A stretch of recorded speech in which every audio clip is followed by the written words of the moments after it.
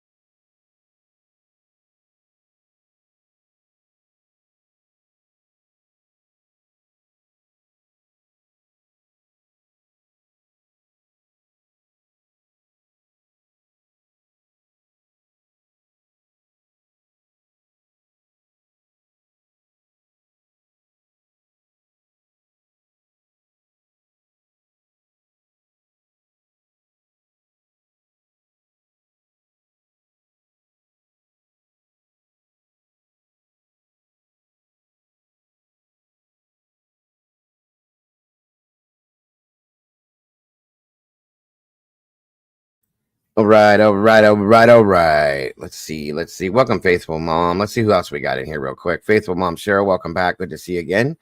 SRBBBBB. Good to see you. Good to have you here. Taylor, welcome back to you. Miss Kel, always a pleasure to see you, dear. Thank you for joining us. Doodlebug. Good to have you back. Thank you for joining us today, Doodle. Again.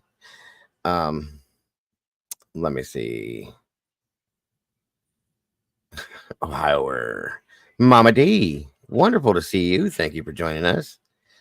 Let's see. Steven's Adventure, welcome back to you, my friend. Let's see. Murky Piglet back in the house. Good to have you, Murky. Good to see you.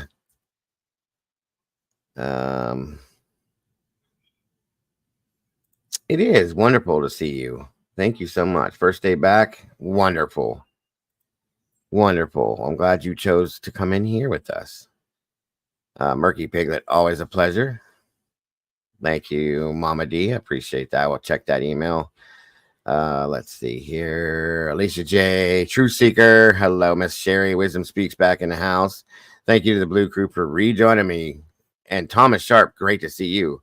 Blue Crew, you guys, as much as time as I'm spending in here, you're spending it with me. So I got to tell you how much I appreciate that.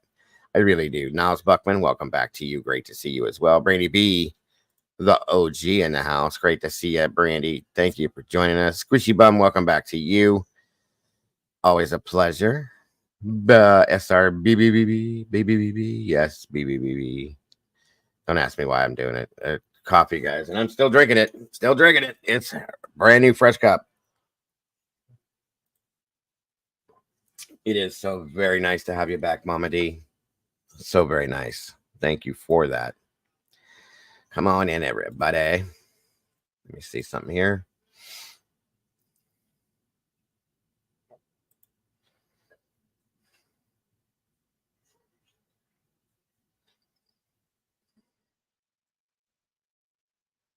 Okay. I gotcha.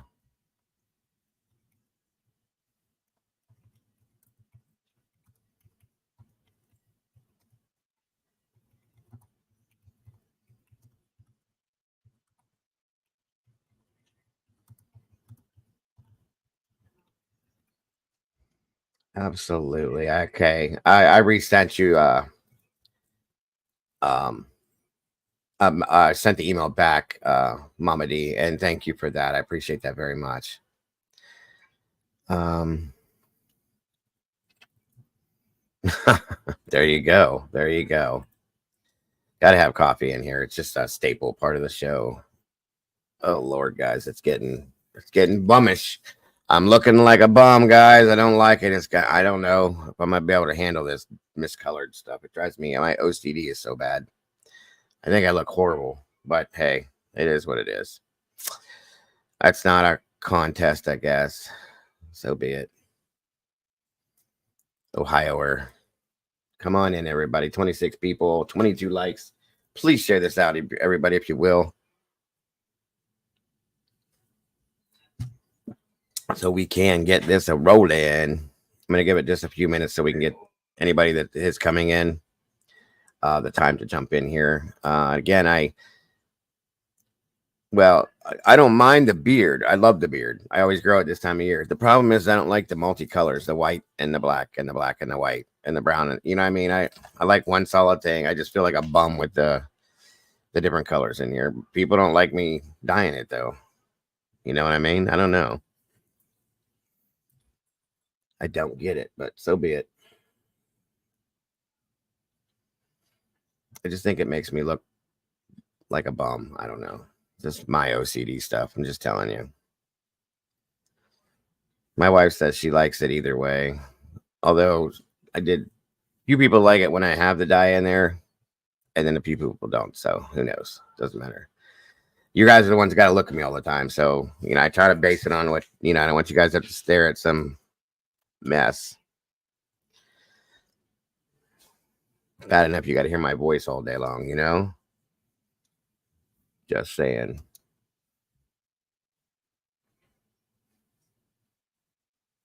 Come on in, everybody. 25 people now. Okay. See, I just scared somebody away. Thank you for those of you that are lurking. And again, guys, please make sure to hit that like button when you come through the door. Share it out to anybody you think would be interested in listening to us today about this. It is so very much appreciated.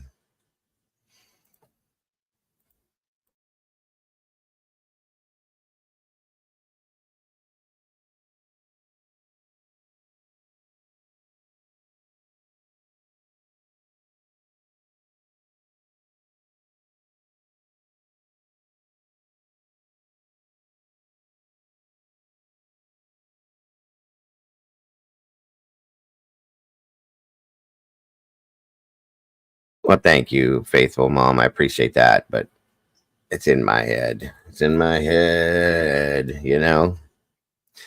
Just a second, everybody, as we're grouping in here. Come on in, everybody. 28 peeps now. I got to grab something. I'll be right back with you guys. Please don't go nowhere. We have, I guess we can give it a, what do you call that? A intermission. As soon as I find it, where did it go? Where is that thing? There it is. I will be right back.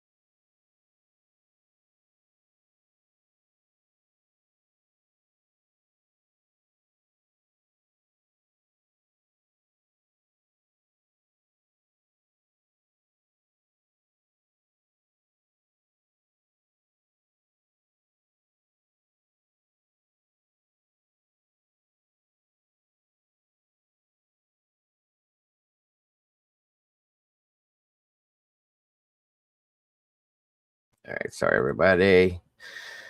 30 beeps. Hit the like button, Bob. Please, please, please. All right. Let's see. Welcome, Mystery. Good to see ya.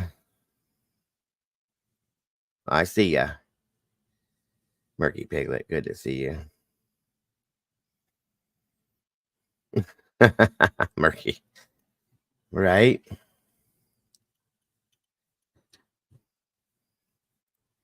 You need to drink that water, Alicia. It's good for you.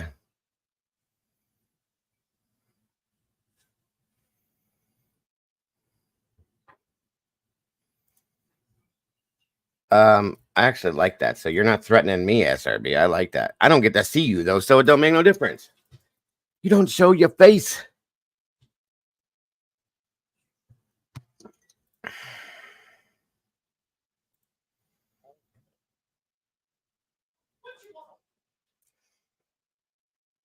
Welcome. Yes, it's good to see you again, all of you. 33 peeps in here, 24 likes. We're getting there, guys. We're getting there. Welcome back, Taylor. Great to see you. I probably already said this a couple times, but I forget. Sorry. Lots going on in the mind. Niles Buckman, always a pleasure, my friend. It's wonderful to see you all. I love seeing the faces that have been returning here. I'm grateful to see all of you that have been gone for a while and you're coming back. I'm very grateful to see that. Thank you so much. Ruby Slippers, hey, welcome. Good to see you today. It's not good on your hair. I know it's not good to do. That's why my wife quit doing it to hers. She used to dye hers platinum too. When we first got together, it was platinum, and it's bad for her hair. So she don't do it anymore. So as you all know, guys, they're in Kentucky. There has been a story going on, case of a sheriff that had walked into the judge's chambers in a court and shot the judge and killed him. Very crazy situation. Even crazier yet, the sheriff, it was the sheriff of the town and the judge were friends. In fact, my understanding is that they both had lunch together that day, in turn makes you go, what the hell is going on? You know what I mean? So yeah. So I've been kind of following this best I could, and today his name is Shawn Stines. He is the sheriff. Um, he resigned, and I do have a document showing that. Thank you to 1 second. Mama Duck for sending that. I believe. I think that was, yes. I believe that's who sent it to me. Let me show you real quick. Whoa, not that big. Before we get rolling. So this was, I guess he was urged to resign via the mayor, I think.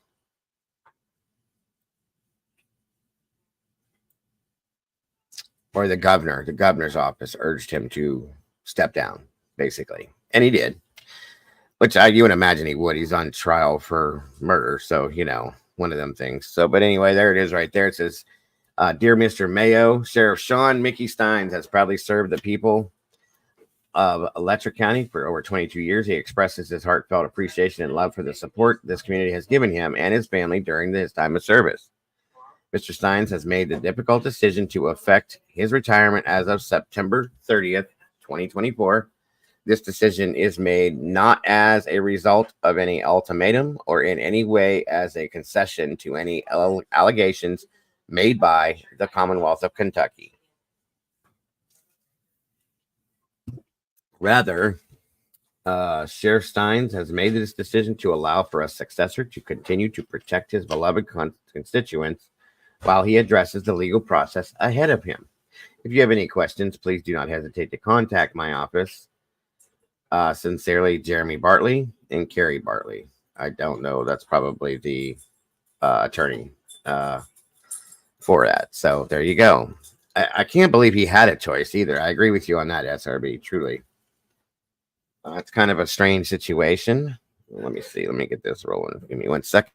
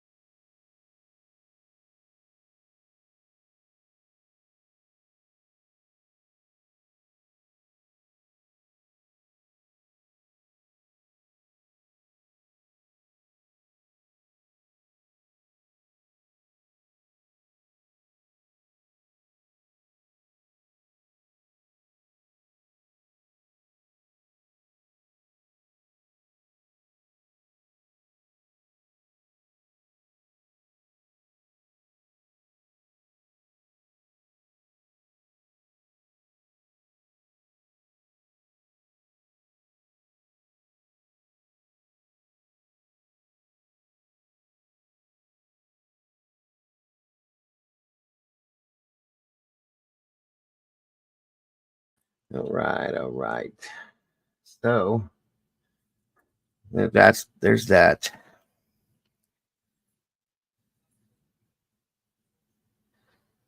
Yes, that was from his attorney to the governor's office. So I guess he's doing it the right way. That's probably what I was getting ready to say next, Ruby. You're in my head. So he probably did it before he lost his pension or his retirement, from getting terminated. So good way to do it. It's very smart. So be it. I don't know what good it's going to do if he ends up going to prison or whatever. He could get death penalty for this, couldn't he? I would think, because it was, I don't know what defense could pull him down and protect him on this, to be honest with you. So we'll see what happens with this, truly. But it's okay, SRB. Sorry. I should have said it louder.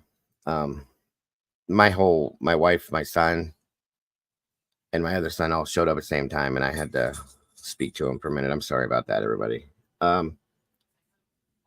So that being said, because it does take some time to do these things, we're probably going to need to jump right on into this here. Hold on a minute. Oh, first thing I do want to show you guys, though. I don't know how many of you know this.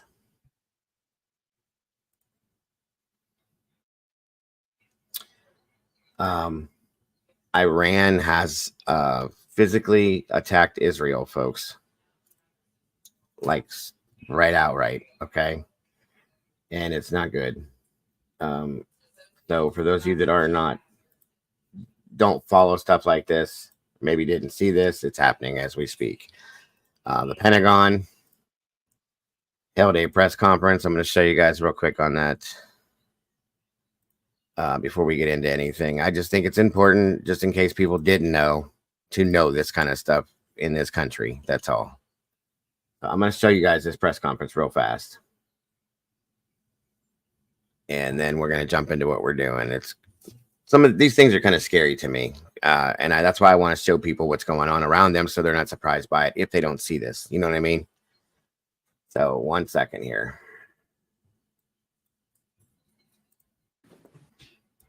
All right, here we go. Good afternoon, everyone. Thanks very much for your patience for the delayed start time today.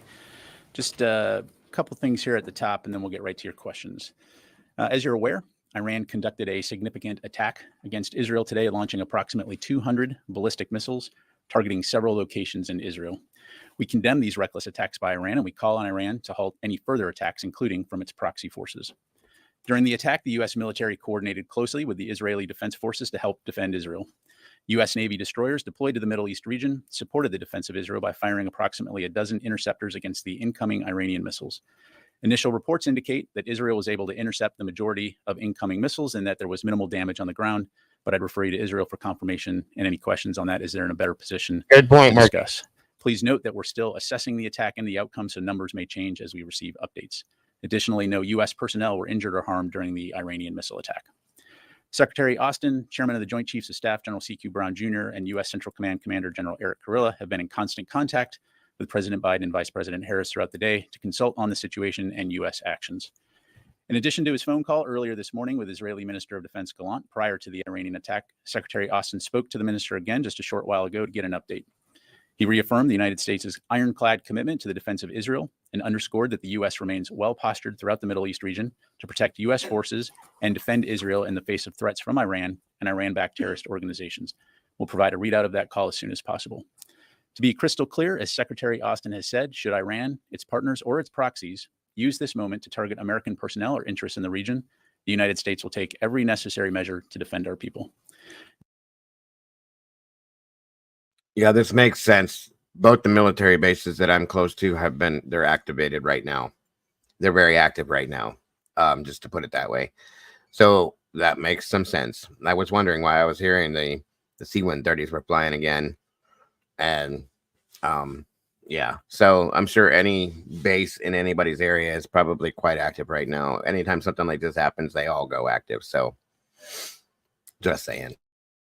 And separately, I do have an update to provide on DoD support to Hurricane Helene response efforts, but I'll provide that at the end.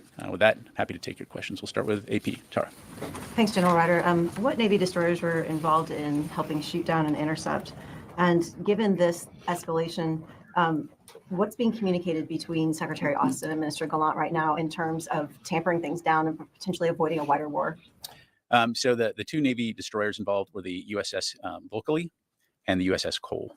In terms of the conversations between Secretary Austin and Minister Gallant, I won't get into the private discussions other than to say we are consulting closely with them on next steps and the continued defense of Israel. And then, are there any plans underway to conduct a NEO given the increased risk of a wider war? Right now, there has been no order to evacuate. As you've heard us say before, we are a planning organization, so we, of course, plan for all contingencies. But as of right now, State Department has not called for an evacuation. Jennifer. Should we assume that the SM-3s were used by the Cole and the Bulkley to shoot down or to intercept the missiles? I'm not going to get into the specific type of ordnance, Jennifer, other than to say, again, they fired a dozen interceptors. And Iran said that they gave a heads up to the U.S. and to Russia. How much warning were you given by Iran? Yeah, I'm not aware of any pre-warning by Iran about their potential attack. As you know, this is something we've been following very closely for a while, based on the threats of retaliation by Iran. And so we've been closely consulting with Israel for a while now to be prepared in the eventuality. And as today demonstrated, we were prepared and we were able to successfully work alongside Israel to defend them from this attack. Let me go to Carla. Thanks, Pat. You said that the destroyers shot down Iranian missiles. Where do they come from? Were they all from inside Iran, or was some also from Yemen being shot by the Houthis? Carla, to my knowledge, and again, we're still assessing this, these were all launched from Iran, ballistic missiles. And what I said was that they fired the interceptors towards those missiles. So. And then were any other U.S. assets involved in this defense? Of course, we have a lot of capability in the region, a lot of things that are there to be prepared for a wide variety of threats. But in terms of the launching of these interceptors, it was those two destroyers. So just being clear, no ground-based interceptors were used in this. Were the were you aware of any duds that didn't fire off, that maybe Iran wanted to fire more than the roughly 200? As I mentioned, we're still assessing the outcome of the attack, and so we'll have much more information later. But these are all, our initial reports. And then on the second call with the Secretary and Minister Gallant, did he urge Israel not to respond or to moderate any response to Iran, or did Gallant share any of Israeli intentions for their potential response here? Well, again, as I'm sure you can appreciate, I'm just not going to be able to get into the details of their call, other than to say, again, we're consulting closely about next steps and the continued defense of Israel. What does Secretary Austin think about the potential for an Israeli response here? Would he urge them, without saying what he said in the call necessarily, but what are his feelings about the potential? Would he urge them restraint or? Well, look, if you take a step back here, we fully support Israel's right to defend itself. You just saw a very significant ballistic missile attack by Iran against Israel. And so, we'll continue to work alongside them to support their defense. We, of course, do not want to see a wider regional conflict. You've heard us say that many times, and we'll continue to work towards that end. But we also fully understand the fact that this was a significant attack by Iran. And so we're going to continue to consult closely, and we're going to continue to support their defense. Let me go to Laura. Thank you. Just a couple of clarifications. So you say that the U.S. destroyers had intercepted or shot down the missiles, or just that they fired? I said that they fired approximately a dozen interceptors against the incoming Iranian missiles. And were there any U.S. aircraft that shot interceptors at Iranian missiles? What I've read out is what participated in the defense of Israel. Okay. And then, sorry, just one more. Can you say if there were any drones or cruise missiles that were involved in the again, still assessing it right now. It appears it was ballistic missiles, no drones, but again, we'll continue to assess. Let me go to Joseph and then we'll come here. Thank you. Just wanted to turn to the Israeli invasion in Lebanon. For the past couple of months, the department and the secretary have called for de-escalation. You guys have voiced your opposition to any ground incursion, invasions, limited operations. After we found out that the Israeli strike last week killed the Hezbollah chief, Hassan Nasrallah, it seems like the tone changed. From the statements last night, the department and secretary said they supported what Israel is doing. So what changed for a change in that tone and that stance from the department? Yeah, I think the biggest thing, Joseph, is we fully support Israel's right to defend itself against Hezbollah. As we understand it, they will be conducting limited operations to destroy Hezbollah infrastructure that's arrayed along the border there that could be used to threaten Israeli citizens. And so we're continuing to consult with the Israelis to better understand how they intend to go forward. Obviously, I'd refer you to them to talk or ask questions about details regarding those operations. But we fully understand as part of their overall efforts to return people home, that they do need to address those threats that are along the border there. And so all that to say, we will continue to consult with the Israelis and other partners in the region long-term about how we can ultimately de-escalate those tensions and get to a ceasefire. Have they asked for any help from you guys doing whatever it is that they want to do? No. Yes, sir. Were the United States surprised by the scale of the Iranian attack on Israel? Well, look, like I said before, we've been monitoring this for a while. Iran had been very public about its threats to retaliate. And so it's something that we've been monitoring. Certainly, this was a significant attack, probably about twice the size in terms of scope of what we saw earlier. But again, we're still assessing the outcomes of this.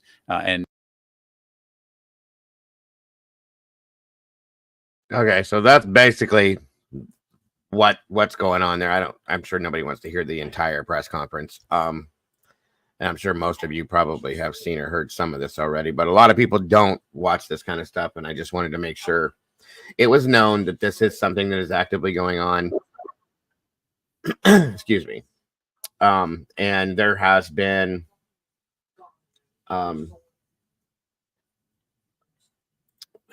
Jesus, I think it's Al Jazeera TV put out in the name of, you know, their side of things, basically, that this happened on their news channels and stuff like that. So انا من المجرمین منتقمون امت بزرگ اسلامی ملت شریف و شهید پرور ایران لحظاتی قبل و پس از یک دور خویشتنداری در برابر and you're seeing in the background here the actual missiles being shot down by the United States here. نقض حاکمیت جمهوری اسلامی ایران بسم الله الرحمن الرحیم انا من المجرمین منتقمون امت بزرگ اسلامی ملت شریف و شهید پرور ایران لحظاتی قبل و پس از یک دور خویشتنداری در برابر نقض حاکمیت جمهوری اسلامی ایران.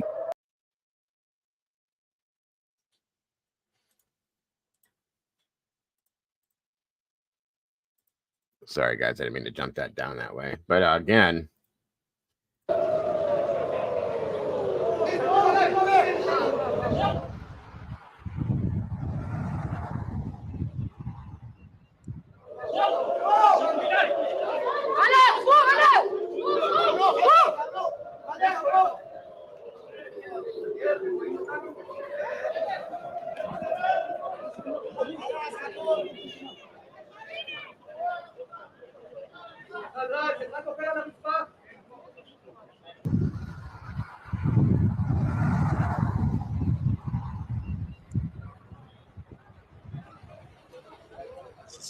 this is so horrible to me. I'm sorry.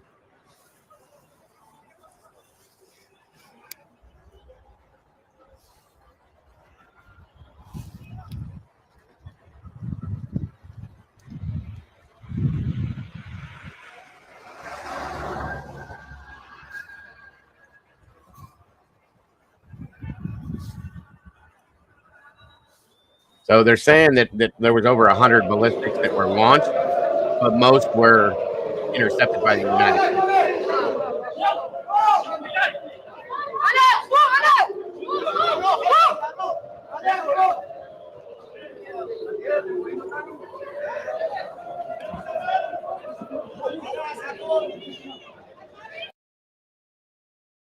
Again, this is why I was showing you, just so you guys can see what's going on. This is like horrific, you guys. I can't imagine being, God forbid, knock on wood, being in this country and having to see this kind of thing happening to us. You know, just don't know. You know what I mean? These people, it's horrific to me. So there was that as well. And I just wanted to give everybody the heads up on it, because a lot of you guys were in here with me earlier and so on and so forth. And when this went down, I didn't know if anybody saw it. It's just, it's very disheartening. It's horrible seeing people do this to each other. You know, it really is. I know, Alicia. It's just, it's scary. To be here, you know, seeing these things happen. It's just like, what the hell?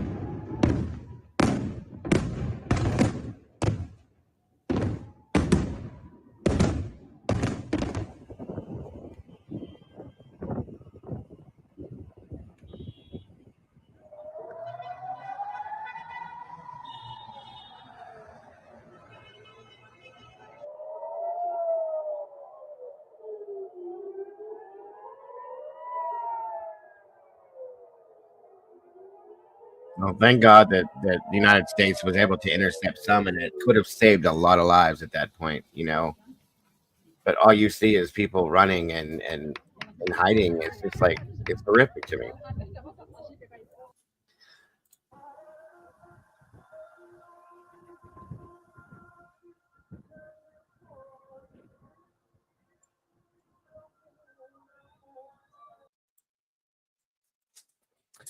So anyway, that's that, and that is that situation. Agreed. That's what I'm saying, you guys. That's what Wisdom just said. It's not out of the realm of something that could happen to us, you guys. That's what I'm telling you. So I pray every day. Welcome, Brutality. Every day. I pray every day that we as a country get our shit together. That's all I'm saying. So all right, guys, let's jump into this hearing now. This is the pretrial hearing for Sheriff, well, now retired Sheriff Shawn Stines, or Shawn Mickey Stines, for the shooting and killing of Judge Kevin Mullins. So let's check this out here real quick, you guys. And again, thank you guys so much for joining me today.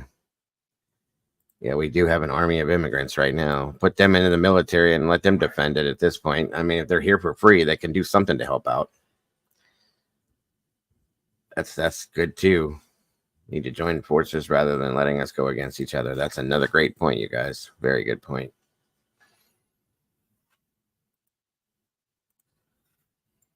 All right, here we go.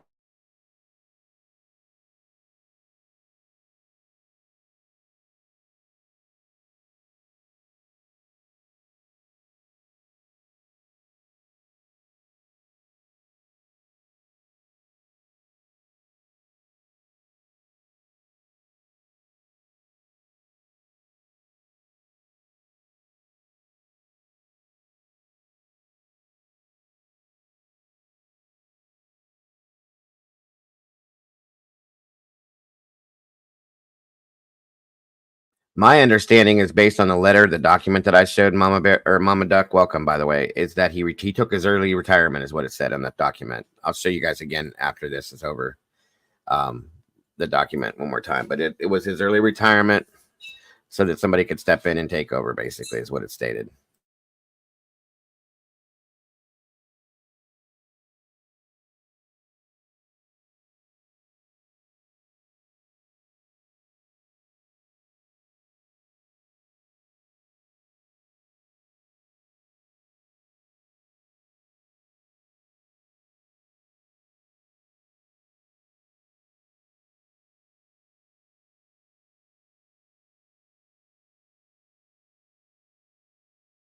Anybody would have been.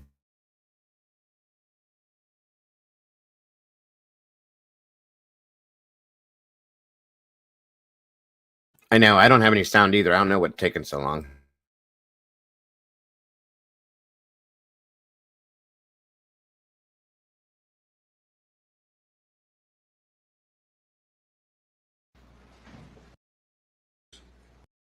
Swear firm testimony.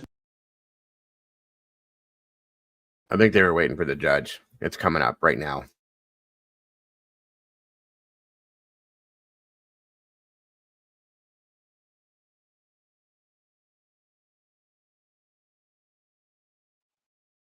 Morgan District Court's now in session with the Honorable Rupert Billoy. Thank you, sir. You may be seated. I'm going to call the case of Commonwealth versus Shawn Stines, 24F147, on for preliminary hearing. Is the Commonwealth ready? Yes, sir. Is the defense ready? Yes, sir. All right, call your first witness. All right, click. Mr. Stamper, if you would. Raise your right hand for me. Do you swear affirm the testimony you're about to give is the truth, the whole truth, and nothing but the truth, so help you God? Yes, sir, I do. Thank you. You may be seated. Welcome, Elizabeth. You said your name correct? Clayton Stanford, And you swear your name. ClaytonStamper. Tell the court how you're employed. I'm sorry. How are you employed? I'm a detective with the Kentucky State Police assigned to Post 13 Hazard. How long have you been employed in that capacity? I've been with KSP a little over 24 years, detective since 2006. And have you, in the performance of duties as detective with State Police, have you investigated the death of Kevin Mullins? Yes, sir, I did. And Welcome back, can you tell us Exotic what Bird. that was? It was September 19th, 2024. In investigation of that death, were you able to determine who killed Kevin Mullins? Yes. And how were you able to do that? Video surveillance footage. And did you retrieve that video surveillance footage? I did. You're not this time, the company who played video footage. All right.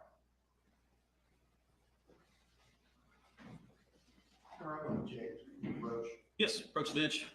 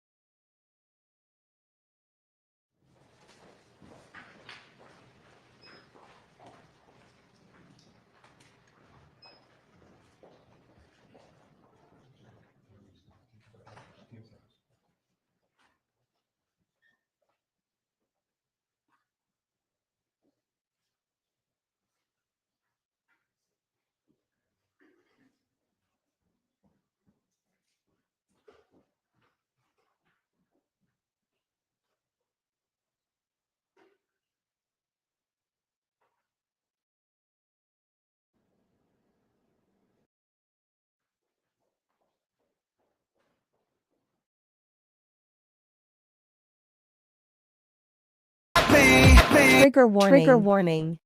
Content may include sensitive or violent content not suitable for all viewers. Feel free to step out if needed.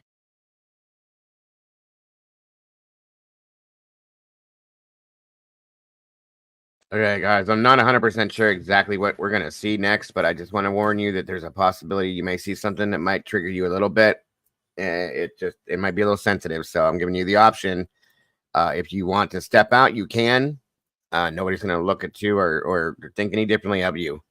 You're welcome to do that. I'm going to give you a second to do that before I go forward. Hey, settle down. My dog's being crazy. Thank you, Alicia and SRB, for dropping the trigger warnings as well. I just want everybody to realize that we could see something that we are not comfortable with it before I head. Welcome, Bobby. Good to see you tonight, brother. So just a heads up, everybody. All right, here we go.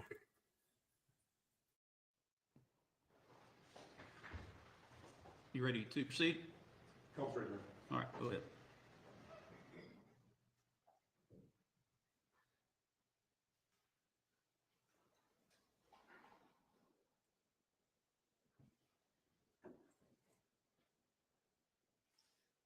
Welcome, Terry.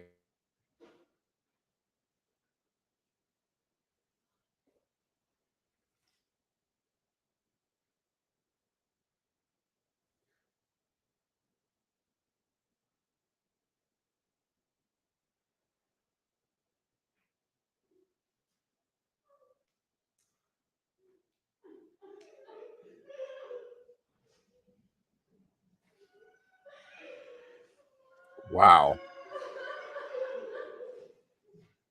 Is that a portion of the video? Wow. That was a lot. I mean, how many shots were fired off there at least? I mean, he was really trying to get something done at that point, I gotta say. That was a lot, guys. Jesus. I did not expect it to be more than and the family had to watch that? My God. They should have warned him. Jesus.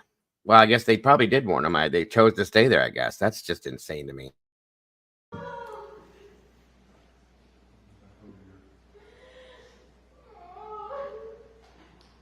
And will you ever identify the parties we saw in that video?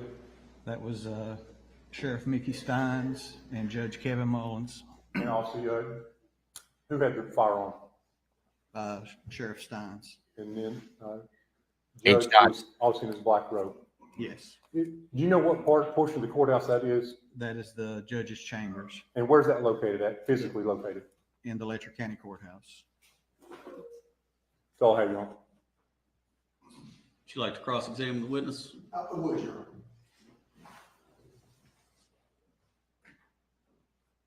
I agree, Cal. It's a short clip that was played there. How long do you believe that clip was? That we just watched? Yes, sir.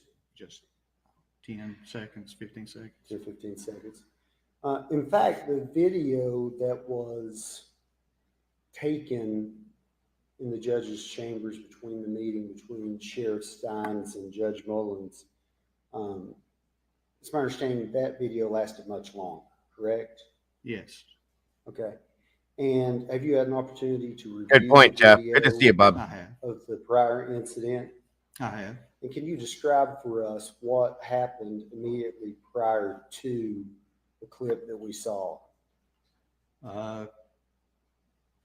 Sheriff Stines uses his telephone to make some phone calls. He then borrows Judge Mullins' cell phone and appears to make a call on that. And that led to what you just saw. Okay. So it's my understanding there were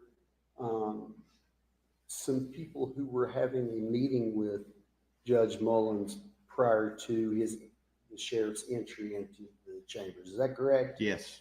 Have you identified those witnesses? I don't know the names of them. There's about approximately 4 people in there.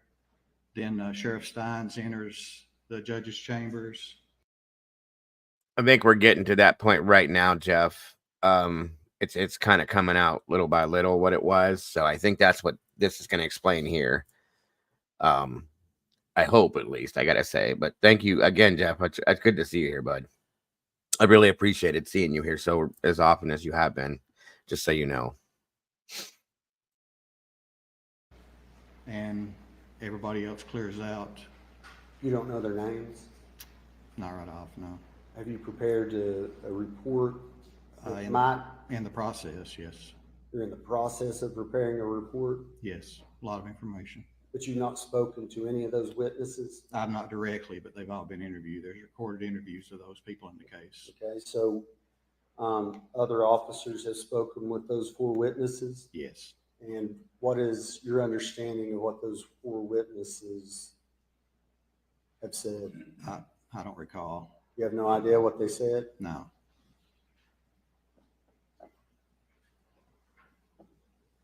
I want to make sure. Now you gotta wonder, is he clueless, exotic, or is this it? It's just one of them things. I don't know what to think. You know what I mean? We have to wait and see what is going on. That's what I mean. Is he doing this because was he friends with the sheriff as well? I don't know what to think, you guys. I truly don't, because this is such a weird dynamic. The sheriff was friends with the judge. He shoots the judge. I gotta wonder, are these investigators part of the sheriff's department that he was the sheriff of? I mean, I don't understand the dynamic, so I'm trying to sort that out too. It's a little wild. It really is. But the lead investigator just doesn't seem to have any answers, in my opinion, too. It's a little crazy. So I don't know. We'll see. And that's the other side. He may know both parties, but it's no reason to not do your job. Amen to that one. Thank you. Sure, I understand. Had there been a hearing previously this day in chambers? In the courtroom? No, in chambers. Not that I'm aware of. Okay. And so there's a video camera that is running in the district judge's chambers. Is that on all the time? It's my understanding, yes. Have you spoken with anyone about why that may be? No. I mean, there's cameras throughout the courthouse. Well, fair enough, but are you familiar with district judges' chambers normally, how they're set up? No. I mean, some of them have video surveillance and some don't. Right, but this one does. Generally, when they have. See, this what I'm saying. This guy seems like he knows something or something. He's like he doesn't want to say something. Am I wrong, or am I reading him wrong? You know what I mean? It's something's not like the way his body language is coming off and the way he's reacting to things is kind of a little shifty. That's all.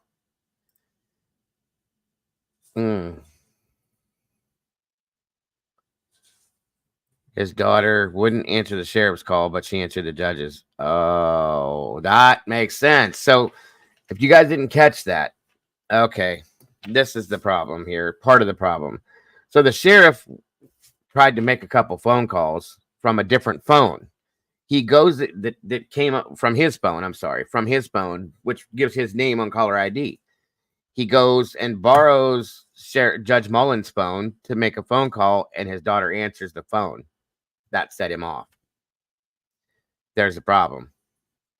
See it now? You get it? That makes sense. That makes perfect sense. So, okay, we have that now. Surveillance, you agree with me that that is utilized when there is a proceeding going on in chambers, correct? It could be, yes. Okay. And I'm just asking, so this video didn't have an audio recording to it, No, correct? there's no audio. Outside of once the 4 people that were inside that we don't know their names, once these 4 people had left the chambers, were they in an area adjacent where they could hear anything that was going on? Yes, I believe some of them did remain in the next room. Okay. And what did they tell us? Do I? What did they hear? I've not been part, I wasn't part of those interviews. Okay, so if I'm understanding correctly, you're prepared for a preliminary hearing on a murder, and there are witnesses in an adjacent room. I mean, they heard gunshots. Can I put my question, please? Yeah, please ask the question. Thank you, officer. So you are investigating a murder and testifying in a preliminary hearing, and there are witnesses who may have overheard what preceded this edited clip, yet you Terry, I honestly, hon, I don't think that pertains to this situation, what you're saying here. I don't. I think this is a personal situation between the judge and the sheriff themselves. I don't think it has anything to do with anything like that, truly. That's an opinion I have, because we don't truly know at this point. But I really don't think it has anything to do with that stuff at all. Not in this specific thing here. Defense is trying to get answers from the wrong witness. Right. It's a good point too. Murky, I can agree with that.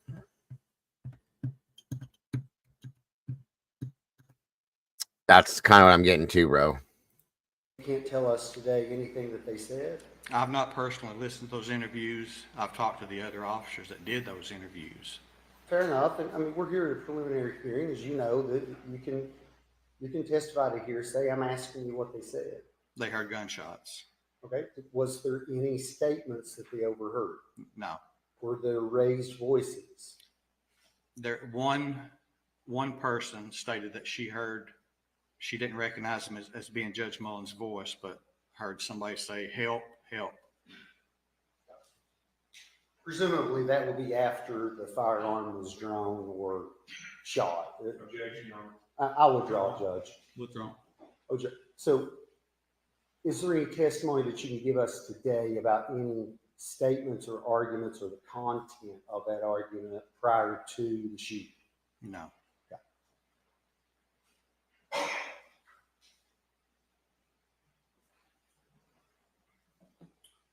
I want to ask generally, so did you process the scene? Are you the lead investigator on this case? I am. Okay, so as a lead investigator, I would presume that you would have secured the chambers and evidence once you arrived. I was part of that, yes. You were part of it, right? But you're the lead investigator, so you'd be in charge of those duties and delegating what should be done. Is that fair? No, I don't delegate what's done. Okay, so you're the lead investigator. What does that mean? I'm the case officer.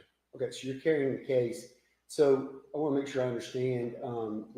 Had Judge Mullins been removed from chambers when you arrived? No. Were you able to ascertain, did he have a firearm on his person? We did not locate one. You did not locate one? No, there was not one in the chambers. Okay. And there was none on his person? No. Okay. All right. Who was the first person to arrive on behalf of law enforcement to investigate? They were already in the courthouse. Fair enough, but I'm talking about in terms of people that we may see a report from or take part in this investigation. Who would be the first person? I believe Trooper Jason Bates was the first KSP personnel on scene. And you spoke with him, and I did. And he searched and did not locate a firearm? No, he didn't search the scene. No. His role at that point was security of the scene. I understand, but I'm just trying to ascertain, you said earlier that there's no firearm found. No. I'm wanting to know, did you Can you tell us, was it specifically search for a firearm? In the judge's chambers, Yes, sir. there was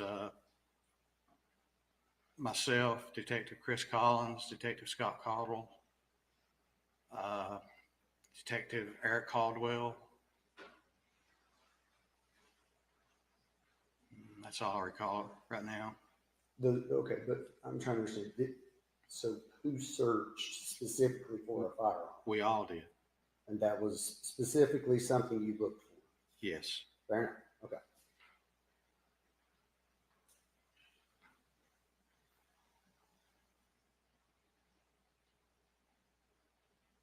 Of course, your investigation, did you ascertain that prior in the day there had been a lunch meeting between I can agree, Doc. Sheriff Stines and Judge Mullins?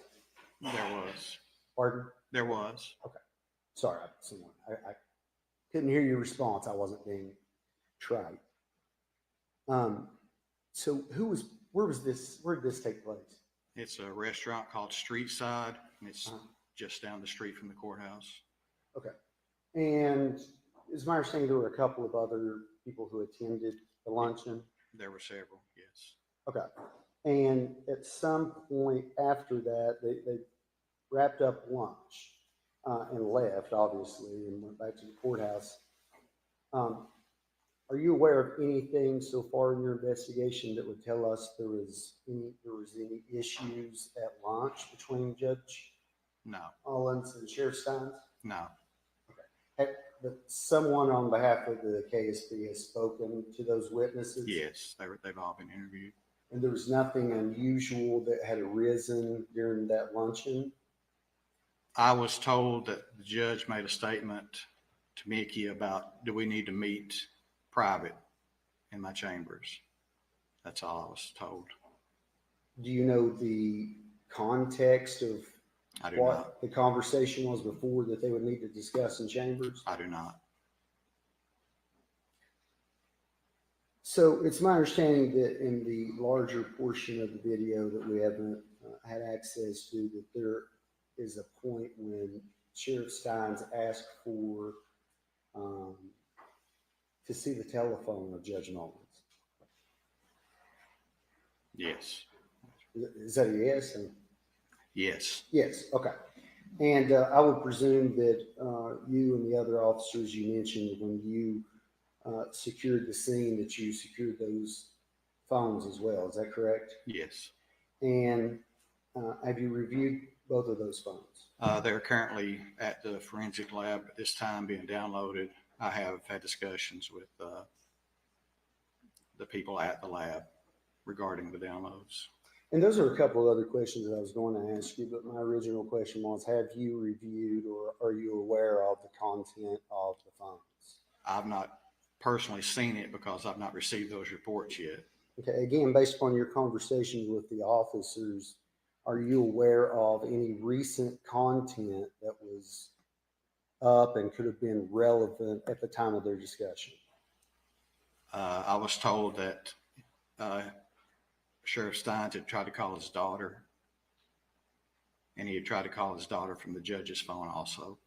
So have you obtained the phone records from Judge Mullins' phone? I don't have those in my possession yet. No. Okay. Have you issued a search warrant for them? Yes. Okay. And have officers confirmed that the sheriff's daughter's phone number was on Judge Mullins' phone? Yes, I believe so, yes. So that number had been called from Judge Mullins' phone? Yes. Is that correct? Yes. Okay.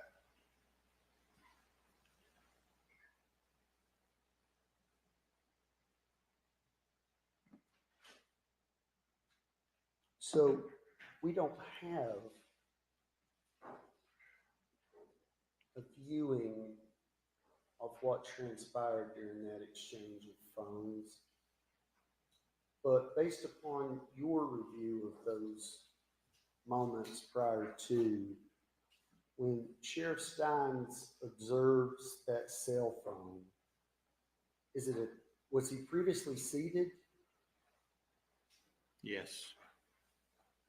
Okay, so in the clip we saw, he was standing the entire time. Are you talking about the phone calls to the daughter, Murky? Is that what you mean as far as evidence goes, or are you talking about something else? That I just want to double check to make sure. I'm taking insane notes with this. So he pled not guilty with video proof like that, right? I mean, it could be. Oh, okay, thank you, Murky. He could be going not guilty due to temporary insanity, something like that. You know what I mean? I'm just saying. He was seated in front of the judge's desk. And he looks at the cell phone. What is? Can you describe his reaction in the video that we haven't seen? Whose reaction? Well, the sheriff. You can't see his face in the video. Okay. But is it clear that, does it appear to you that, let me rephrase this. Did he stand up after Yes. looking at the phone? He stood up. And how long after he looked at the cell phone and stood up did this occur that you played? Just seconds. Did you make the decision as on edits today for what you were going to present? In terms of, did you make the edit or determine which portion of the video we were going to see today? No, sir, I did not. Both cell phones have been sent to the Kentucky State Police forensic team, is that correct? Yes. Have you gotten any early report on what was found? No. Were both phones still on the desk when you arrived? The judge's phone was on the desk. Sheriff Stines' phone was on his person. Okay. So are there photographs of, was the phone locked at that point or was it still open? With both of you asking about both of them, or? Well, first let's talk about, that's fair. Welcome, Leslie. I'm talking about Judge Mullins, since it was the one that was still on the desk and presumably nobody touched it prior to you securing it, correct? No. So, yeah, so would like to know about that. Have you ascertained what was currently open on that cell phone? No, I don't know at this point, no. You don't know? No. Do you think that would be, important to learn? I hope to learn that when the report's ready, yes. Okay. But as of today, you can't tell us No. what was currently open on the judge's phone? No, sir.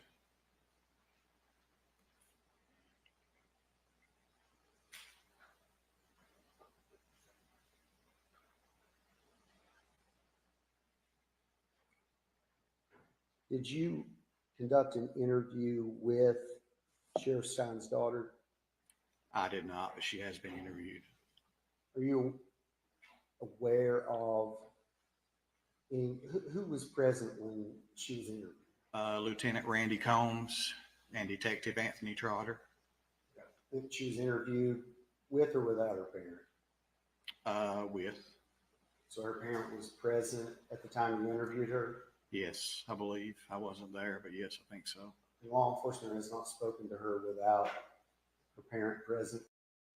Okay, so the daughter is obviously underage. That I didn't know about. We'll have to say that. I think I did hear somewhere she was 17. Is that maybe right, wrong? I don't know. Because obviously they wouldn't be asking for that if she wasn't underage. So there's that. Not that I'm aware of. Did the Kentucky State Police obtain her phone? No.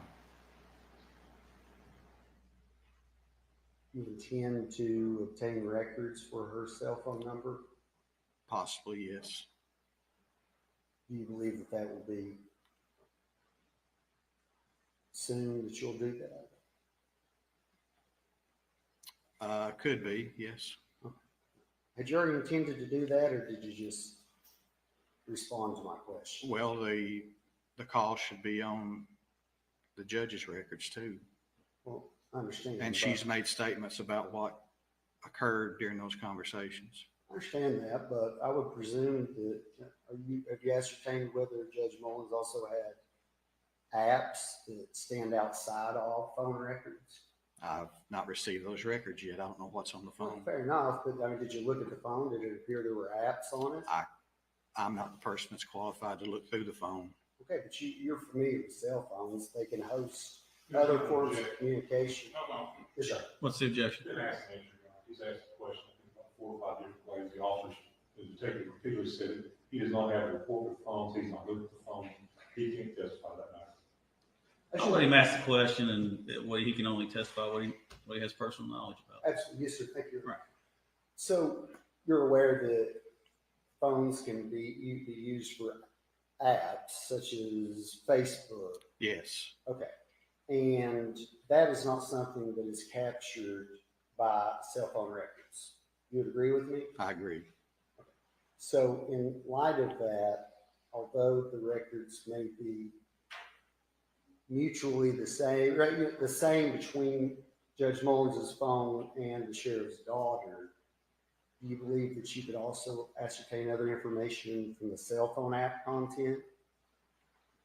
Are you asking what apps are on the phone? Yes. Well, that was my original question. I don't know I've not received that report yet. I don't know what apps he had downloaded on the phone.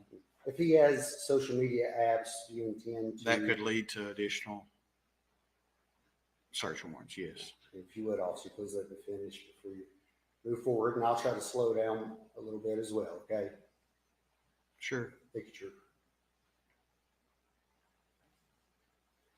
Have you determined whether there were any previous issues, personal or professional, between Sheriff Stines and Judge Mullins?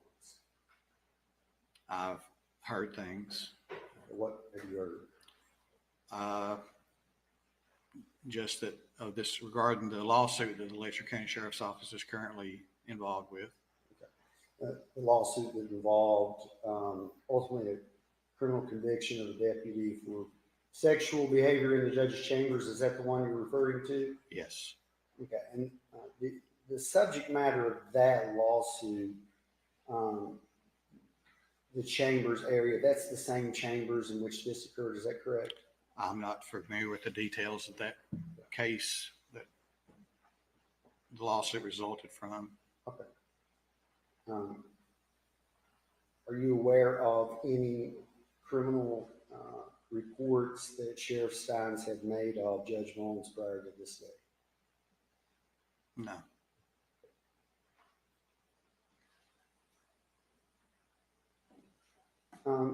Did you personally observe Sheriff Stines following this video? Did I personally observe him? What? Did you meet with him? Did you talk to him after? He was in custody when I arrived at the courthouse that afternoon. And at some point, did you draw any observation about his demeanor? He was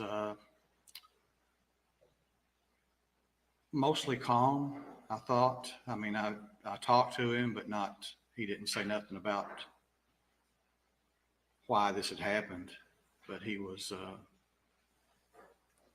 calm. He was kind of afraid that basically all he said was, "Treat me fair." That's basically the comments he made. Okay.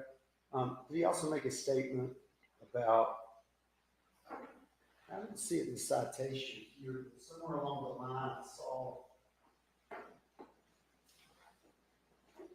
a statement being attributed to him about protecting his family? I wasn't present, but when he was taken into custody, I was told by one of the other officers that were there that he made the comment, "They're trying to kidnap my wife and kid."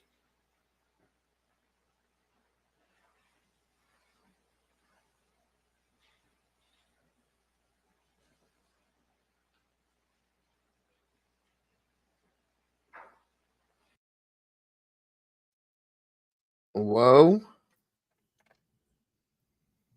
Maybe. Hell. I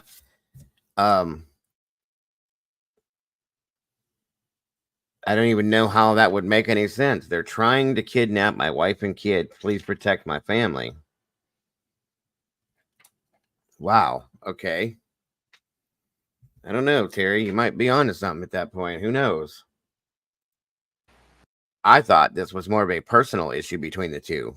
that's something I don't know. That's the next question is who is they? Yes. Taking them from him, who knows? I don't know, guys. That's a weird statement to make.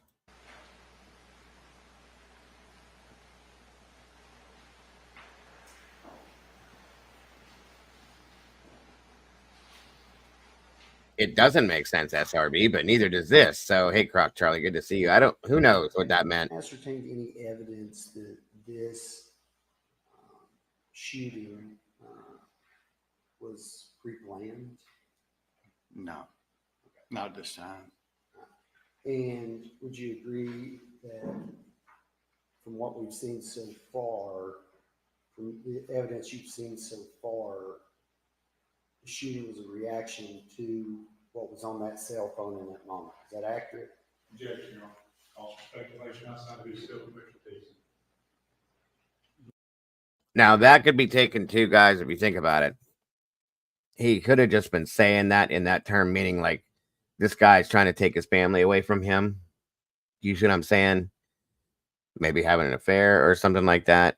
So, just saying, maybe that's how he meant it. Maybe, but it's strange to say it that way.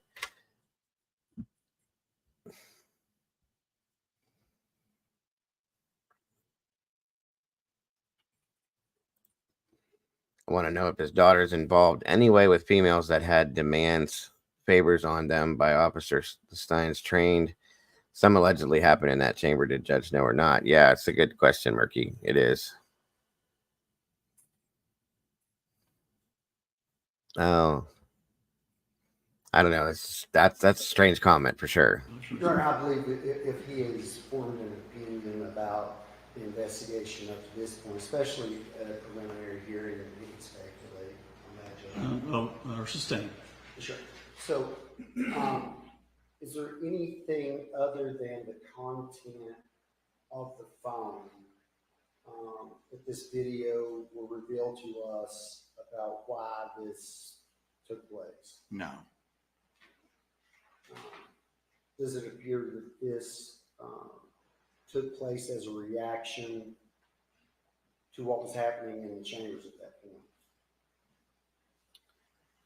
I can say it occurred after a phone call was made. I don't know what was said or nothing like that.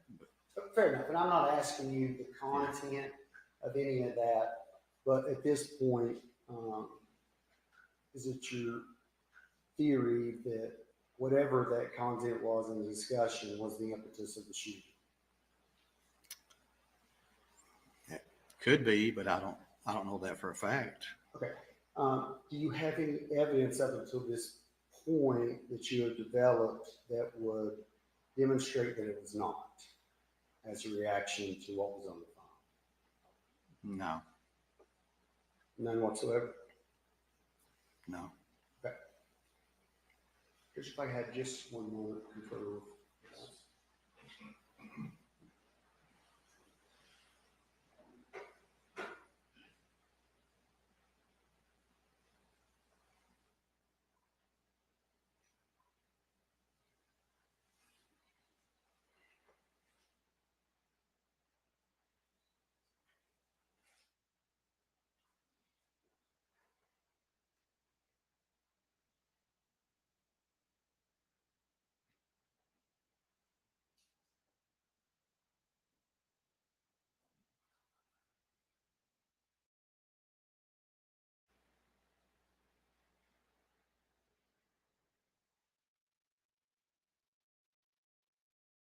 Agreed. This is a strange situation for sure.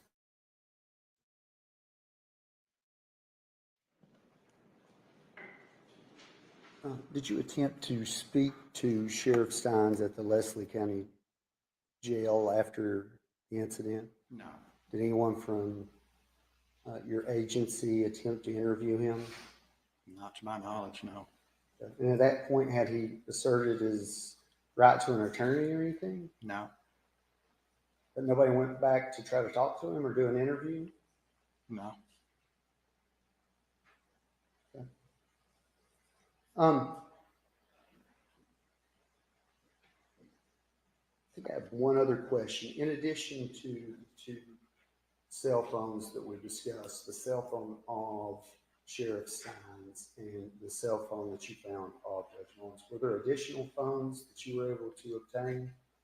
There was one other phone that's currently being examined, and the basic reason it was seized was there was a text conversation between Sheriff Stines and some of his employees with the sheriff's office. Okay, and that was an additional phone of Sheriff Stines. It was a phone of, I guess she's the, I don't know what her title is, but she's employed. She's not sworn. She's employed by the Letcher County Sheriff's Office. And she voluntarily gave her phone to the person that interviewed her. Okay, and just out of curiosity, what could you explain why that was relevant or germane to your investigation? I didn't conduct that interview, but it was, I guess it was regarding the dinner at Streetside and things that led up to the shooting. But I don't have those results either, so I don't know exactly what was said. Correct me if I'm wrong. I thought when we discussed that earlier that you indicated there was no evidence that the conversations at the lunch. I haven't seen those conversations yet. I've not received the downloads from the phone. Right, but I asked you if you're aware of any information that could have been gleaned from witnesses at that meeting. And as I recall, you said no, but there is some information that something was discussed at this lunch. Is that correct? I don't know what was discussed at lunch. I understand, but you obtained this lady that we don't know her name. You obtained her phone in an effort or based on a belief that she would be able to demonstrate what was said at lunch. So you would agree with me, you believe that there is a witness or information that may have popped up at lunch. There's a recorded interview with her in the case, and I'm yet to receive the downloads of the phone, so I don't know what they contain. Okay, has that phone been sent to the forensic examination as well? Yes. Thank you. Also, that's all I have. Thank you. Redirect. Has Judge Mullins, he sent to medical examiner's office for autopsy? He was. Have you received that report yet? No. Have you had an informal conversation with him regarding his cause of death? Yes. And what was that? Multiple gunshot wounds. The video we showed earlier, that a true and accurate clip copy of what you received? Yes. Councilman introduced Council Exhibit Number 1, Your Honor. Any objection? Your Honor, I'd ask, of course, all we saw today was the clip, but I asked it be admitted in its entirety. You want to respond to that? Did not, I don't think preliminary hearings required for probable cause. This statute of probable cause, I think the entire clip is outside the purview of these proceedings today. Yeah, I think if you want to see the whole video, you should have objected earlier. I'll admit the short clip. Yeah. I have the clerk enter that as exhibit number 1.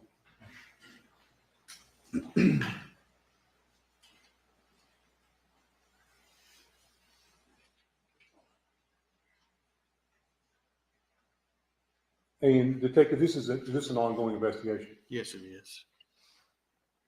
And as this ongoing investigation proceeds, you will be also interviewing more people if necessary, submitting more evidence to the lab. Yes. That's all I have. Recross. All right. Any other witnesses for the Commonwealth? No, all right. You may step down. Any witnesses for the defendant? I'll find probable cause and bind this case over the grand jury. Anything else? Anything else before we return court? There's no, we're not allowed to sum up, Judge, what. Oh, if you want to make an argument, sure. It seems like I may change your mind, Judge. It is a probable cause hearing, so, but yes. I understand. Take your best shot. Thank you, Your Honor. Well, so, murder under our statute, as the court knows, and I'm not telling you anything you don't know, but if there is an issue as to extreme emotional disturbance, then there has to be some evidence that would rebut that. And specifically, when I asked the witness today if there was any evidence to rebut that this occurred as a direct result in the moment of this observation of the phone, they have none at this point. And I get it's just probable cause, but I think they've established probable cause for manslaughter first, but not murder. Because I've heard nothing that indicates that this is not, an example of an extreme emotional disturbance relative to the phone. At any rate, Judge, respectfully, I understand the court's previous ruling, but I did want to address that. No, that's fine. Let Thank you, Your Honor. Commonwealth respond. Thank you, Your Honor. Extreme emotional disturbance is a defense. There's not been a defense presented here in this court today. The evidence presented in this court today is that the judge was intentionally shot and killed multiple times by the sheriff, and there's probable cause to obviously bring in a murder charge. Yeah, I agree. There's probable cause to proceed with murder. Yes, sir. All right. Anything else before we adjourn court today? Your Honor, in terms of, we'd like to discuss, if we could, lodging from here and where he's transported. Is it the court's intention to have him take, and I don't want to discuss that potentially publicly, Your Honor? I'm not sure I can make that help you on that. Yes, Your Honor. So, I mean, we could. You're welcome to stay after court and discuss that. But I'm not sure I can tell the. yes, sir. So your transport order that was entered that will direct Sheriff Stines to go back to where he came from, Judge. Is that fair? Let's adjourn court and we'll talk about that. Yes, sir. I don't know that I can change where he's going to be at. I'm sure. Yes, sir. We can discuss. All right. Thanks, sir. All right. Court's adjourned. Yes, sir.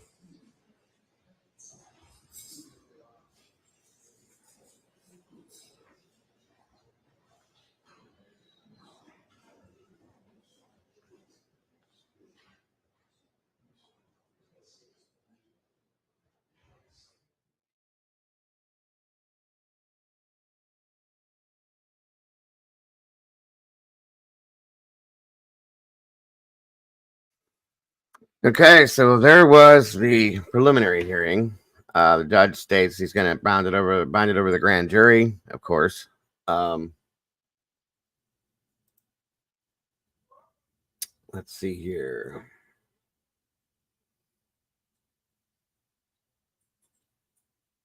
All right, let's jump into this here now. Let me see.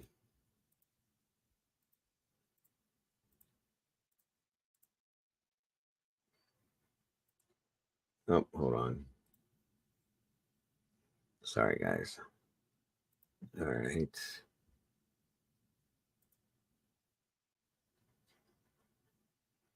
Give me 1 second, everybody. My apologies.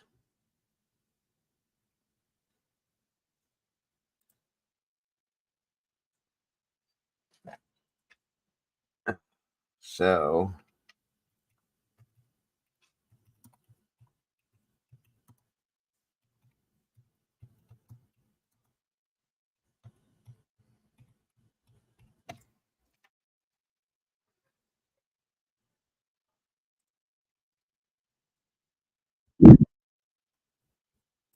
all right, so we're going to jump into what Vinny had to say about this stuff here. see what the thoughts are about a lot of this now that we've seen that hearing. For their work in trying to help their community battle the opioid epidemic, which is taking so many lives and destroying so many families. On September 19th, the judge and the sheriff grabbed lunch and headed back to the judge's chambers. Once they got there, they went into the judge's office for a closed-door private meeting. What happened next, no one in this small town expected. Reports that the sheriff looked at the judge's phone and then fired his gun several times, taking the life of Judge Mullins. The sheriff then walked into the courtroom, laid down his gun, and surrendered himself. Sheriff Mickey Stines is now charged with first-degree murder, and the community is in collective mourning and absolute shock. This is so baffling. This story, this situation, like how could this happen? I'm telling you, literally, no one in Letcher County who knew these two men ever imagined that something like this could happen. That the elected sheriff and the judge, there's one sheriff in town, not a big town, right? He's got Letcher County, not a ton of people there. You've got the judge, people know the judge, they know the sheriff, people at the courthouse know both of them. Like them, respect. I mean, I would imagine it would be. Well, anybody? Yeah, I don't know for a fact at this point yet what it is, but I would imagine it should be. That's a good question, Phil. Them, and they seem to like each other. Yet here we are. I want to play for you. This is from the day of the shooting. It's a quick recording, but it's the dispatch recording, and as you listen to the intensity of this situation. This is a courthouse shooting. Let's listen. 36 needs to be at the Letcher County Courthouse. That shot's fired on the second floor.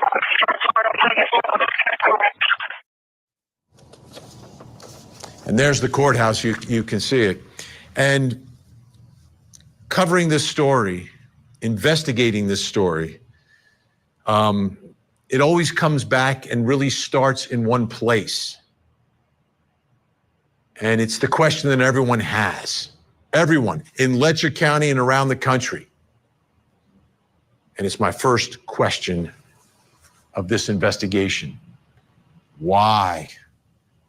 Why would the sheriff shoot the judge? And I think about that question, and I know there's one person who absolutely knows the answer, and that's the sheriff. But we haven't heard from the sheriff. So joining me to help try to pick apart this issue, this extremely important issue, is forensic psychiatrist, trial expert, witness, and columnist, Dr. Carol Lieberman. Okay, I want to take this up one piece at a time. Of all people, why does he always have to grab this woman? Again, sorry, guys. Time, okay? One piece at a time. Let's first talk about, this is a man of the law, right? So at the moment he does this, right? That's what he's accused of doing. At the moment he does this, he has to realize all of the repercussions of this, right? Yes. Professionally, legally, freedom, his family, all of it. So it has to be for something that is of ultimate importance for him to basically give his life away for it. I mean, it can't be some argument, some sort of trivial argument or something that, it has to be very personal. It's not even something that's, there's the. And, I got to agree, like, for him to do this, yeah, she's definitely not my favorite, Kel. For him to do this with his knowledge, being a sheriff, okay, and knowing it must have been something really, really like the ultimate, sacrifice, and very, very serious. So that's why I'm really curious to understand this completely. Question of this, the fact he had been deposed for a case. Sabrina Atkins was suing him and this other deputy for raping her and her friend, well, the other inmate, and so one thing you would of course think of is, could it have something to do with, did something come up at the deposition that related to the judge? I mean, the interesting thing is that the rape was in the judge's courtroom. I mean, in the chambers. office, In the chambers. There's the another same place. Absolutely. Let me do this because I'm so glad you brought that up, Dr. Carol Lieberman. Joining us by phone is the attorney representing the woman suing Sheriff Stines. Ned Pillersdorf is with us. Ned, thanks so much for. So here, this is why I wanted you guys to hear this, because this does give a little insight into this lawsuit and stuff like that. So being here, let's get to that issue. It's a few days, right? A few days before the shooting that the sheriff is deposed in your office. Is there anything that comes up? I know you can't talk specifics about it, but from your vantage point, was there anything that came up during that deposition that could have, and I don't want to say the word triggered, but it is triggering the sheriff to take such a drastic action 3 days later? The deposition was on Monday. The shooting was on Thursday. The deposition was not a friendly affair. I thought Sheriff Stines was very subdued, very depressed, and very non-responsive. But the context of the deposition, I think, is important. This was not taking the sheriff's deputy because one of his bailiffs had been in a car accident. This was a deposition where we made very sweeping allegations that the sheriff's bailiff had basically been coercing women, vulnerable women, people on ankle bracelets or in drug court, to have sex, and all of the sexual incidents occurred in the judge's chambers. How do we know that? Well, the bailiff, he actually pled guilty to doing exactly that. So I would say the subject matter of the deposition was intense. Did it have anything to do with the unbelievable events 3 days later? I don't know. I do know, typically when you take the deposition of a Kentucky sheriff, they're gregarious, they're talkative, they're combative. Thank you, Doodle. I would describe Stines as being subdued, depressed. It was a tense deposition. He often hesitated a long time before answering questions, somewhat similar to the video you showed the other night of his arraignment, when he was asked questions and there were these long silences. And I think at one point he didn't even respond to the judge's question, which is unusual. Sheriff is used to court proceedings. Absolutely. That's an interesting observation. I want to play something else here. This is Mike Watts, the Letcher County Circuit Court Clerk, who spoke with Ashley Banfield on News Nation about what happened when the sheriff was in chambers with the judge just prior to the shooting. From my understanding, Judge Mullins handed the sheriff his phone. The sheriff looked at both phones. He had two phones one phone in each hand. He reviewed the phones. He laid the judge's phone back down and then stood up. Did those staffers who were in the outside room, outside of chambers, did they report hearing anything prior to the shots? No argument, no. And what about just conversation? Was there a normal conversation in normal tones prior to the shots? They couldn't hear. The sheriff walked in and asked whoever was in the chambers that he needed to speak with the judge in private, and the doors were closed. Okay, Dr. Carol Lieberman, let me ask you about this. This is very specific. No one heard yelling, right? You might not hear the conversation with the door closed, but if there's like screaming, you might hear it. He sees something on the judge's phone. The judge voluntarily gives him his phone. He looks at that phone and he's got a second phone in the other hand. Something on that phone seems to be what put the sheriff over the top in that moment. You know, this is a little bit like a game of telephone, because all we have to go on is, there's sort of innuendos, there are rumors. I mean, there's a lot of stuff on social media. And for example, I heard that they exchanged phones. But here's what I think, again, basing it on sort of a conglomerate of what people, rumor mill, basically. But in any case, supposedly at the lunch that they had together, the sheriff got a phone call, or it could have been a text, which would explain what he was showing him on his phone, perhaps. And it got him very upset. And he took his meal to go. It's not like, it's not like they were sitting and chatting in a friendly kind of way for a long time over lunch. So he got his, again, basing it on putting stories together.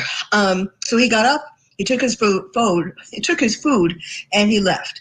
And then, so then he came into the sheriff's the judge's chambers, and but there are stories about how it might have to do with that he had the impression, and perhaps that had to do with a text that he got, and then he saw something on the judge's phone that confirmed it in some way, that it had to do with his the judge sexually assaulting or abusing or having a relationship with the sheriff's daughter. Now, that would be something that could, inflame him between the lunch text and being in the chamber. At the same time, and these rumors have been flying around, at the same time, there's a member of the family who is saying that rumor is not true, and of Sheriff Stines' family. So, but it's got to be connected to that text message. Ned, let me ask you, Ned, could you foresee anything that would be on the judge's phone connected to the civil lawsuit? It's hard to say. I mean, the civil lawsuit covered a lot of ground. It basically alleged, I think NBC News quoted me, is Ben Fields, the bailiff, who had sex with at least one woman in the judge's chambers, and I think at least two others. They turned that courthouse kind of into a brothel for several years. And there's been speculation in the local newspaper that perhaps the reason why they suddenly added cameras to the judge's chambers was over the lawsuit I filed. Wow. I filed the lawsuit January of 22. Thereafter, we told the Attorney General's office, hey, we have these sexual text messages from the gentleman controlling the ankle bracelet that my client was on that left no doubt that they were having a sexual relationship. And 7 months later, the ankle bracelet, the deputy sheriff, Ben Fields, was indicted, and he pled guilty this past January. So there's been speculation in the local newspaper that perhaps the cameras were added after the lawsuit was filed. That would make sense. Ned Pilgersdorf, stay with us. Dr. Carol Lieberman, stay with us. Coming up next, big question. Is anyone supporting the sheriff? Two men's lives were changed forever. Their families' lives were changed forever. Sarah Boone is charged with second-degree murder after her boyfriend suffocated inside of a suitcase. He's in the suitcase still. There are multiple domestic violence incidents. You two hitting each other. So, Mr. Manine, don't wear it up. He told you, sir, I can't breathe. George Torres locked inside of a suitcase, begging for help. I thought he was okay. The Suitcase Murder Trial. Live coverage starting October 7th on Court TV. We have always got along. I always thought he was hilarious. I always thought he was very witty. He was fun to be around outside of court. And as a brother-in-law, I will never forget how kind he was to my children. It seemed that he had maybe endless patience for kids. I was shocked. I was shocked and hurt at the same time. Man, I hate to say where Kevin go because he helps a lot of people out. Sure did. I would compare it to how I felt when the planes hit the towers in New York. that was that shock. He wanted to help people, and he spent most of his career doing that, especially in the drug rehab program. The shooting death of Judge Kevin Mullins out in Letcher County has touched the entire community, and the outpouring of love and kind words has been nonstop since this shooting. Now, Sheriff Mickey Stines was also elected by those people. But now things have changed, right? A man who was elected to enforce the law is now on the other side, accused of murder, which brings me to my next question. Is anyone supporting the sheriff? Are people rallying behind the sheriff? What exactly is going on? Still with me, the attorney representing the woman suing Sheriff Stines, Ned Pillersdorf, and forensic psychiatrist Dr. Carol Lieberman. Ned, let me ask you first, the filing of the lawsuit, all of this, obviously a huge story when that was began a couple of years ago. How did the community react under those circumstances relative to the sheriff? I don't think there was much interest in the sheriff. It was more focused on Ben Fields, the individual who ran the ankle bracelet program. But, the fact that we put in the lawsuit that the sexual encounters occurred in the judge's office did cause some attention being given. I felt when I went to that courthouse, I felt a certain coolness. I don't think people appreciated the lawsuit. I sued a popular sheriff. But on the other hand, I think things changed after Ben Fields was indicted and the eventual guilty plea. And the guilty plea occurred, the Mountain Eagle, the local newspaper, which, by the way, is an excellent newspaper for a small town, had a long interview with one of the ladies, and she told a pretty compelling story. How that impacted Sheriff Stines. It's a small sheriff's department, and the allegations we made were pretty sweeping. And in fairness to the defendants, they have denied the allegations, with the except for the fact that Fields did plead guilty to felony sex charges. I want to put this up on the screen because there's actually a GoFundMe to support the Stines family. And this is part of the statement that's on that GoFundMe page. My name is Ginger Isaac. I am Caroline's sister-in-law. That would be the sheriff's wife. Please consider donating to assist the family of Sheriff Mickey Stines to help with the expenses they will encounter during this tragic time. Also added in all of this was the rumor about their daughter being sexually abused is false. We don't want anyone donating under false pretenses. They've raised money. I don't know what the number said on the screen right there. The current, I looked at it earlier, and it was north of $8,000 so far. Dr. Carol Lieberman, your thoughts here about the support for a man who's accused of a horrific crime? I think there were a lot of people who are a lot of people who really appreciated him. I mean, he worked as the sheriff for quite a while, and he helped people. I mean, there was one woman talking about how whenever he saw her, he would give her a hug and ask her if there was anything he could do for her. I mean, it seems like there were positive feelings towards him from a lot of people who were asked.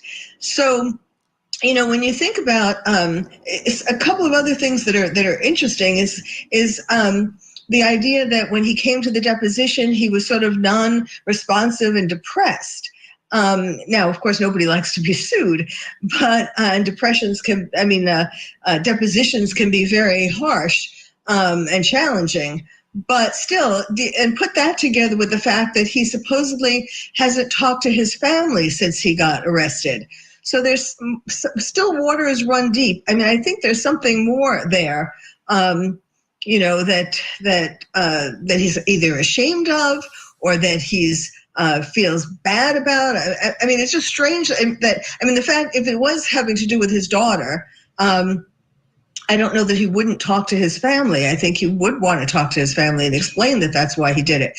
So, also, what would be on the judge's phone would be some kind of possibly, some potential thing that would have triggered him would be some kind of communication either with the daughter or with somebody about the daughter. Again, if the daughter has anything to do with it. But I don't think it would be something more impersonal like the court case, as much as he probably was very depressed and upset about that. Yeah, and I think once information comes out about the why of it, I think that will certainly impact the level of support or non-support for the sheriff. And I think that has that'll play a big role in all of this, Dr. Carol Lieberman. We have about 30 seconds here. Well, I think the sooner that this information comes out, the better, because rather than everybody, in that small town having a rumor fest, I don't think that helps anybody. I think that it's of course it's tragic, and it's what people are going to want to think about, or once they do find out what the deal was, they're going to want to think, was this something that would make somebody have a spit it out, for God's sakes. Jesus. Ugh. What do you call it when it's an emergency, an emotional reason why what am I trying to think of when it's an emotional reason? I think the word is written in the statute, like an extreme emotional disturbance, and that's in the statute itself. Dr. Carol Lieberman, we are out of time for now. Instead of murder. Yeah, exactly. We're out of time for now. Thank you so much. I'm Vinny Politan. We'll keep digging for answers as the investigation continues.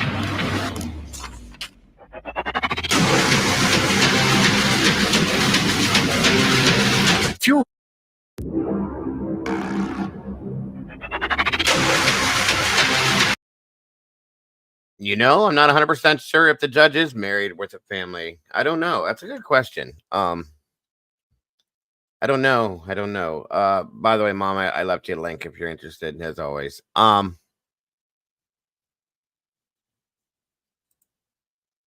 I know. I can't with her. I just can't. Anything she says, I just raw.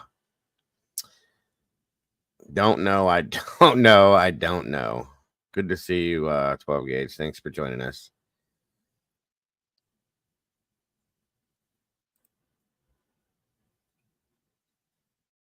That's awesome, Mama D. Thank you for being here again.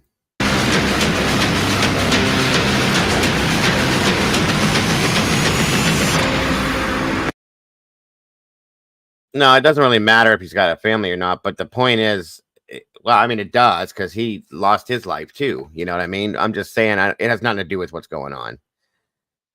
Fine, Mom. I'll be here.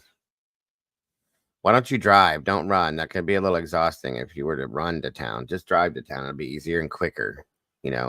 Just saying. Hey, Sleuthy, good to see you. Good to have you here. Oh, cool. Where did you find those at? I was curious about that. Would you be interested in sending them to me, by the way, Miss Sleuthy? It'd be easy on me. Or just let me know where you found them. I'd love to see them.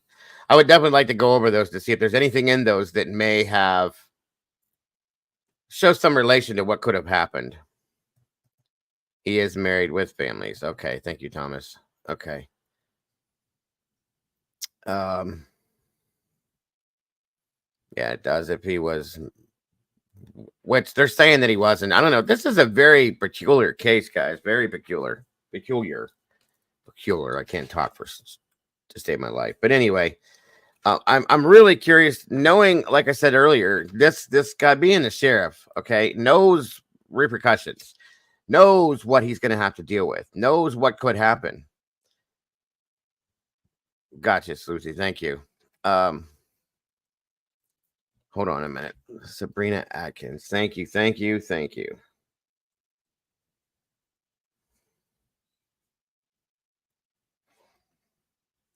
Ben Fields. Perfect. Thank you very much. I appreciate it.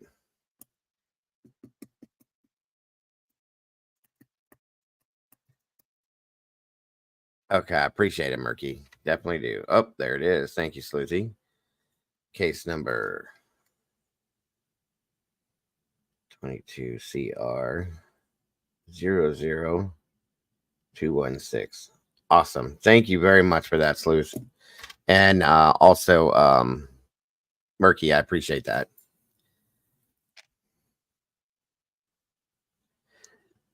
Sheriff knew he was going down. In my opinion, he took well, I don't know.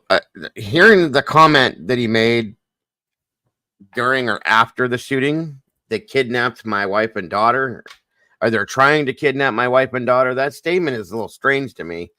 I'm wondering how he's referring to that. You know what I mean? Now, I don't believe he meant it like 100% exactly like that. But the statement alone is something off. There's something off with that. Just saying. I hate when pens run out. They're trying to kidnap them, as in, I think he meant it, he could have meant it as in they're trying to kidnap, as in take his family away from him. You know what I mean? I do not know that yet, Terry. I don't know. I'm sure I will find out, though. Thanks, Mom, for the statement. Let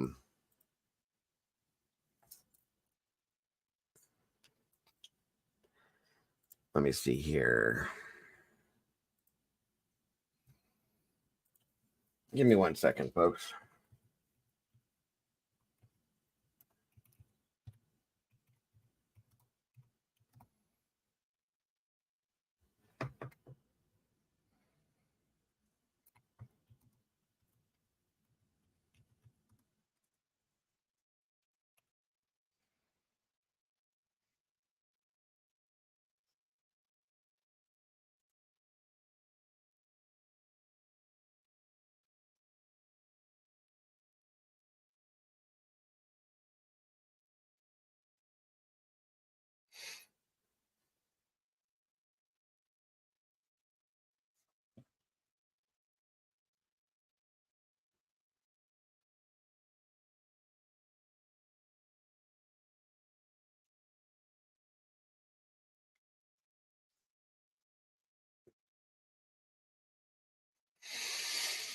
Okay, so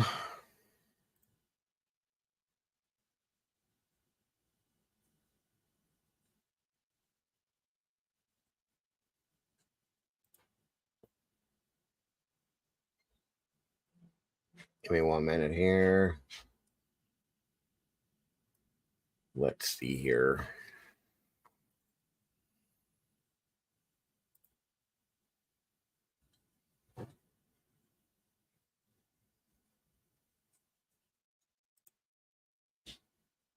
Hold on.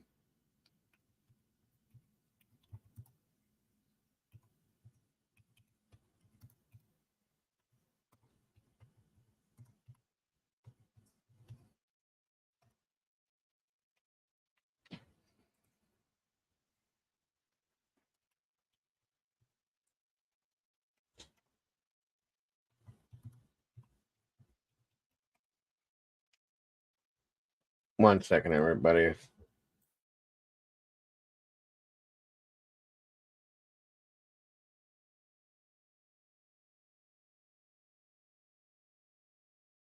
Thanks, Luce.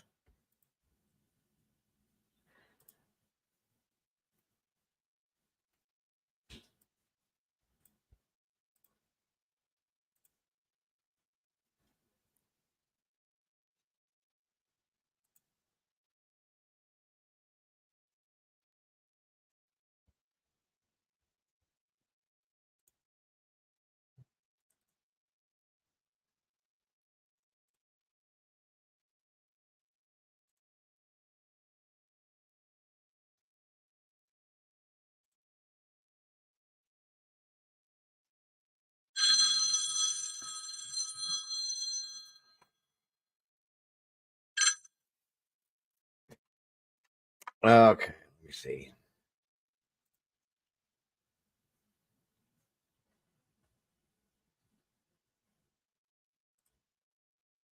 Oh, I can't pull it up on my computer. I forgot. Damn it. I'll get it. Don't worry about it, guys.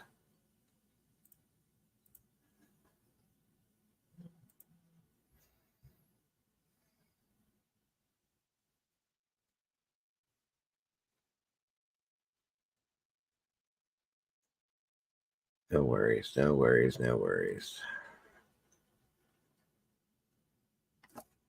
I don't think everything was fine at lunch because it was stated that they knew that there was something that was stated at lunch that the sheriff got upset with, took his food to go and left. Okay. So I believe this started there. That's truly my feeling. There was something stated at lunch that while lunch was going on where the sheriff, I can't remember, there was something said, the sheriff grabbed his food and he left, took his food to go and left, and he was quite upset, they said. So lunch comes and goes, and then he goes into the judge's chambers, picks up asks about a phone. The judge hands him the phone. He looks, the way it was described is he looks at both the phones. He sets the judges down, and then things commence from there. So I gotta understand. And then he also made phone calls too. So there was two different sides, two different things that were said. I don't know for sure though. That's a good question. Like, what I would love to know the conversation that they had at lunch. No, Stines was not the person that was accused and convicted of the sex crimes in the judge's chambers. That was Ben Fields. He was the bailiff that worked under Sheriff Stines, and he was found guilty and convicted of it. Okay. And then they put cameras into the judge's chambers because of that situation happening. What it was Ben Fields was in charge of the ankle bracelet program. That women that were going through drug court were being put on house arrest per se with the ankle bracelets, and he was taking advantage of the situations, using the sexual innuendos and sexual favors to get away with certain things, I'm guessing, and he got caught, charged, and convicted. So from there was a lawsuit filed, I believe, against Sheriff Stines because I don't know if it was because it was his bailiff, or if they're trying to say that he knew about it, or because he didn't do something about it soon. I don't know. I don't know that yet, but we'll get to that's what I'm going to get this document with once I pull this document. I can't pull it from Twitter, Sleuthy. I'm sorry, hun. My computer's I don't know. I never set Twitter up to be able to pull my mailbox and stuff like that. I can pull it on my phone, but that's no big deal. I'll figure it out. I'll pull the document either way. Or if you want, Murky, you can send it via email, whatever's easiest. If that's easy for you, it will be appreciated. I'll just say that much. Either way, I appreciate it too, Sleuthy, very much. And then there was that too, Mom. There was that part too where there was a couple phone calls made. He made a couple phone calls from his phone, I guess, or one or two maybe. But then they also said he made a phone call from his phone, and it was stated somewhere, and I don't know if this is part of the rumor mill or not, that he called his daughter. She didn't answer his call. But when she called from the judge's phone, she did answer that. I don't know if that's true or not, but that was that was stated somewhere. Welcome, Elizabeth. Good to see you.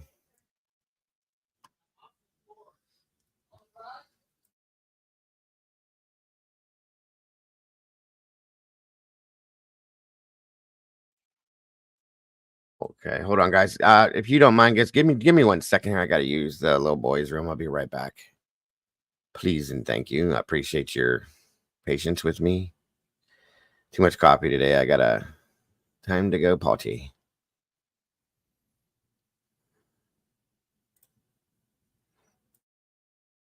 Be right back.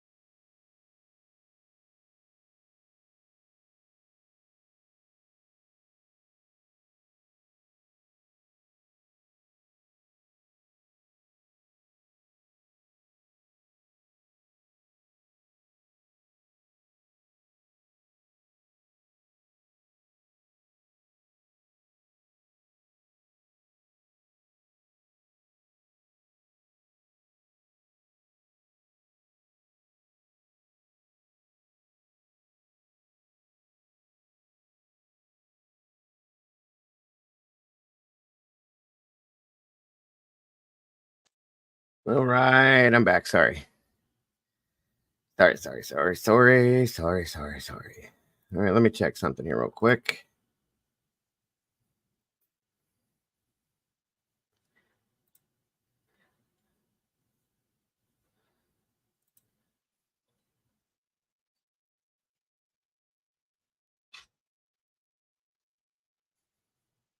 All right, let me finish this up now. I'm Benny Politan. We continue our investigation of the shooting death of Judge Kevin Mullins. It's a crime that a lot of folks in Eastern Kentucky are having a difficult time understanding because the accused killer is the local sheriff, Mickey Stines. Here's the story. Appalachia is the part of Eastern Kentucky where the towns are small and folks look out for each other. There's a lot of respect for law enforcement and the justice system. And folks who work in that system get to know each other very well. Such was the case for the local sheriff, Mickey Stines, and his friend, District Judge Kevin Mullins. But like any place, sometimes there is controversy. In Letcher County, it was a deputy who got caught sexually assaulting female inmates in the judge's chambers. That was a couple of years ago, but now everyone is taking another look at that case because something else happened in the judge's chambers. The judge was shot and killed, and the local sheriff is the one being charged. What's going on in this small Kentucky town? And the shooting happened in the small Kentucky town in the judge's chambers, but something else happened in the judge's chambers. And it may or may not be connected to all of this.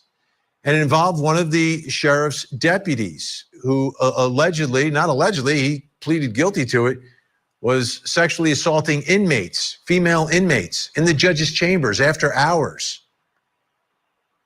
Bizarre behavior, very criminal behavior. And that's happening in the same chambers where there's a shooting death of the judge. I want to explain a little bit about this civil lawsuit. So there was a criminal case involving that deputy, Ben Fields, but now there's a civil lawsuit as well. And in the civil lawsuit, the allegations against Ben Fields, who's a former deputy. Defendant Fields, a deputy sheriff with the Letcher County Sheriff's Department, was assigned to be the plaintiff's home incarceration officer. Plaintiff notified defendant Fields that she did not have the money to pay for her ankle bracelet, but she was terrified to return to the Letcher County Jail. Defendant Fields made flirtatious comments about the plaintiff's looks and body and told her that he was confident they could, quote, work something out. Defendant Fields took the plaintiff into District Judge Mullins' chambers, telling plaintiff that he wanted to meet her there because there were no cameras.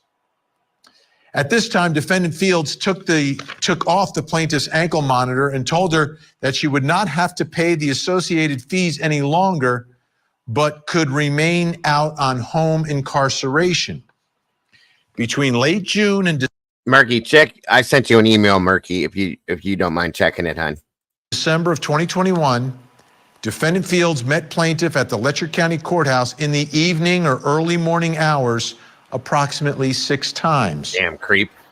During these meetings, defendant Fields' behavior escalated from flirtatious comments to forcible kissing to oral sex to intercourse with the plaintiff, all of which occurred at the Letcher County Courthouse after hours in Judge Mullins' chambers.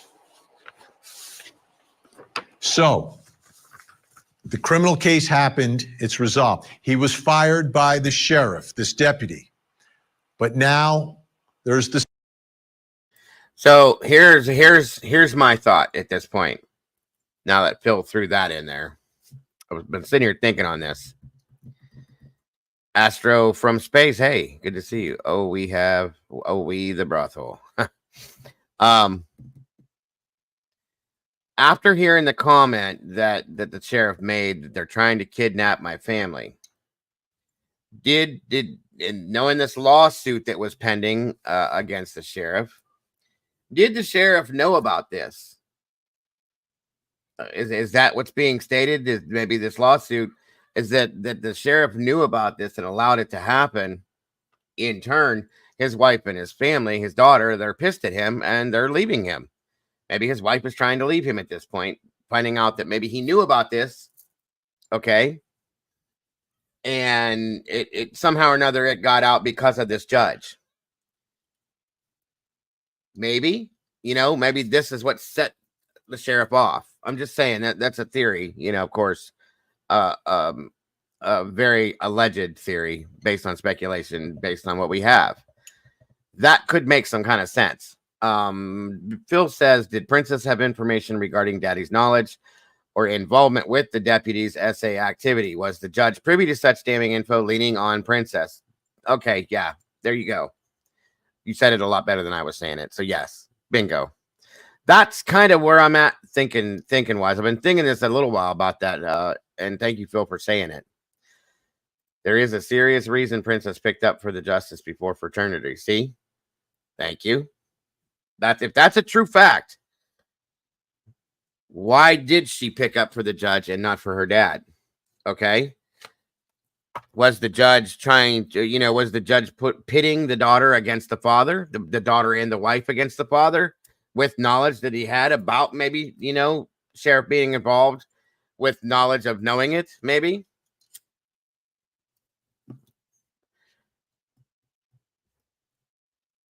It's great to see you, Astro. Allegedly. Yes, of course, Phil, allegedly. It's a very good working theory. That could make sense. Okay? It would make this make sense, to be honest with you. It would put a great motive out there for that.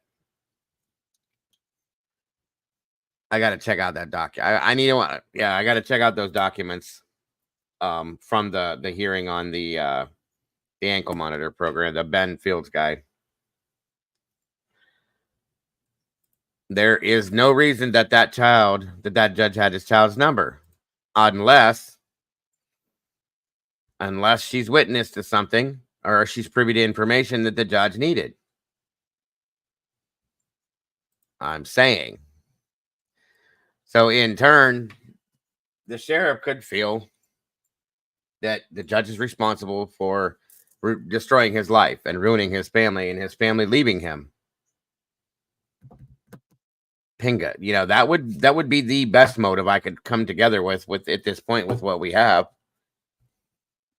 Unless Dago, why he had that number. Well, the family's saying that that's not true, but that doesn't mean it's not. Okay, or that doesn't mean that it's not true, is what I'm saying. So we don't know.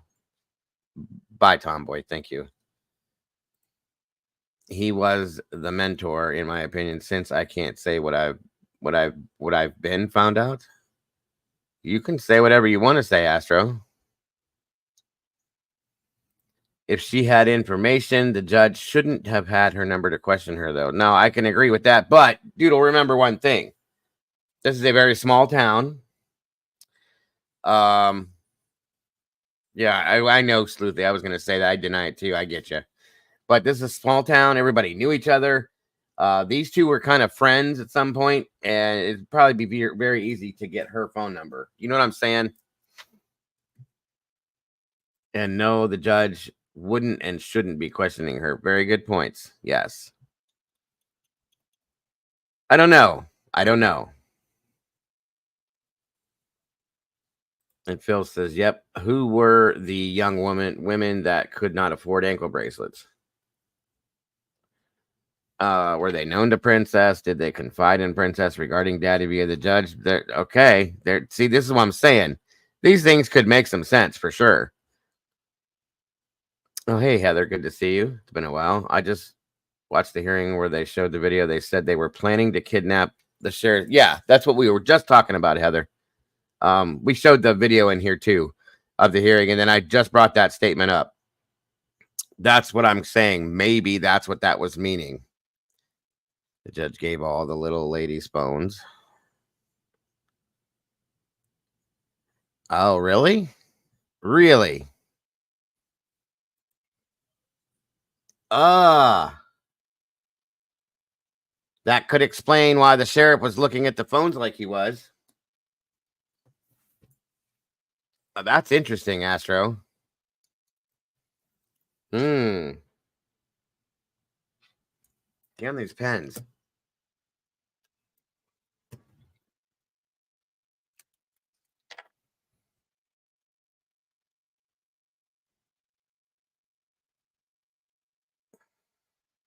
They're all dying on me, guys. Come on. Anyway, that's an interesting statement. That's a very interesting statement. Brian. What's up, Bri guy? I don't know, Mama Duck. That's another good question. Astro says coworkers at the job, young female had to give her phone to. I don't quite understand what you mean by that, Astro, but okay. The info could have come to the scales from the prior victims and explained how Princess knew of Daddy's involvement. Possible. Yes, that's a good point, Phil. A civil suit, and it's ongoing. And the sheriff had been deposed in this civil suit. So that brings me to my next question. What is the sheriff's connection to the civil lawsuit? Why is the sheriff being sued here? Right? And it was stated during the deposition that, hey, Cockney, good to see you guys. Or good to see you, I'm sorry. That the sheriff was acting very kind of depressed and not answering and things like that during the deposition. That's interesting too. A female employee at the sheriff's department who is not a sworn employee volunteered her phone in this investigation. Aha. I heard that already somewhere. I can't remember where, but that's a good point. Thank you, Heather, for bringing that back out. You got to wonder why. You got to wonder why. At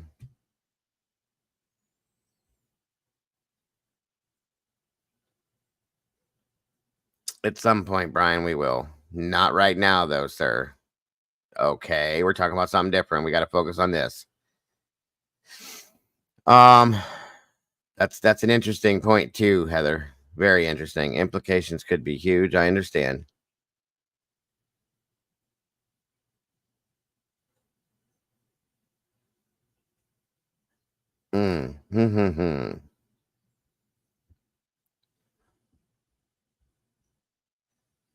Yeah. Oh, no. Hey, Phil, look. Okay. I took notes through the entire hearing, all of it. I got a whole thing, and then my pen just died, damn it. Let's see here.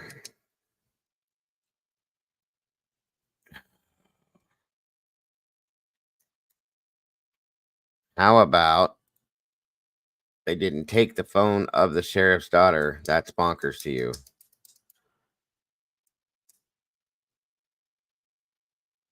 They didn't take the phone to look into it, you mean, in the investigation? That doesn't make any sense, especially if her phone was involved in any conversations. I gotta be honest, that doesn't make sense.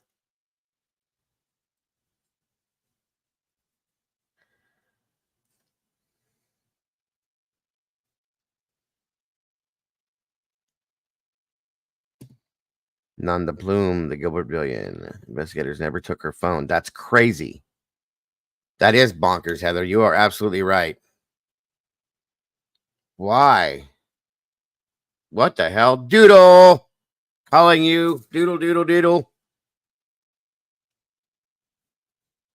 What? And I'm telling you guys, the detective that was the lead detective was acting a little funky to me, to be honest with you. And she still has the phone.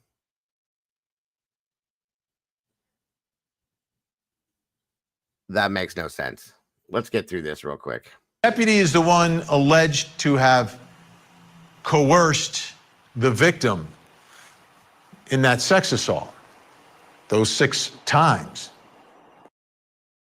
So the last screen was on gallery, which would be a picture.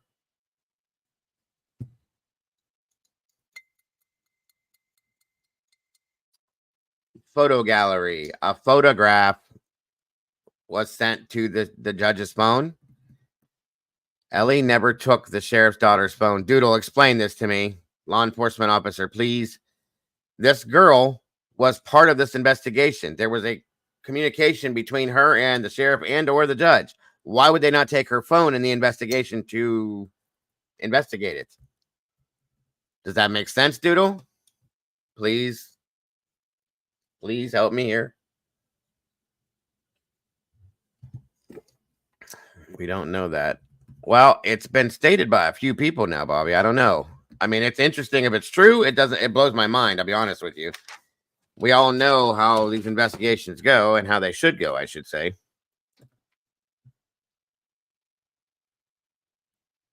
None of these cases make sense. Everyone who's involved lie or hide the truth or blame game. It's just act dumb like Trump level. I just had to throw that in there. It's okay. Level with much love. Thank you, Leslie. Let's see.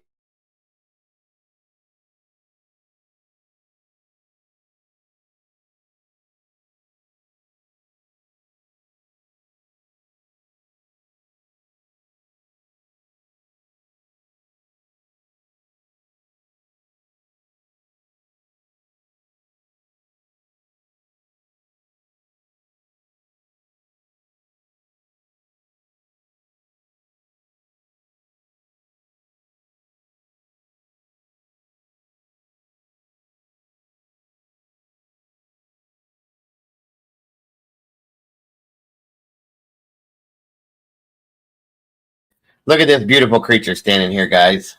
Stop. Hello, everyone. I love you. You're so cute. I love you too. I love her. She's so cute. So this is exposing a cover-up. You think? You think? I mean, it could be. Here's my thought, though. Okay, and I'm not saying this is what it is, but do you think there was maybe more involvement of the sheriff possibly involved in Ben Fields' situation? They all said hello, my dear. That is the lead investigator's testimony. That they don't need her phone because any communication with the judge would be found in her cellular service records. But pictures aren't going to be, are they? Wouldn't you need that phone if there's photographs possibly?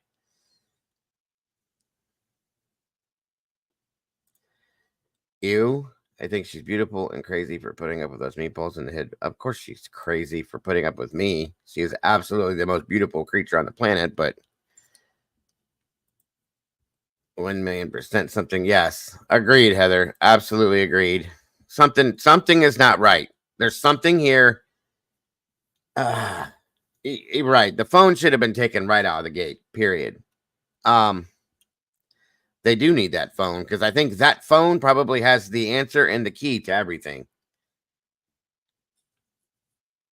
They did not get the daughter's phone. So everybody's saying that. So at that point, that's probably the key to everything right there, you guys. The sheriff is not going to say a word. He's not going to put himself out there. Doodle's saying, I think the sheriff knew what happened in Chambers, hid it until his daughter was the next gal. And they're just, that could be too. That's a good point, Doodle. Very good point. Very good point. You guys, I need a pen. I don't want to. I'll be right back. I got to grab one of my wife's pens. She's got lots of good ones.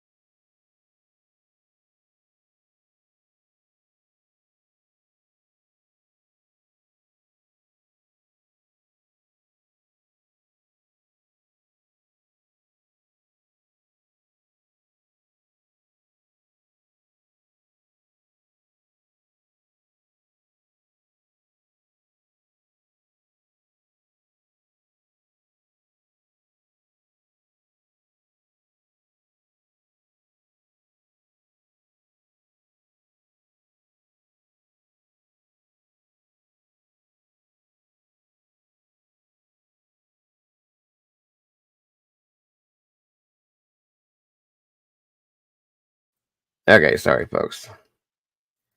I just stole 4 pens off of her. We're good. Sorry about that. I should have gave you a thing to listen to, but how about the sheriff? Joining me to help work through all this, Deputy Public Defender for LA County, Philip Dubé, and joining us by phone, forensic expert and the former chief deputy of the Orangeburg County Sheriff's Office. You remember him from the Alec Murdaugh trial, Dr. Kenneth Kinsey. Thank you both for being here. Okay, let me start with you, Philip. Your initial thoughts about the civil suit involving the sheriff. Yeah, I wouldn't be a bit surprised if plaintiff's counsel, what was his name? Ned Pillersdorf. Mr. Pillersdorf filed a civil rights lawsuit, I believe, in federal court. I don't know if it was in Letcher County where this occurred or in a neighboring county, wherever their U.S. Central District is. But in any event, I believe he is alleging that the entire sheriff's department under Mickey Stein's supervision acted under color of law by failing to intervene, knowing good and well that these sexual exploits were going on in the courthouse, let alone in a judge's chambers. And if he turned a blind eye to what was going on, failed to intervene to prevent this, then it could be actionable under a Section 1983 civil rights type theory. Additionally, it could be criminally actionable. And I wouldn't be a bit surprised at all, Vinny, if the U.S. attorneys are involved with the DOJ investing criminal civil rights abuses. And it could be that maybe Stines knew that he was under a... Okay, here we go. There we go, right there. The judge and his best friend, the wife, had separated from the sheriff. Bingo. So if he filed a civil rights lawsuit and it indicated the entire sheriff's department under the rule of Mickey Stines, bingo. That's basically stating that the sheriff knew what was going on. He allowed for it to happen.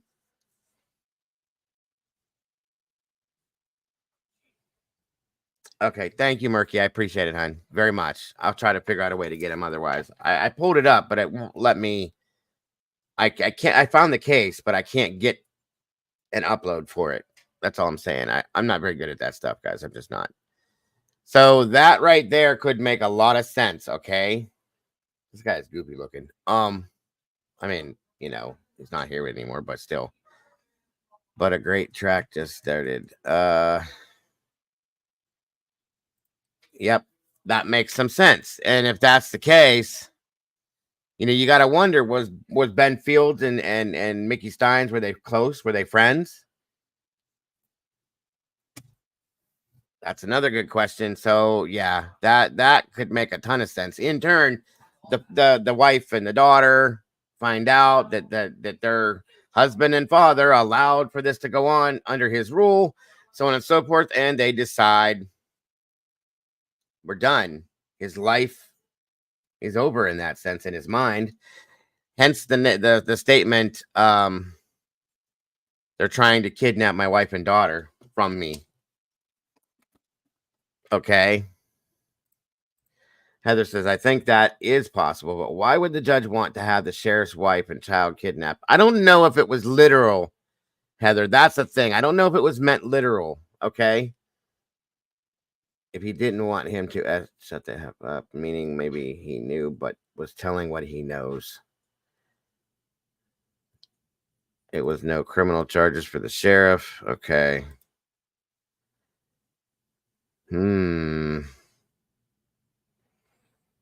This is interesting. This is interesting, guys. That statement there, right there, that says a lot. So that very well could be the whole thing in the bag right there. And if the judge is hijacked, there you go, Phil. I know, Molly, calm down. If the judge is taking their side on this and backing them on this, he's the support, the legal support.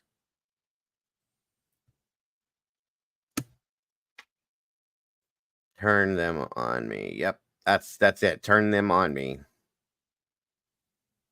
Something is definitely up, which is scary. Yes, there's definitely something not right with this. I'll tell you that much. Completely not right. Yes. So all you got to do is say pens or pencils and paper, and Molly's straight up in your head. Like, what'd you say? Did the judge tell the sheriff that the wife? Oh, that's a good point there. Maybe that was what happened at lunch. Did the judge say, "Hey, bud, I don't mean to break this to you this way, but the wife filed papers for divorce"? Ah, that's a good point, Mama Duck.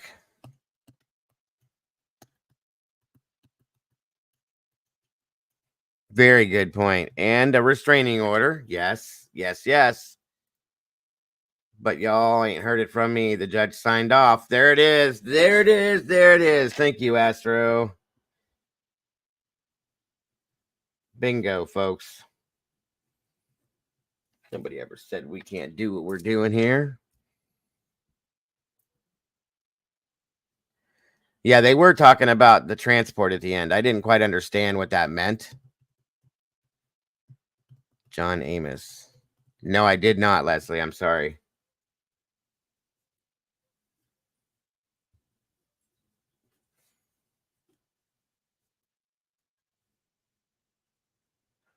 Yeah, I wonder if there's a way to find, if we can look up documents. They are rabbit holes, Bobby, but they do make this make sense. I wonder if we could look up in the Central District Court in that area to see if she filed for divorce, or if there, can we look at those documents? Are those made public, I wonder?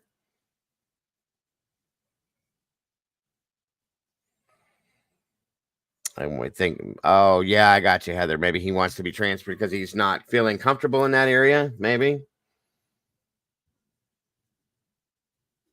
It's a good point, Heather. This is all pure speculation at this point, folks, but still, it will probably, it'll definitely be a Netflix show. They'll make a movie out of it if they already haven't started. And that could be why he hasn't seen the family since he's been there. No, that's probably exactly why, Squishy. Very good point, guys. You guys are good. You guys are very good.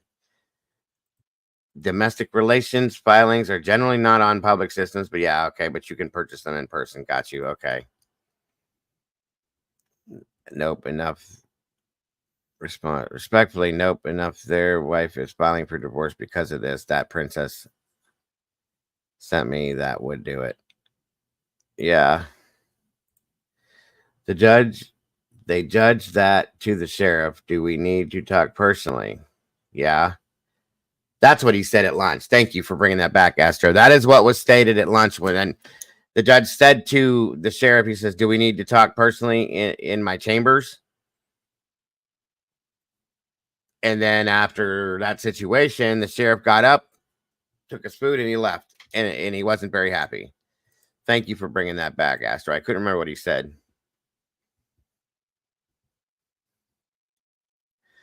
Molly, I'm trying to get the documents on the case. Shit. Hold on, let me turn the page back. I forgot what notes I was at there. Hold on. I couldn't get it to pull up for me to upload.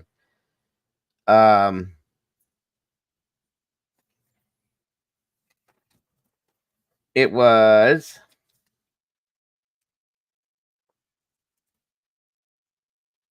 Sabrina Atkins versus Ben Fields. That was the case. I found it, but I couldn't get it to upload. It wouldn't give me an upload for it. So the sheriff said no. No, he got a call too and got his daughter from her school and then came back to the courthouse and did the deed. There was a conversation with the daughter probably too. Huh. It's confusing, Kel, but at the same time, it has the points that it can be molded. It can be formed into something that makes sense. Hopefully it's truth, though. That's the thing.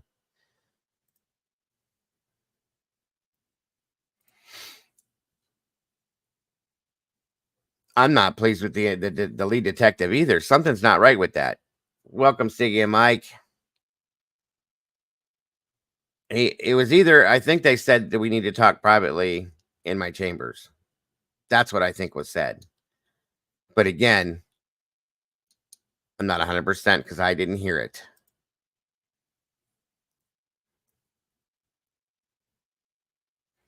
I don't know, Squishy. Some of this is making sense, though. I mean, it lines up with some other stuff.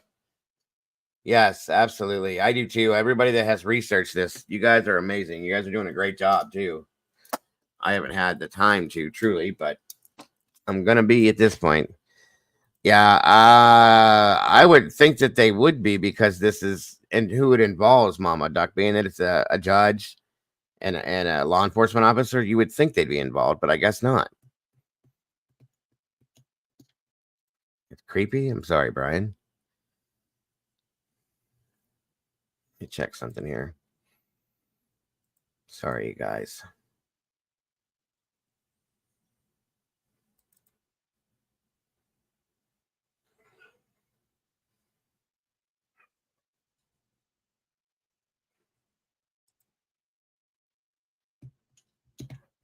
Exactly. He seemed like he didn't want to say a lot of things. He was very he wasn't very cooperative, I'll put it that way. But again, guys, the FBI has to be invited in, I think. But I just thought because of the type of case this was that they would have been brought in automatically.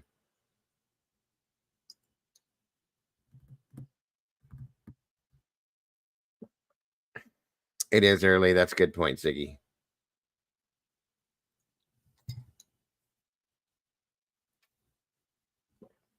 That detective was either, yeah, I agree. He either acted scared or he was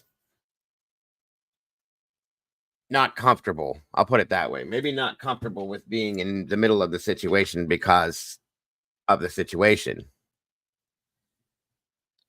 I can agree with that one too, Mama Duck. FBI is understaffed, overworked with assassination attempts, Karen Reed corruption. There you go. Good point, Phil. Very good point. Let me see if I can try this again.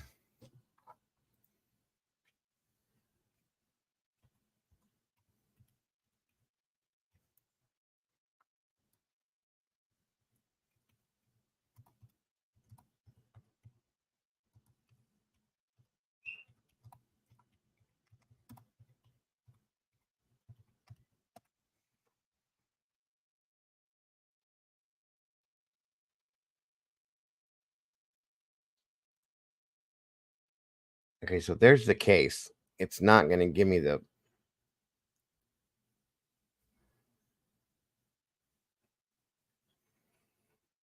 date was filed was March 29th of 22. Here, I'll show you guys this. Maybe it'll give me.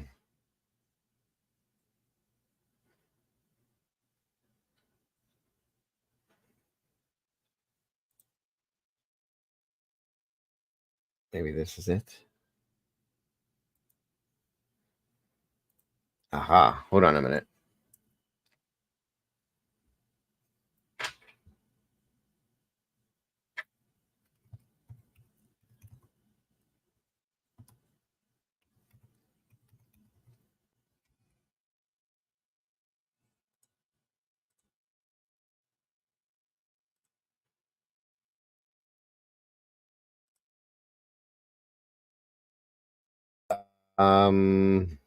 Shit.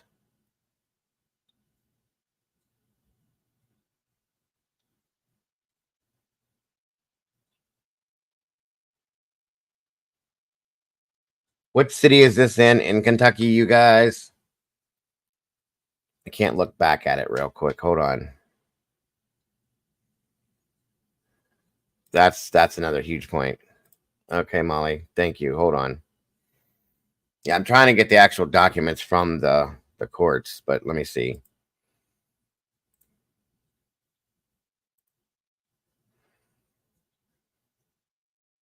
Thank you, Doodle. I got your message as well. Where did Molly go?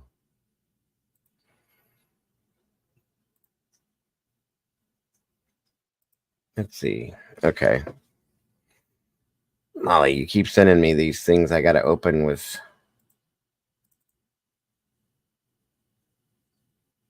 I don't have all these things.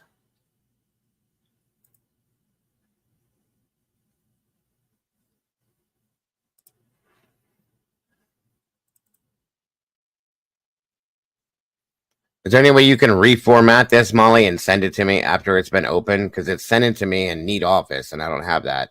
I don't know what the hell that is, actually.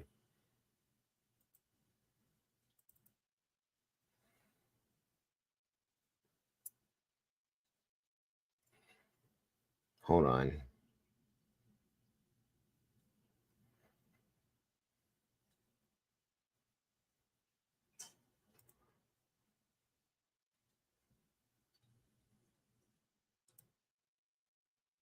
See if it'll open it for me now. Ew. No, I don't like that.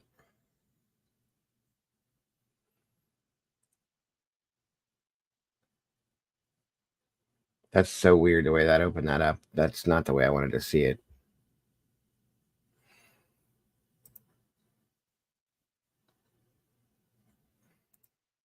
What the hell is that all about? That's weird. Hold on. Nope.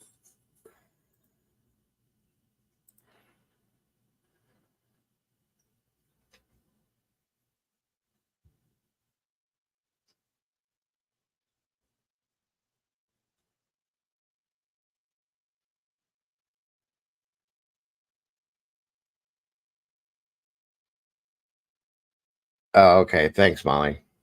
Yeah, it opens it up in a weird format that I'm not used to. Hold on.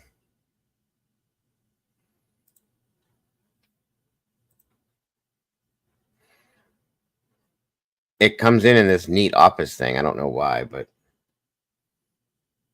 okay, that's still. I guess that's gonna have to work. I don't know why I can't just pull the damn document myself. I've pulled documents before. This is weird. Ugh. How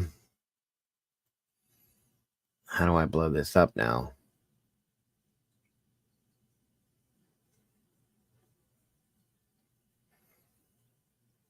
I don't like this.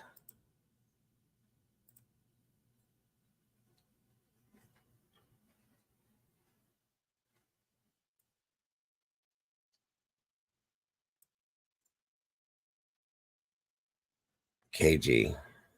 Mind boggles. Good to see you.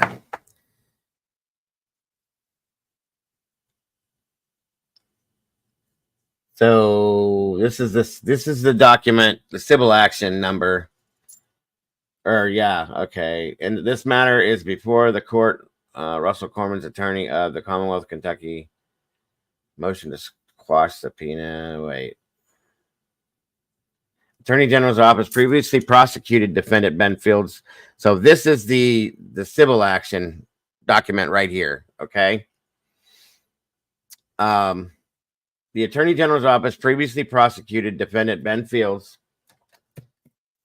Sorry, guys. Fields eventually entered guilty pleas on the 1 count of rape in the 3rd degree, 1 count of sodomy in the 3rd degree.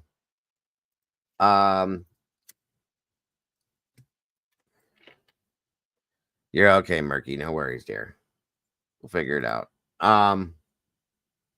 2 counts of tampering with a prisoner monitoring device, 1 count of perjury in the 2nd degree, and he was sentenced to 7 years in prison while prosecuting the criminal matter. The Commonwealth of here we go. While prosecuting the criminal matter, the Commonwealth of Kentucky produced discovery materials to defendant Fields and his counsel. Now, in the civil matter currently before this court, plaintiffs have subpoenaed Coleman for copies of these discovery materials, along with a copy of the transcript of the grand jury proceedings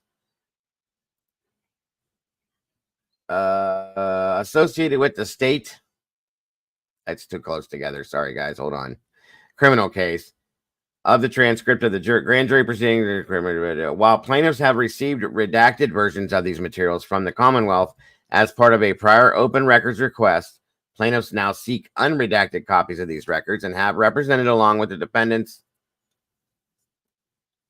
that production of these materials is needed before the defendants can be deposed.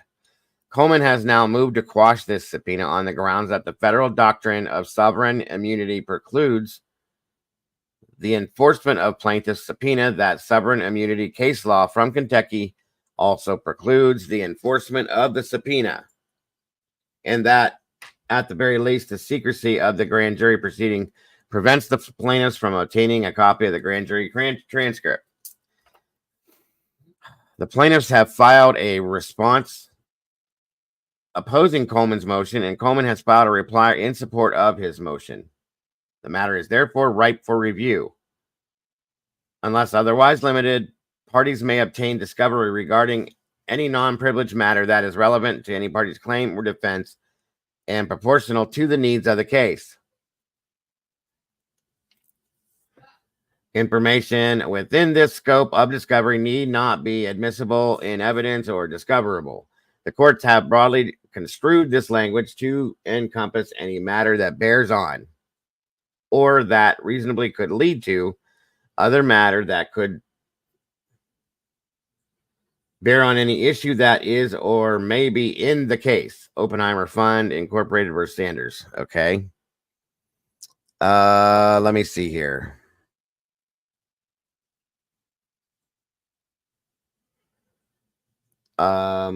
One second.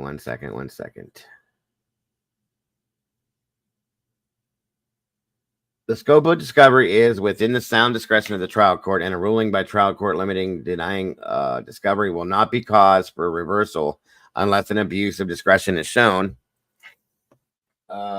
Jesus, guys, where the hell did my glasses go? I just had them in here. Hold on. I'm starting to struggle to see this. Oh, they're right in front of me. That's probably why I need to have them on. Okay.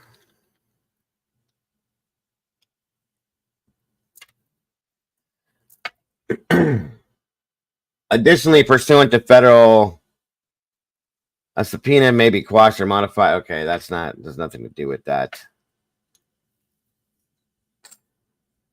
Come on now, let's get to this. Should consider an analysis. The court is also to consider such factors as relevance, the need of the party for the documents, the breadth of the documents request, the time burden covered by it, the particularity with the documents are described in the burden imposed.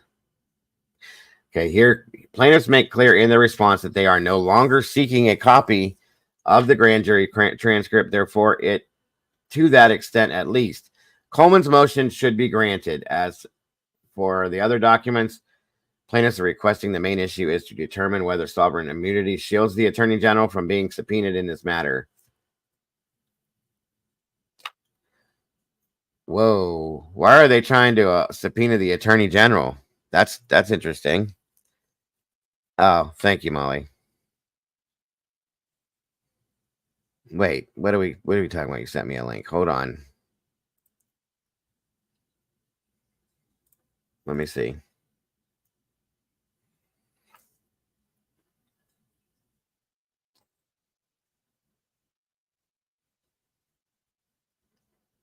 Okay, so this was the woman that filed.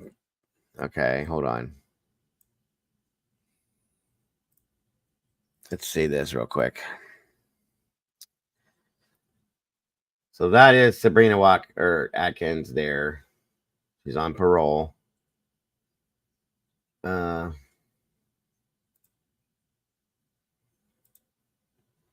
I don't want that. Hold on.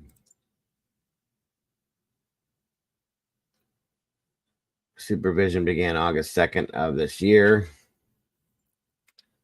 And it ended April 18th. It ends April 18th. Sorry, she's 48. Bail jumping, first degree, incomplete offense. Okay, and the indictment, so on and so forth. Okay, well, that's not gonna. No, I just wanted to read through the document to see if it showed.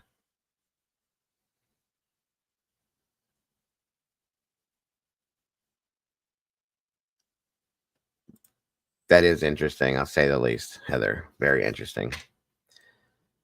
Thank you, Molly. Okay, so that's who we're talking about. This is the woman that Ben Fields assaulted. That is now that they're filing this lawsuit because of the situation. So I'm trying to make something out of this document here to see if this leads into anything that would make any sense. They're just talking about the document, though. And that's all this is talking about is documents. It's not actually stating anything.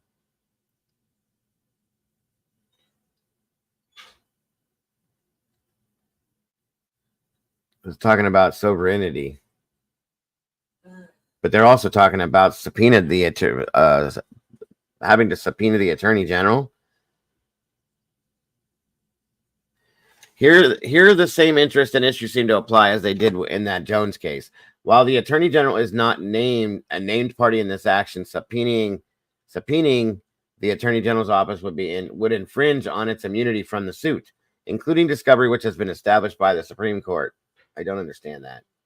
It is ordered that Mavant Russell Coleman's attorney general of the Commonwealth of Kentucky motion to quash the subpoena is granted. The subpoena is hereby quashed, and the parties are precluded from issuing subpoenas for documents in the possession, custody, or control of the attorney general's office of special prosecutions related to the criminal prosecution of defendant Ben Fields.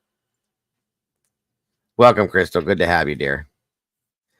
And thank you, SRB, for that. And thank you for anybody that donates to support the channel in that way to any of these links. God knows we definitely appreciate it, guys. We don't ever expect it, but we do appreciate it very much.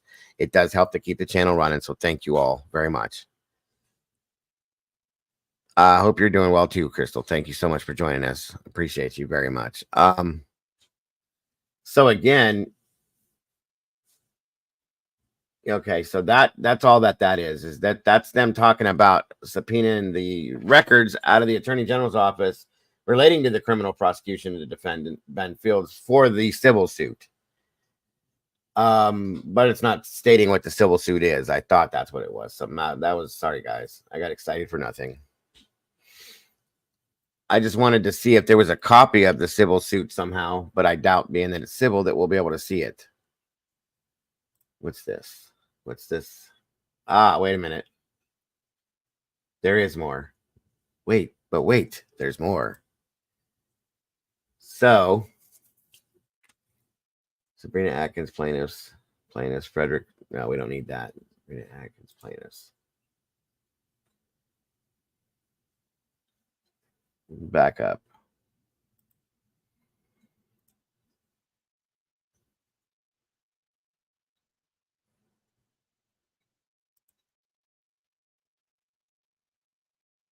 That's kind of, yeah, I would think it would be too, Crystal. No, that's completely, I got documents I'm pulling up now for something else. I don't want that.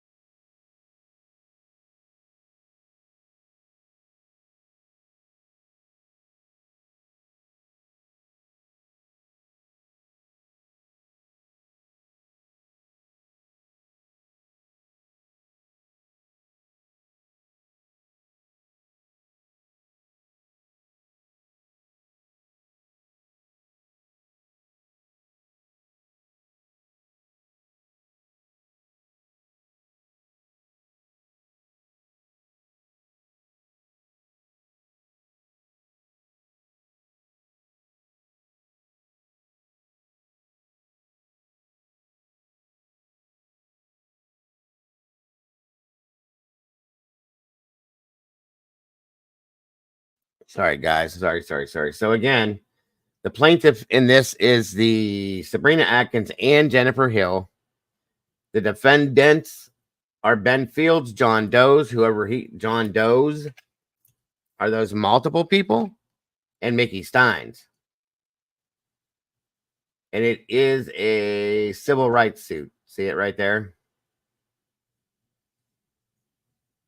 It's a jury docket report filed March 29th of 22. Summons. U.S. Marshal to Ben Fields served. Okay, that just shows when he was served, blah, blah, blah. Notice of filing by Jennifer Hill. Summons issued as to Ben Fields, Mickey Stines, amended complaint. Summons issued and delivered to U.S. Marshal with completed service packet for each defendant to be served. Okay. Oh, shoot. Thank you, Phil. Gifted 5 memberships. That's so very welcome, my friend. I can't tell who got those memberships. Give me 1 second here. I'll look real quick, and then we'll come back to this. One moment. Oh, no. Where did it go? Ugh. Where is it? No way. I hate when that happens. Hold on, guys. Sorry. Stines is always going to be named on lawsuits against him, so he's okay. Well, then that makes sense. That makes sense. I'd like to know who the John Does are, though. Is that multiple people in the sheriff's department, or does it mean something else?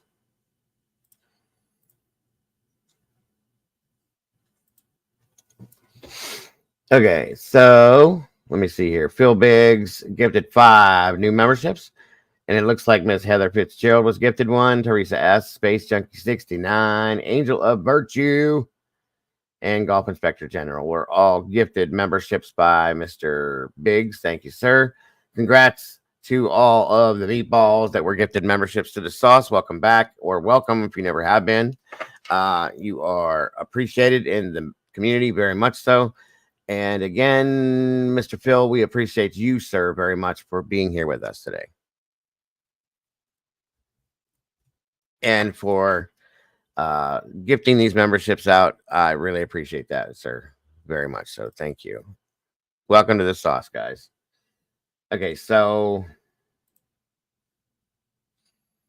nope, wrong thing there. Wrong thing there too. Let's get back to where we were. Sorry, everybody. All righty, let me see here. Hold on. Yeah, congratulations to all the new meatballs. And Phil, that's so awesome, sir. You are so very much appreciated for that.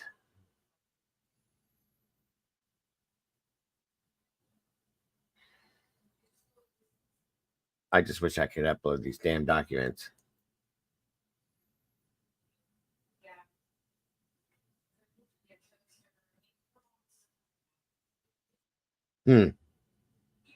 I'll get them, guys. Don't worry about it. This is kind of hard to read. Is the Letcher County FBI investigation the county that this is going on? It could be. It could be. It could be. Could be. Okay, so let's move past this here for right now because it's going to drive me nuts. That was so awesome, Phil Biggs. I appreciate that, my friend. You have no idea. No idea, sir. It's so helpful, and it's wonderful to have some more meatballs in the sauce. All right, let's see here. 1 second, folks. Let me bring this.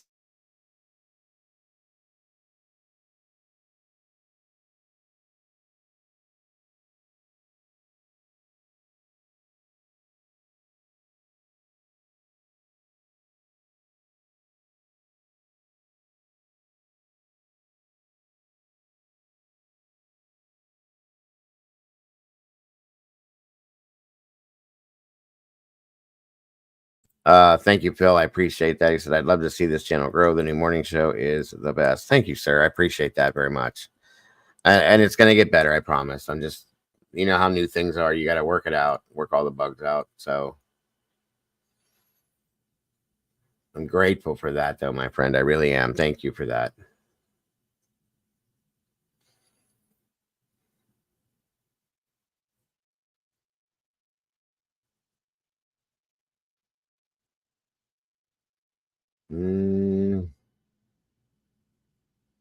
Well, let's see what this has to say. After the hearing, I guess there's updates on the news. So let's see what the news is saying real quick. Small-town Kentucky sheriff accused of shooting and killing a judge in his chambers was in court today. Letcher County Sheriff Shawn Stines appeared in front of a special judge in Carter County. The shooting happened last Friday at the Letcher County Courthouse, and Kentucky State Police say Judge Kevin Mullins died in his chambers. The sheriff turned himself in shortly after. Today, the court focused on the sheriff's representation. Stines surprisingly showed up with a public defender before the judge appointed him one, an unusual move. It's going to take a considerable amount of money to retain an attorney to represent you on this capital offense. However, I don't believe you do at this time qualify as for public assistance due to the fact that you aren't indigent. All right.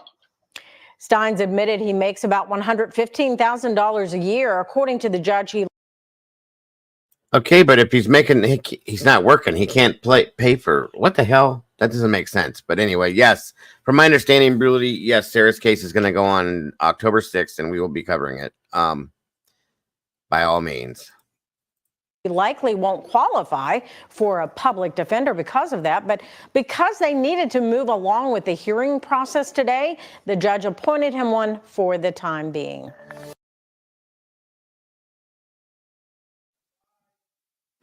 Morgan District Court is now in session with the Honorable Rupert.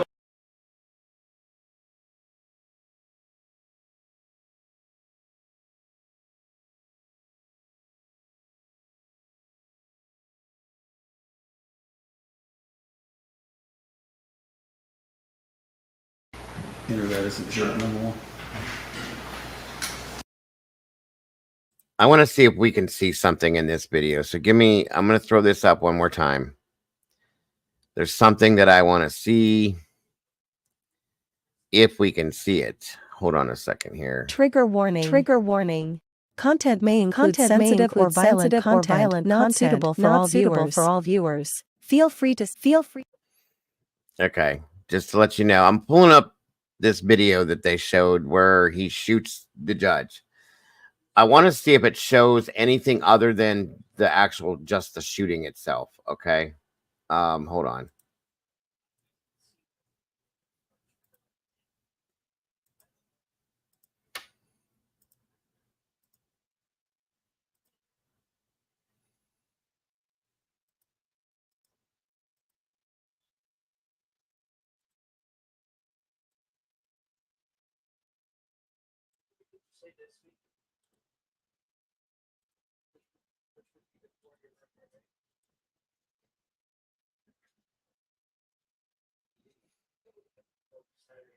All right, guys, 1 second here.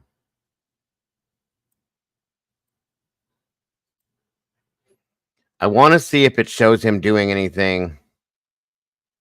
I know, Heather. It's still, I like to warn people. Thank you, Alicia. And you guys, I swear to God, Alicia and SRB, you guys are twins. You guys do things at the exact same time. It's crazy. It's hilarious. Thank you, Mama Duck, very much.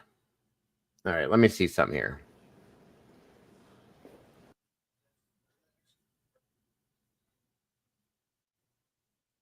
Okay, so it's not showing the part where the phones are on the desk then?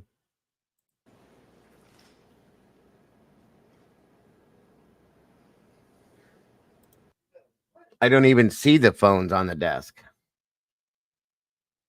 Or the phone. It's not showing. All it's showing is the shooting side of it. It's not showing the rest of it. So this was Thursday at 2:52 p.m.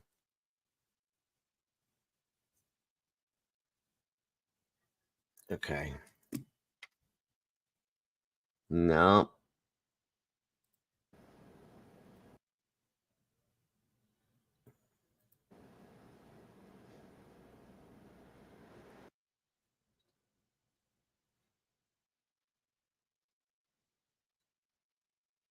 Oh, there it is right there. There's the phone right there. Okay. So that's the phone. Let's see it right here. I didn't see it for the longest, but it's laying right here. It's like a flip phone, I guess. At least that looks like a phone to me. Isn't that what that is right there, you guys?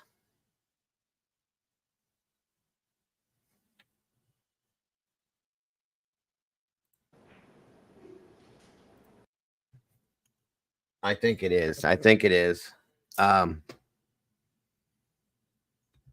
Yeah, that would be the judge's phone right there then. That's what that is. See where I'm circling? It's hard to see because it blends in with the desk. There's the one side end of it there. It is little, like a flip phone. It doesn't look like a smartphone. Oh, wait. Maybe it is. I think the screen just came on. See it?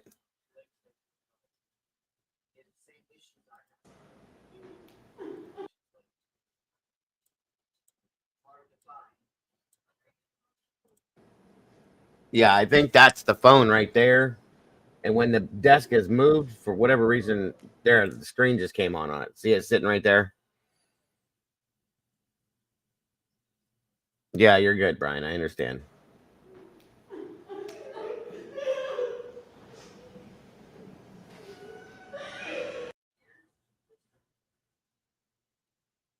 Okay, so they're standing there talking. The phone's already been laid back down. And he's smoking. It looks like, at least.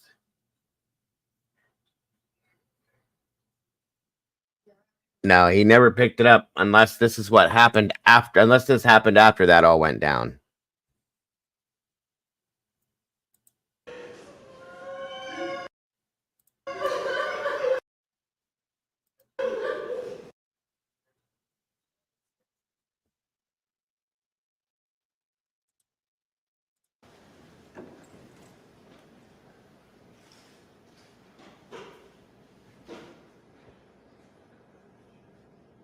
Right, Phil.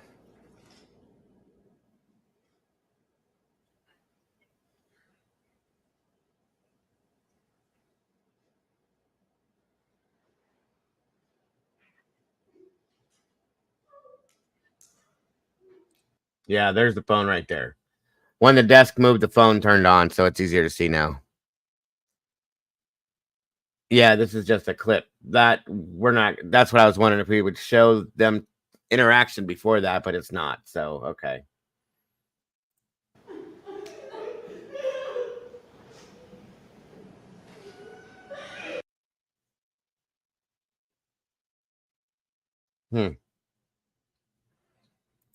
I'd really like to know what's going on. I really would. So, I mean, and it looks to me, I'll be honest with you, like he was trying to end his life, not just shoot the meme. He was trying to be, like, he was going for headshots, and it looks like to me. So, I don't know. I don't know.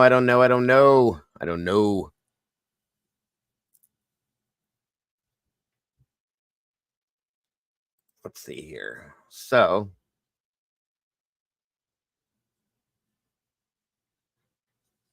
what's this? It says there's new information. Yeah, he did mean business. He wasn't playing. He was aiming for the head. That's why when he went down, he kept trying to shoot at him. I mean, you only need one good shot, guy, so. Learning new details about the deadly shooting of a Letcher County judge. A preliminary hearing revealed the judge reportedly called the sheriff's daughter moments before authorities say the sheriff shot and killed him. The judge called the sheriff's daughter moments before.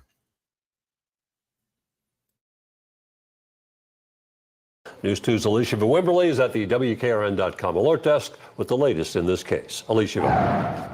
And that's right, Bob and Haley. That preliminary hearing revealed these new details about what led to the shooting of the Letcher County District Judge Kevin Mullins. Former Letcher County Sheriff Shawn Stines appeared before a judge this afternoon. Detectives who took the stand said surveillance video showed the exchange inside the judge's chambers. The video shows Stines making a call and then using Judge Mullins' cell phone to make another call. That detective confirmed that outgoing call was made to Stines' daughter, whose number was saved in Judge Mullins' phone. Our sister station reports the video shows the shooting occurred just moments after the call. Now, that being said, I do have to agree. A lot of people said this. Why is the sheriff's daughter's number saved into his phone? That's weird. That's weird. That is weird. That is weird. That is weird.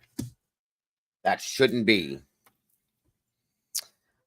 At this point, guess what I'm going to do, you guys? I am going to...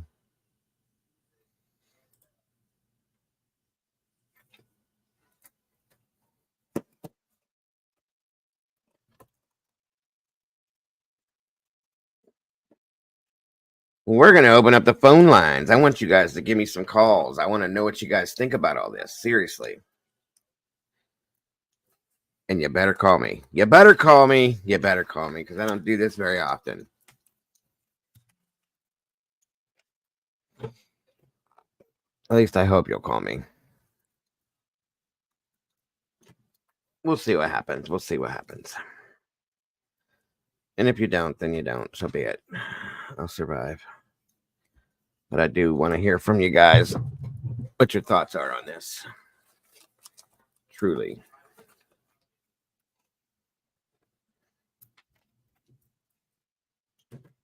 All right.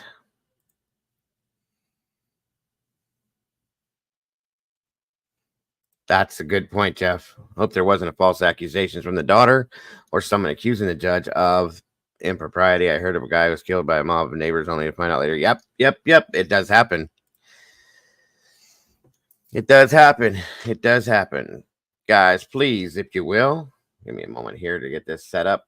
I'm going to have you guys call in. I'm going to open the phone lines up here real quick.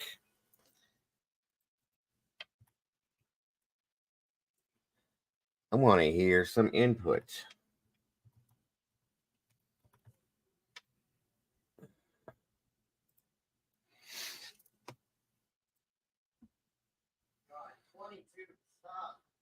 All right, let me...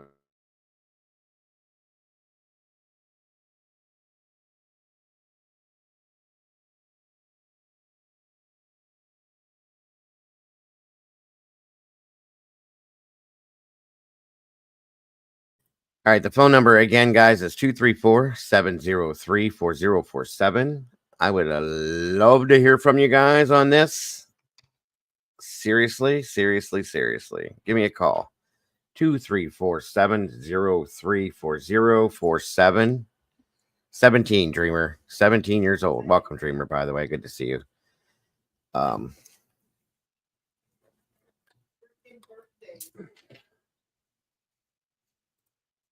Hello. Call from Mama Duck. Hello, Mama Duck. How are you?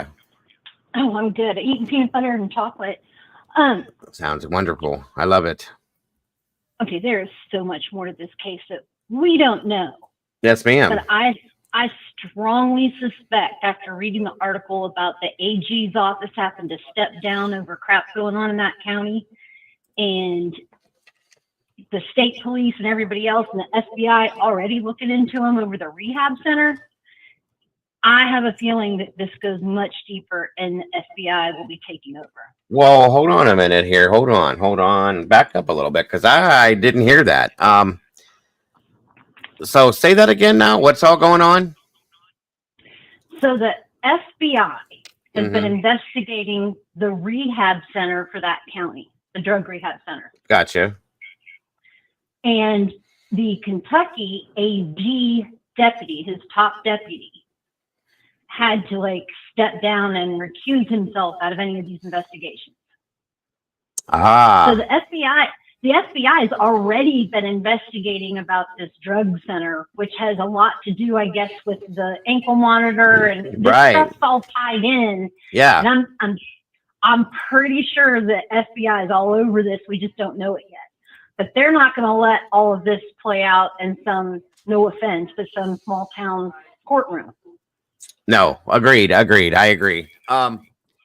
So that's interesting. I didn't know that about the rehab center, and that does link up to the ankle monitor program and all that. So, okay, now yeah, I sent you links to all the stories. Okay, thank you. I will have to look into that. Because I just couldn't understand how the FBI or the Kentucky State Police had not looked into all of these allegations before the civil suit. They had to have. Yeah, that makes some sense. It does. I mean, they can go on simultaneously, but, and it's not like, crap goes on in every small town in the United States. Every one of them has drama. Yeah, right. This is pretty corrupt. Yeah, it sounds like it. A little more than most, but this is wow. Yeah, I agree. I do agree, and it was a horrible situation. Mm-hmm. What happened, but I'm thinking this is just a small case. It's not going to be that big of a deal. But I'm telling you, yeah, I think this is gonna envelop into something a lot bigger. I agree. And it's going to be more than this county, because more than one county uses that rehab center. Okay, I got you. That makes sense. So if this, I don't know what county they're holding him in. I couldn't find it real quick, but if they're holding him in one of the counties that they're investigating, he probably does not want to be in that county jail. Well, right, agreed, and that could make sense as to why they were talking about transport. Now, Alicia just brought something up too. When we first heard about this, correct me if I'm wrong, but wasn't the judge and that sheriff working together to bring were they the founding people for the rehab center? I don't know. They were working together to do something to help the community. I remember when this book got brought out, I remember hearing that, and I couldn't remember if it was that or if it was something else. That's a good question, Alicia. See, at one point, there was a big push, and y'all probably remember this, for privatize local jails, county jails, all over the country. Right. That turned into one of the biggest. There's a whole scandal behind that. How county judges and county commissioner courts and stuff, they all got kickbacks for this. Gotcha. Okay. And so, well, not they didn't all, but a lot of them. And so now that same company that did that is opening rehab centers all over the country. Oh. And yeah, now I don't know if these are connected, but I'm going to dig, because if they are connected, oh man. Yeah, right. There's probably, this is going to be much bigger. Yeah, of course. Now that makes me wonder, because I remember where I grew up at. I grew up in Warren, Ohio, of course. And we used to have our own city jail, and then they built this new county jail, Trumbull County Jail, and all the local municipalities around. As well, you're from the area, you know what I'm talking about. They kind of, yeah. My aunt's a trustee in Leavittsburg. Oh, okay. Well, there you go. I probably know who she is then, because I used to live out there. But they shut down all the local Warren Township city or township jails and all the Brookfield and all that. Everybody goes to one jail now. So did that have anything to do with what you were talking about when they started doing this privatized thing, or is that completely different? No, this is different. This is in the last, this is in Texas. This started about 18 years ago. Oh, okay. Gotcha. The only reason, so our local jail, when it got built, the then judge and one of the county commissioners are going all over the state trying to convince other counties to build jails too. They were like, well, we don't know if they were ever paid, but they were going from town to town or county to county, trying to talk all these other counties into signing up with this private prison thing. Gotcha. that they would build. And there was a strong push that these guys were getting kickbacks, and they even were like a threatened of indictment in another county for what our judge and people were doing. Mm-hmm. And so when that all came out, the one resigned and then the other one died. Okay, gotcha. So we don't know. It never went anywhere. But Right. and now the county has had to take it over because these privatized jails are a ripoff for taxpayers. A complete ripoff. I mean, it sounds good, but it is not. It ends up costing you twice what it should have cost. Right. So there's a whole thing behind it. Right. But, Right. yeah. So when I saw that it had to do with that the count, this was a local thing to push for a rehab, I was like, okay. Gotcha. Yeah, Gotcha. I'm like, nope, corrupt. No, I can see it. I definitely can see it. It makes sense. It really does. Let me see here. One second.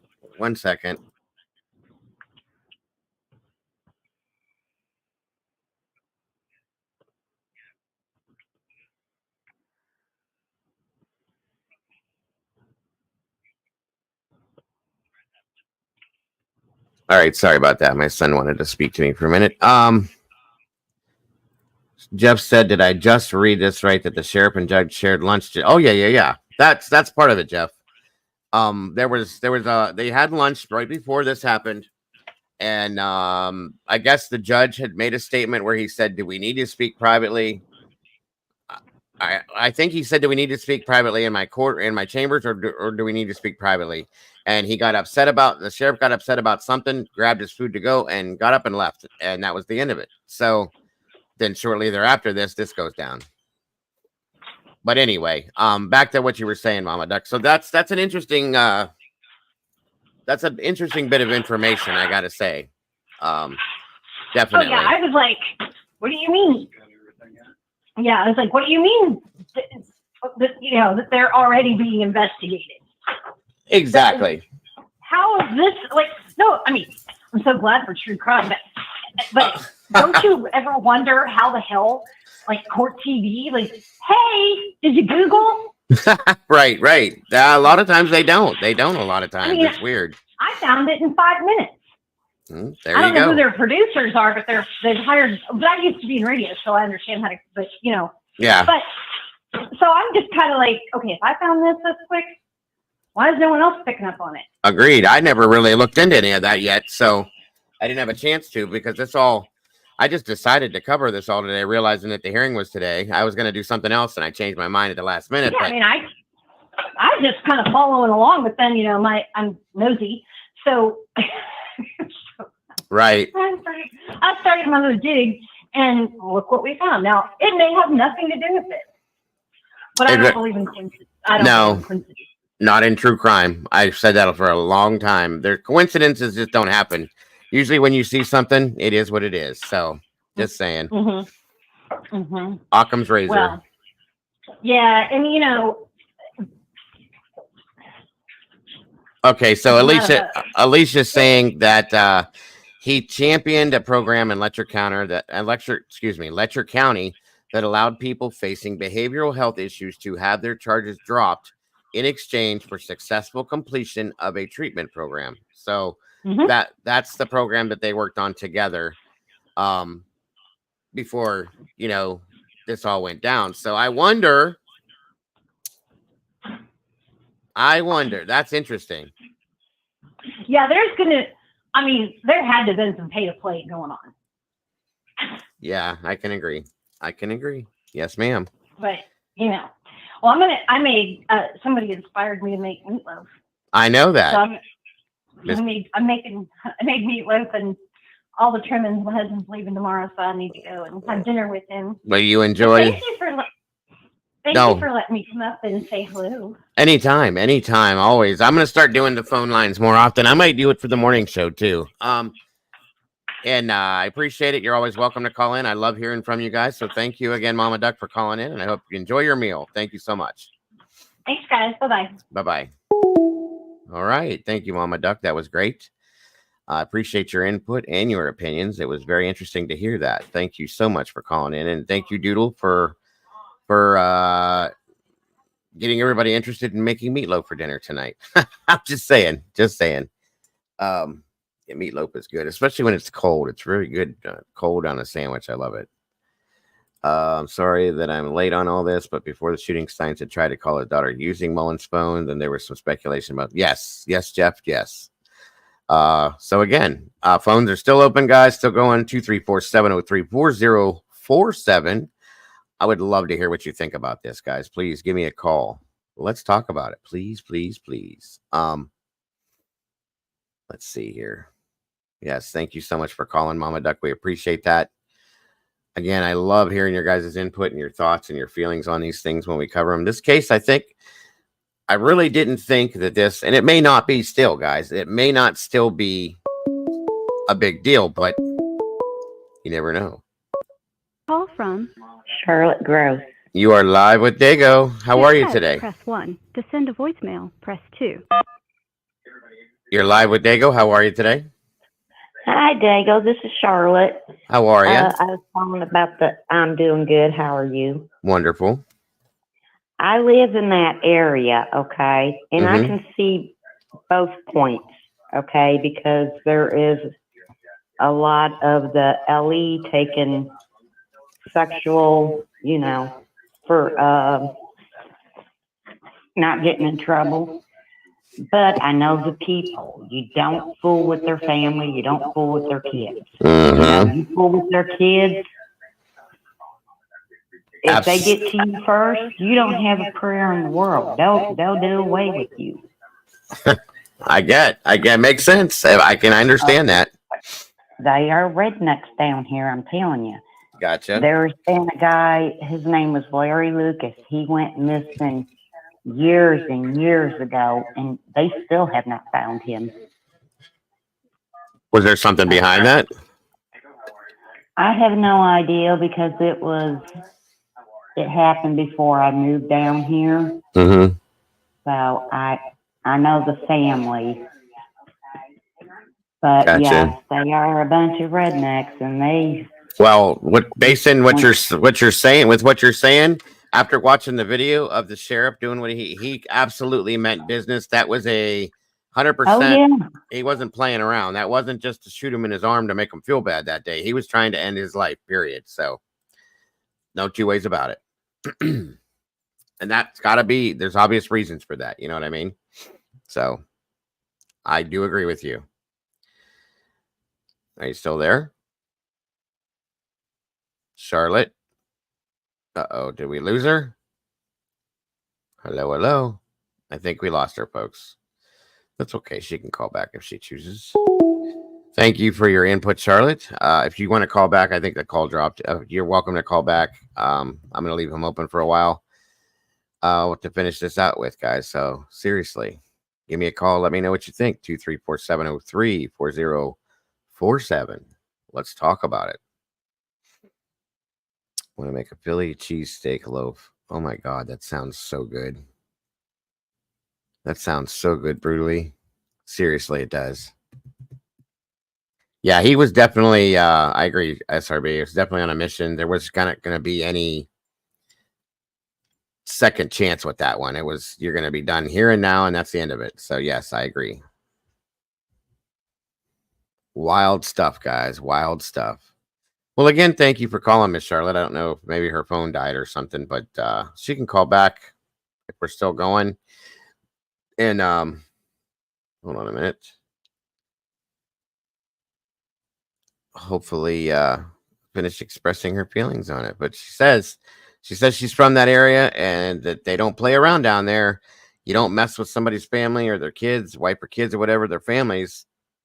They don't play that game. So that says a lot right there.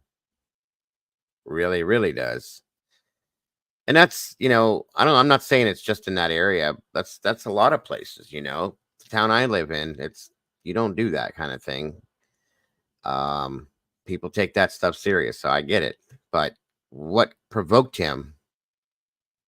What was going on with the family? What happened basically? What provoked him to do this? That's my thought. It might. It really might, SRB. It might go a little deeper. Like I said, guys, as I was watching this and paying attention to this case, I saw it for what it was, but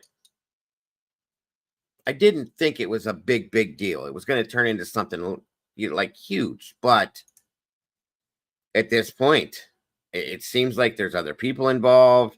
It seems like it's not just what we're seeing on the surface, that there's something that runs a little deeper to me. So I think we're going to find out. Truly, I do. There's going to be some other stuff that may come out with this. And I think a lot of people are going to go, what?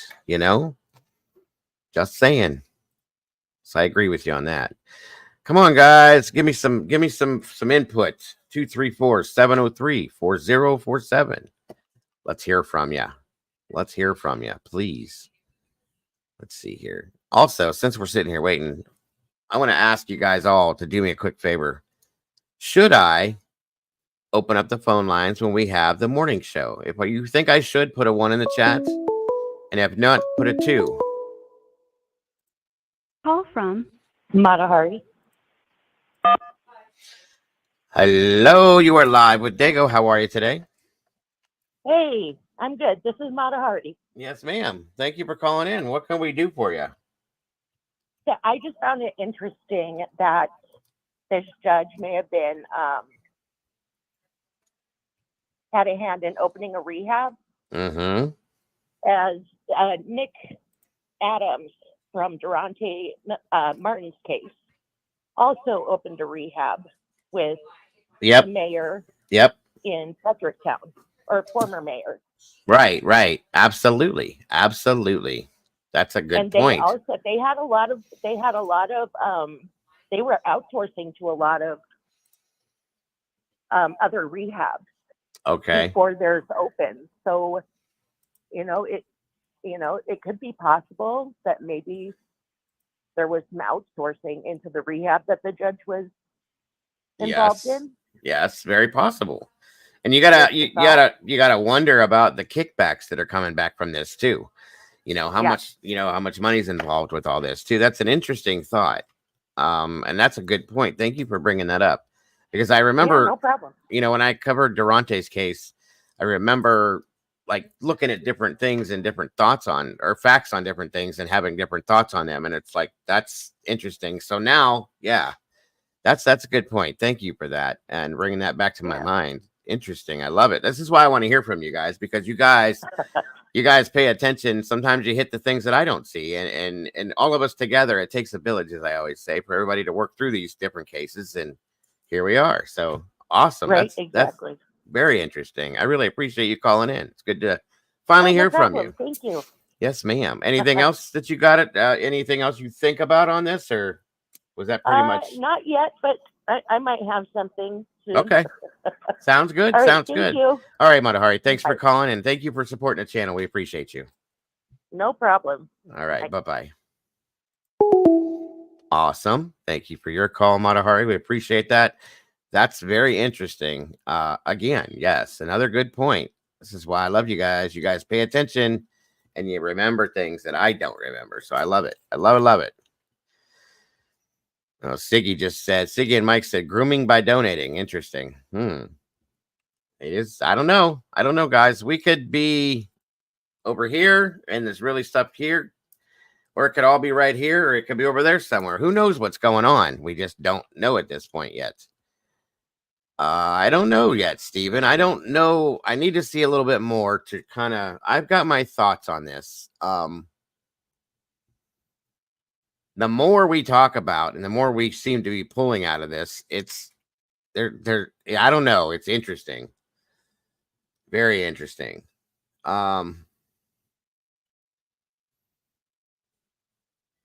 Very, very interesting. Let me see. What do we got here? Custody 43, Leslie County Detention Center. In custody. Hayden, Kentucky. Okay, good stuff. Okay. All right, let me see something if I can redo this again. 1 second, guys. Molly, where is that document? 1 second here.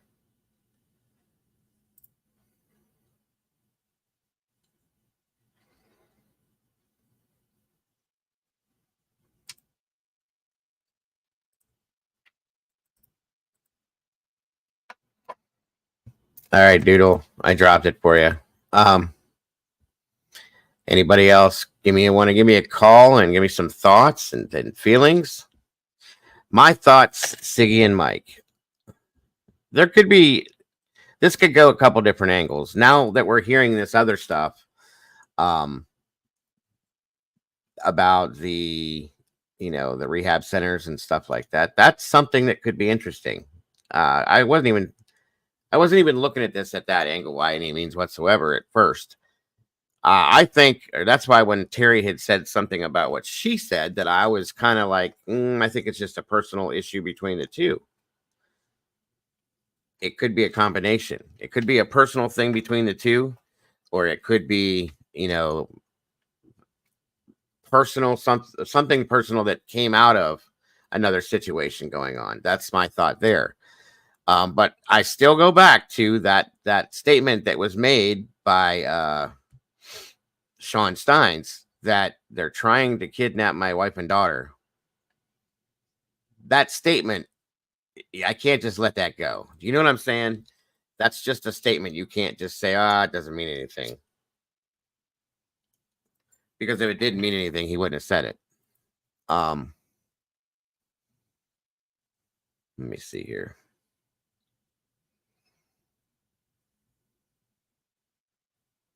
Yes, I do know that. That's another point too. It's something I was actually thinking about doing a show on, Heather. It's a good point. Very true. In Ohio, folks, a lot of people, if you look it up, Google it, no lie, have gone missing from rehab centers. Now, before you go head first into that, guys, we know that people that go to rehab centers, why they go, okay? And they could just be walking away and things happen, so on and so forth. But it is a hell of a coincidence. I'll say that. And I don't really believe in coincidences. So just saying. Very good point, Miss Heather. Very good point. Yeah, that's why I said that. Clearly use the words kidnap. Now, I know that we said it may not have been meant literal, but why would you use that specific word? That's the issue that I have with it. Okay. Truly it is. That's a weird thing. Amazing that it only took 15 seconds to get 8 shots fired off. Well, I mean, he is a sheriff, so he probably handles his gun regularly and knows what he's doing. But yeah, it's a good point, Jeff. It's a good point. All of these are very good points. Heather says, I'm not saying it isn't common to relapse, but I'm saying that people who haven't relapsed have gone missing. Yes. No, I get it. I do. I understand. You are correct. That's a whole different show for sure, Heather. For sure. We may have to cover that, you guys. Seriously. Says, yes, not to separate them, not split them up.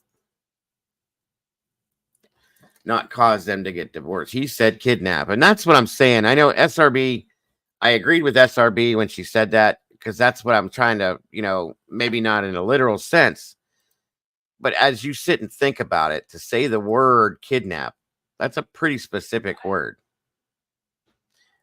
If you were going to say they're trying to split up my wife, my family and I, or he's trying to split up my wife and I,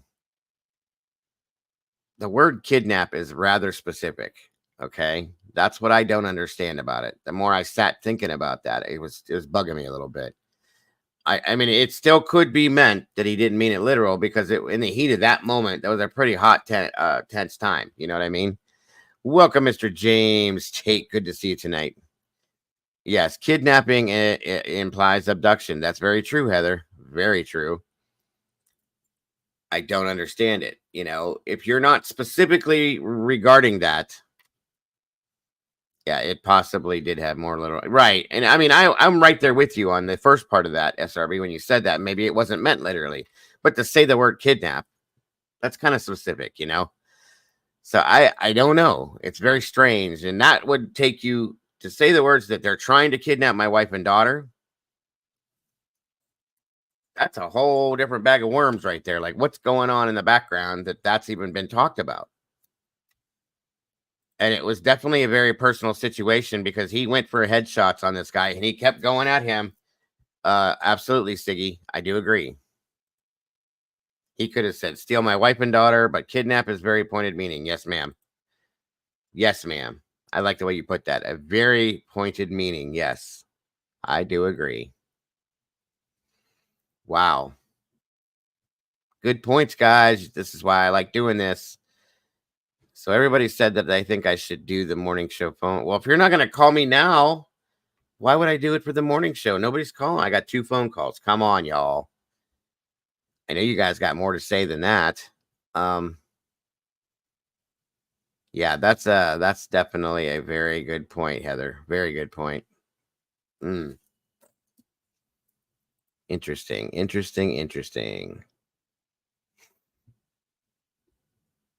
Definitely implication there. I don't know, guys. This case is getting hot quick. You know what I mean? It's heating up very quickly. It was kind of at a level at even keel for a while, and we were all just following it for what it was. And now that we've had this first hearing, and we saw how it actually happened and how serious he was about it, what he was really was like headhunting this guy in a sense. I mean, at some point, Thomas, it could. Anything is possible, guys. Okay, I'm not saying it does, but it very well could. You never know. You never know. Brutally says maybe a trafficking ring. So many people go missing. Maybe judge threatened him with family to keep his mouth shut. Very possible too, Brutally. Let me see, Doodle.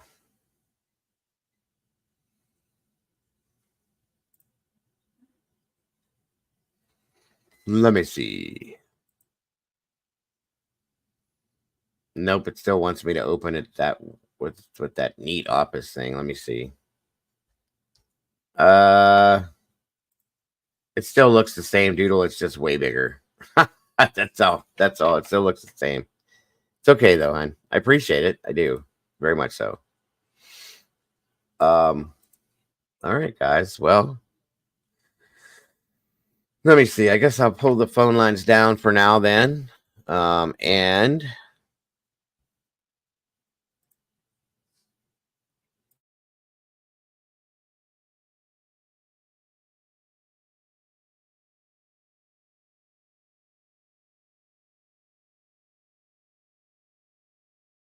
all right, so I'm going to take the phone lines down for now. I appreciate the calls, though. I really do. And I'll talk to Doodle and see how she feels about doing them on the morning show. I think it'd be fun to do that as well.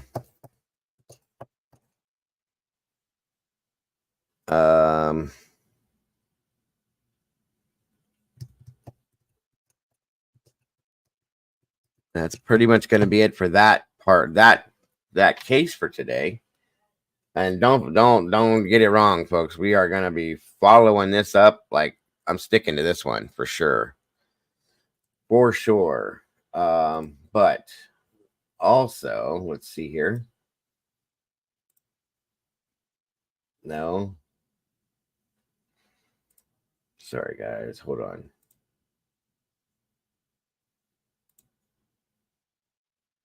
One second here. Oh, Lord. Come on now. Work with me here.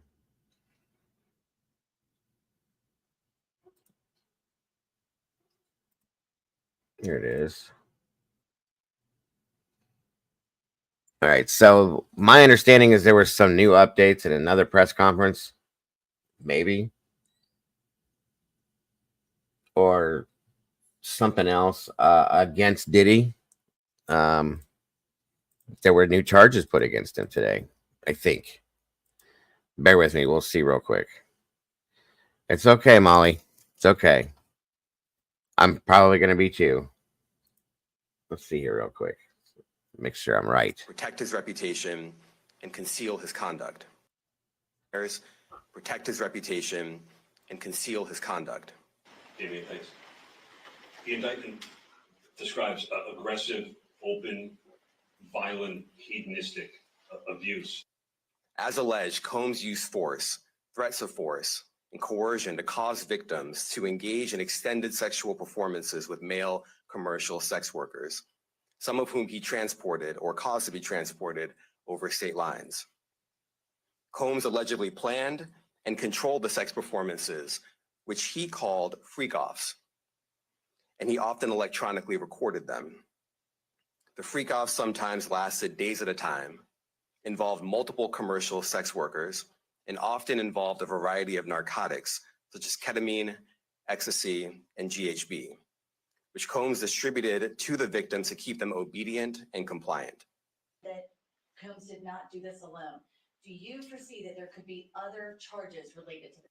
This office is determined to investigate and prosecute anyone who engages in sex trafficking, no matter how powerful or well.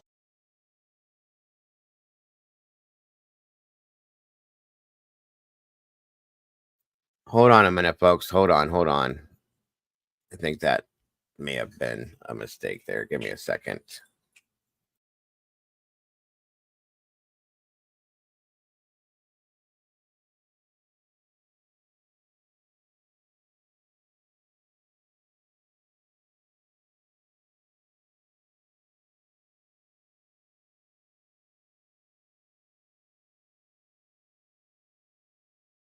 Okay, sorry, I clicked on the wrong thing. Here we go. All right. Here we go. Sorry about that, folks.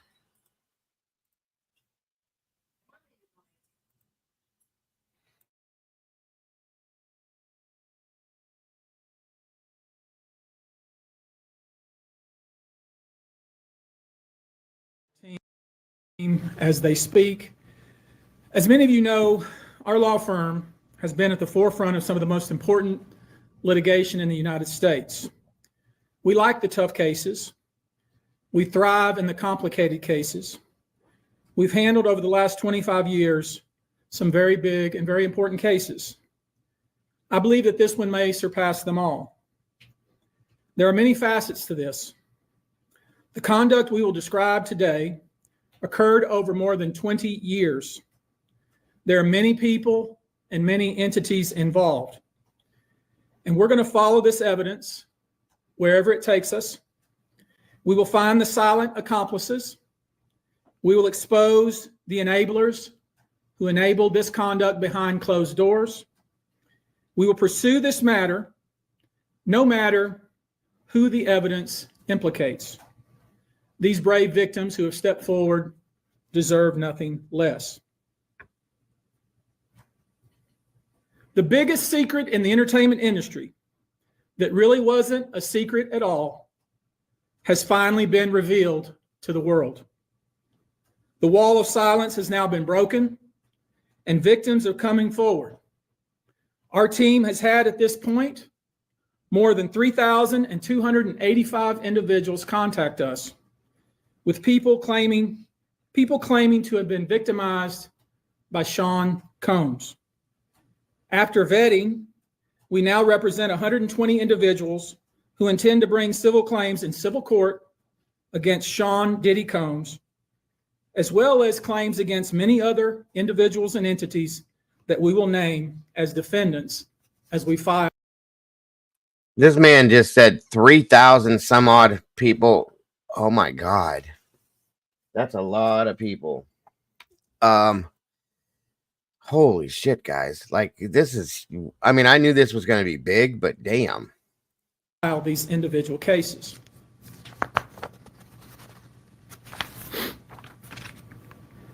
And you should know, to the extent the clients feel comfortable, we also intend to make these individuals available to the authorities, specifically to the FBI. And you should also know a few of them have already been spoken to by the FBI. Now, before we discuss the nature of the claims and claimants themselves, let me comment on the large volume of calls we have received since our first announcement. Even before the indictment of Shawn Combs, we had received a small volume of calls and had screened a handful of cases. After the indictment of Sean Combs and the announcement that we were pursuing these claims, the floodgates opened. People who wouldn't otherwise, for a variety of reasons, are now stepping forward to make their voices heard and to pursue justice. And when this first hit the books, folks, did I or did I not say? I know I did. Did I or did I not say that now that he's behind bars and now that the people that supported him have gone down with this, that people are going to come out of the woodwork because there's no fear anymore. Now they know they can. Here we are. I'm just saying. But no, most of these people are scared.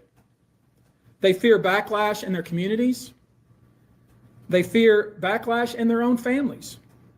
They are afraid of retaliation from the perpetrators and their associates. They are rightly afraid for their own personal safety. I expect that through this process, many powerful people will be exposed. Many dirty secrets will be revealed. We know what we are potentially up against. And as is always the case in situations like this, when a celebrity is involved, people can be downright mean and nasty. You would be shocked at the length fans will go, no matter the evidence to the contrary, to defend celebrities they love. I mean, there's a reason for this word fans. They're fanatics. I've personally already been threatened multiple times on social media. And when I agreed to pursue this, I expected as much. This isn't my first rodeo. But victims who step forward to have their voices heard should not be subjected to that kind of conduct. They should not be targeted. I want to say this, and I want to be clear about it. Although we are vetting each call as stringently as we can, I always start with a mindset that I believe victims. I believe victims because I understand the tremendous courage it takes to step forward. So if you're watching this, please hear me. If you're out there and you have been victimized, you are not alone. There is a great strength in numbers. You can seek redress. You can obtain justice. We can help you, and we will help you. That being said, as stated, we are vetting every call that we receive. We have had to turn away some. For each, we ask for corroboration. For each, we ask for the identity of witnesses. We also have collected pictures, videos, texts. We check venues, we check dates. We want to corroborate that the claims being made have legitimacy and merit. We have on staff now a former detective from the Major Offenders Unit of Houston Police Department who is helping us vet each claim. We're using our common sense. We're being stringent because, as I said, these are not easy cases. They're very tough. The process is hard, and in some cases, the process is very lengthy. These cases are hard to prove. Many times it's the victim's word against the alleged perpetrator. Each of these victims will no doubt be publicly attacked by the alleged perpetrators, and in some cases, the general public. The feckless and cowardly keyboard warriors love to attack. We know what we're up against. We did not enter this fray blindly. I wish it was my last such fray. I wish this type of behavior wasn't so pervasive, but it is what it is, so we will press on. As I said, our law firms have been retained by 120 individuals at this point to pursue cases in civil court against Sean Diddy Combs. You should know, in this group, it is evenly divided between males and females. There are 60 males and 60 females who have joined us to pursue these claims as plaintiffs. In this group, 62% identify as African American, 30% are white, and the remainder are Hispanic or Asian. The victims are from more than 25 states. The majority are from California, New York, Georgia, and Florida. And I want to focus on the ages of these victims. When we talk about the ages of the victims when the conduct occurred, it's shocking. Our youngest victim at the time of the occurrence was 9 years old.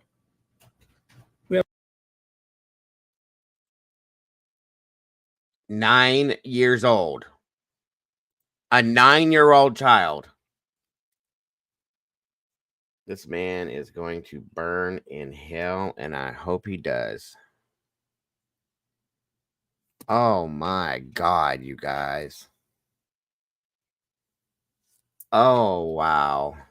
What a piece of shit. We have an individual who was 14 years old. We have one who was 15. 25 of the 120 individuals who are plaintiffs in these cases were minors at the time of the acts complained of. The time frame of the acts complained of is very wide. The conduct at issue spans from the years 1991 all the way till this year, 2024. If you wonder why there are so many alleged victims, that's your answer. We're talking about more than 25 years of this type of conduct. Now, although most of the victims who have stepped forward were victimized after 2015, this has been going on for a very long time. Now, when you think about the fact that some of this conduct occurred 25 years ago, and you wonder why would it take somebody so long to step forward, I want to remind you that many states in the United States have recognized that it's very difficult for a victim to step forward and to make these types of allegations when something very terrible has happened to them. I'll use New York, the state of New York, as an example. The state of New York has specific statutes in place that revive claims that are even claims that would typically be not able to be brought, that it revives such claims and they can be brought even 25 to 30 years later. Because there's a recognition there in New York and California and other states that it's very difficult for a victim to come forward. And I would respectfully suggest the only reason many of these people are coming forward because they see other victims coming forward. And it gives them some comfort that, hey, I won't be the only one.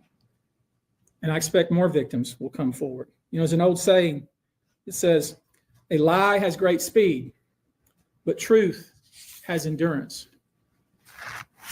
The acts complained of in these cases that we're going to file occurred primarily in New York, either Manhattan or the Hamptons, or occurred in California, primarily in Los Angeles, or in Florida, primarily in Miami.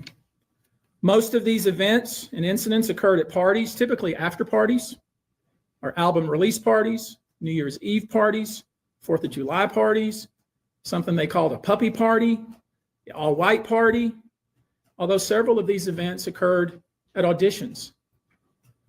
Many times, especially young people wanting to break into the industry, were coerced into this type of conduct in the promise of being made a star or in the promise of having Sean Combs listen to their tape or even let them read for Sean Combs. You should know that some of this behavior occurred at well-known venues in New York City. Some of this behavior occurred at private residences of people that we all know. Some of this behavior occurred at hotels that we're all familiar with.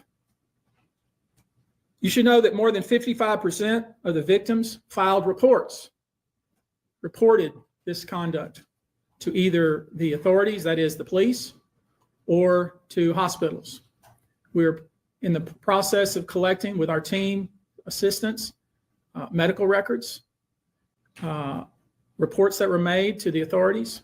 And I've already said that some of the individuals in this group did in fact talk to the FBI. You should know that several of the individuals, and when I say several, I mean many, who did in fact seek medical treatment were drug tested, and drugs were found in their system, weird drugs that you probably never heard of. One in particular that continues to pop up is a drug called xylazine or trank, which based on our research is known as a horse tranquilizer. Now, there's been a lot of reports that we're filing a class action. This is not a class action. Class actions when one or two people file a case on behalf of a group of people. That's not this. These cases will be individual cases. Each case will live and die on its own merit. These cases will be filed individually, one plaintiff against whoever the defendants were involved in the case. Each case may be filed in one venue like California. Another case may be filed in New York. One case may sue just Sean Combs, but multiple other people. One case may sue a range of people. I would expect most, though, to be filed, as I said, thinking or hoping or perhaps believing that I may start naming names. Well, that day will come, but it won't be today. The day will come when we will name names other than Sean Combs, and there's a lot of names. It's a long list already. And of course, I already know who some of these individuals are, but because of the nature of this case, we're going to make damn sure that we're right before we do that. But the names that we're going to name, assuming that our investigators confirm and corroborate what we've been told, are names that will shock you. These are individual cases. There are indeed other perpetrators involved. They will be revealed when that particular individual case is ready to be filed. They already know who they are. And I'm talking here about not just the cowardly but complicit bystanders. That is, those people that we know watched this behavior occur and did nothing. And I'm talking about the people that participated, encouraged it, egged it on. They know who they are. I call them the facilitators of foul play, willing participants in vile conduct. As we identify them, each will be part of this case as defendants. These defendants will not only include individuals, but would also include corporate entities who ultimately profited off of this culture and behavior. I'm looking at banks, pharmaceutical companies, hotels. We know that many of these individuals were paid cash. We know that many of these individuals involved, whether they were the ones being assaulted and abused, or they're witnessing other people being assaulted and abused and then paid and threatened and told to leave. Typically paid 10 grand in cash and told to leave. And then threatened as they were leaving.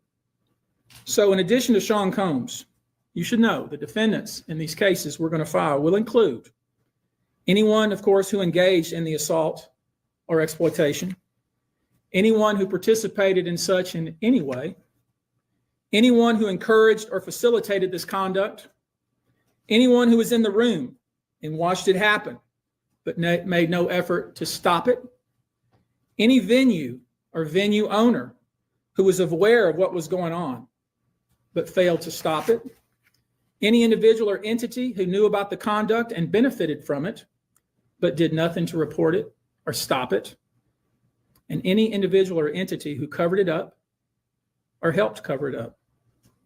These people who know who they are should just come forward now. I would imagine, as we speak here, there are a myriad of people who are very nervous. You can't hide skeletons in the closet forever. I would expect there are many people out there right now who are desperately searching their memories as they delete their texts and data. Now, although these are, in fact, individual cases, there is a common theme, an MO, if you will. Typically, the victim is lured into a situation where he or she is given a drink. Typically, that drink, reported by these victims, is apparently laced with something.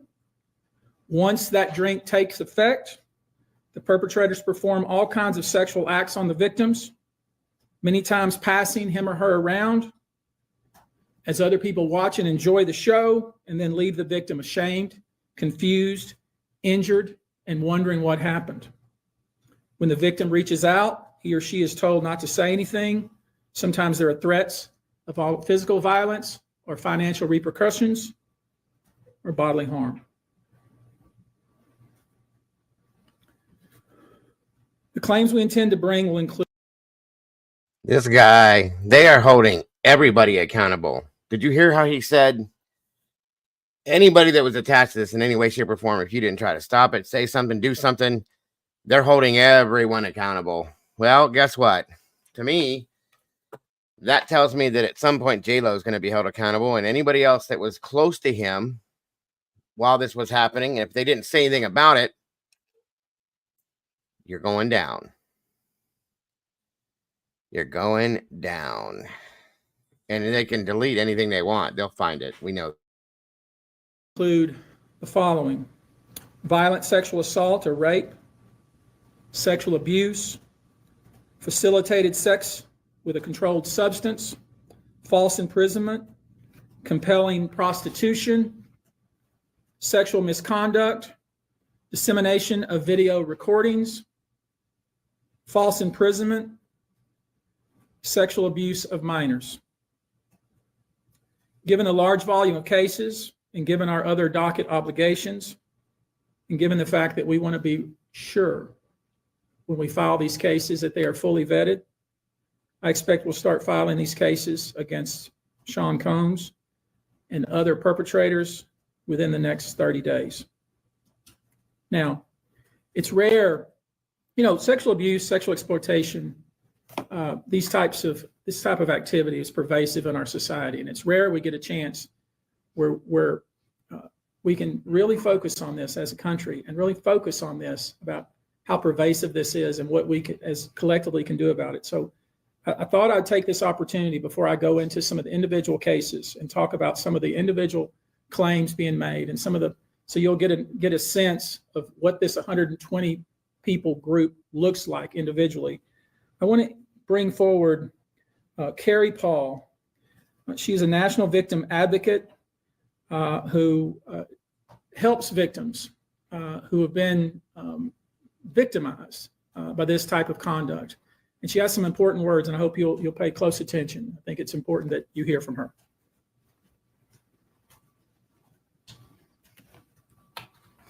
Hello, I'm Carrie Paul with the National Victim Advocate. It's not easy for any survivor to come forward. Our culture doesn't believe survivors. It blames and questions them. Instead of showing support, many choose to enable abusers. The media runs stories asking why it took so long for survivors to come forward instead of asking what barriers exist. We also don't equip law enforcement with the ability to handle sexual assault crimes. Lack of funding translates to lack of training. We have officers in the field that don't know what to say to a rape victim, and also an alarming amount of backlogged, untested rape kits. Prosecutors are focused on what they can prove in a case, and if so, how to do that at time of trial. Advocates and staff are stretched thin with growing caseloads in the criminal justice system. Most people don't know how the criminal justice works in general. There isn't enough staff or resources to adequately explain the entire process to every victim and survivor. Our culture works against victims and survivors every day, and abusers know this. Abusers work themselves into positions of power, building a public image that is trusted and financially large enough to make people look away. Abusers are unfortunately very skilled at power and control, the foundation of abuse.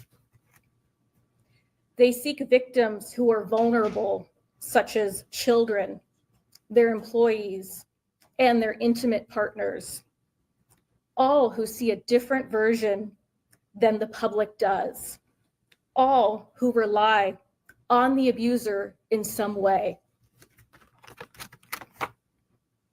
And for those that do come forward and aren't believed, face questions like, are you sure it happened that way? Were you drinking? What were you wearing? All of this creates an environment that enables abusers to continue abusing them and future victims. To the survivors that have come forward despite not being believed at some point in time, your courage is like nothing we have seen before. We thank you for coming forward for yourself and all survivors. And lastly, I want all survivors that are watching this to know we believe you and we support you. Thank you.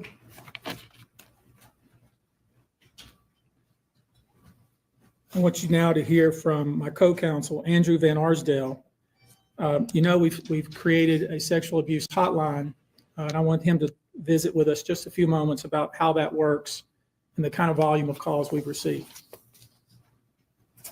Thank you, Tony. Like Tony said, my name is Andrew Van Arsdale. I'm the managing partner of ABA Law Group. We have offices in California, Montana, and North Carolina. To build off of what you just so well said, it's very hard to come forward. And given what we've experienced the past 10 days is really unprecedented in my career, at least. We represent thousands of survivors of abuse, and never, ever in a 10-day period have we seen over 3,000 people come forward, where we've confirmed and decided to investigate and represent 120 people, while we're continuing to work through another 100+ cases to prove them up, to validate what had happened here, and to hold those that are responsible accountable. And so, like Tony said, we've set this up. 1-800-200-7474. I have a team of people standing by, literally. If you know that this happened to someone and you have information about it, please contact us. If this happened to you, come forward.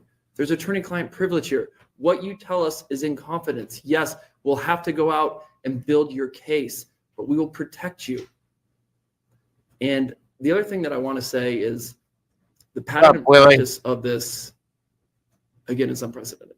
Over 30+ years of the same sort of events happening, people thrust into the circle reportedly, and horrible things happening to them as a result. And from talking to these people that have come forward these past 10 days, I can tell you unequivocally that because the federal government did what it needed to do and indicted this man, that they put him in jail and a judge kept him in jail, they tell me directly, this validates my feelings. For so long, I thought it was my fault. What is it about me that put myself in that scenario? What was I wearing at the time? What did I do to be subjected to such horrific treatment at these people that I was trying to trust? Well, we know now it was not your fault. You were victimized by a group of powerful people that operated for 30+ years, taking advantage of their wealth and the power that they held within the music industry. So again, thank you to every single person that has come forward and contacted our office over the past 10 days. If you or someone you know suffered the same sort of treatment, please contact us at the number behind me and we will help you. Thank you. I think it speaks to how important this issue is in the United States and frankly internationally, that we have reputable people here that want to provide kind of information that I think victims need to hear, witnesses need to hear, the public needs to hear. Let me introduce to you now Olivia Rivers from the Texas Association Against Sexual Assault, and let her visit with you a few moments about these types of cases. Thank you. Good afternoon, everyone. My name is Q Olivia Rivers. I am just served my 6th year as the board chair for the Texas Association Against Sexual Assault. I'm also the CEO for the Bridge Over Troubled Waters, which is a local rape crisis center here in the Houston area. So thank you for being here as we address these heinous crimes. Sexual assault is not just a crime of violence against the body. It's an assault on the very essence of human dignity and safety. It shatters lives, it destroys confidence, and all too often, it leaves survivors feeling like they are voiceless, isolated, and vulnerable.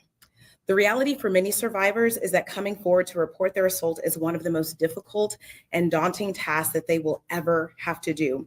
And for some, it may take days, months, or even years to speak up, if they ever do. The reasons for this have been mentioned, but include the fear of being disbelieved, being blamed or judged, and of course, retaliation. The trauma of the assault itself being compounded by the trauma of the criminal justice process, where survivors must relive their experience in order to seek justice. And these feelings and fears are further exacerbated when the allegations are against prominent figures in the entertainment industry or Hollywood. Cases involving powerful figures often attract significant media attention, which can deter victims from coming forward due to fear of public exposure or scrutiny. The intense focus on these high-profile cases can make survivors feel that their personal lives are being put under a microscope, causing further emotional distress. These allegations mentioned here today, as reported, reflect deeply troubling claims that deserve thorough investigation, and no individual, regardless of their stature, is above the law or public accountability. Sadly, the statistics paint a very disturbing picture. According to the National Sexual Violence Resource Center, 1 in 3 women and 1 in 6 men will experience some form of sexual violence in their lifetime. In the US alone, there are approximately 463,000 victims of rape or sexual assault every year, and these numbers barely scratch the surface, as sexual violence remains one of the most underreported crimes. But the numbers that follow tell an even more troubling story. Only about 23% of sexual assaults are reported to law enforcement. Of those, just 5% lead to an arrest, and even fewer, less than 1% of reported cases, ever result in a conviction, which is a devastating gap between the crime and the justice that survivors deserve. I want to briefly focus on our state here in Texas. According to the Texas Association Against Sexual Assault, 6.3 million Texans, men and women, will experience some form of violence. That's every 2 minutes someone is sexually assaulted, meaning during the course of this press conference, around 60 individuals will forever be changed by this violence. And those are just a few of the victims. Obviously, this is unacceptable. We cannot allow this cycle of silence and inaction to continue. We have to create an environment where survivors feel empowered to come forward, where they are met with empathy and respect and support, not skepticism and blame. We have to ensure that our legal system is equipped to handle these cases with the seriousness they deserve, and that survivors have access to the resources that they need beyond the legal courtroom. We have to address the root causes of this epidemic: prevention, awareness, and fostering environments where respect, consent, and safety are non-negotiable values. Additionally, support for survivors has to be holistic. They have to have access to counseling, medical services, legal advocacy, and of course, community support, regardless of whether they choose to report or not. To every survivor who has come forward, your bravery is an inspiration. To those who are still grappling with their decision, know that you are not alone and that your voice matters. Your story matters. We see you, we believe you, and we are committed to fighting for a future where sexual violence is no longer tolerated and where justice is not the exception, but the standard. Thank you. I want to visit with you real quickly before we close here about some specific instances without disclosing the victim's name. You probably know that depending on the age of the victim, you can file these cases, these individual cases, under Jane Doe or John Doe. Each state is different in that respect. Typically, there is a balancing test, like the public's right to know the name of the victim and plaintiff versus the confidentiality and the safety of the plaintiff. So we'll have to struggle with that with each one of these cases. Our intention, of course, is to, like we always do, file these cases under a pseudonym until the court tells us otherwise. But let me share with you a few, just kind of give you a sense of the kind of cases and the kind of instances that people are calling and reporting that we are trying to corroborate, vet, and these are the ones that we've already corroborated, vetted, and collected evidence on. One individual who was 22 years at the time she was assaulted said that the typical MO at one of these parties that have been widely discussed in the press was that when you were handed a drink, and now we know that the drink is laced with something, if you refused to drink it, you were kicked out of the party. Now let that sink in for a minute. I mean, the admission to this party was that you had to drink the chosen drink that was handed to you. And now we know that in most cases, I would say 90% of the cases, these individuals were drugged with some sort of drug. That was kind of the MO.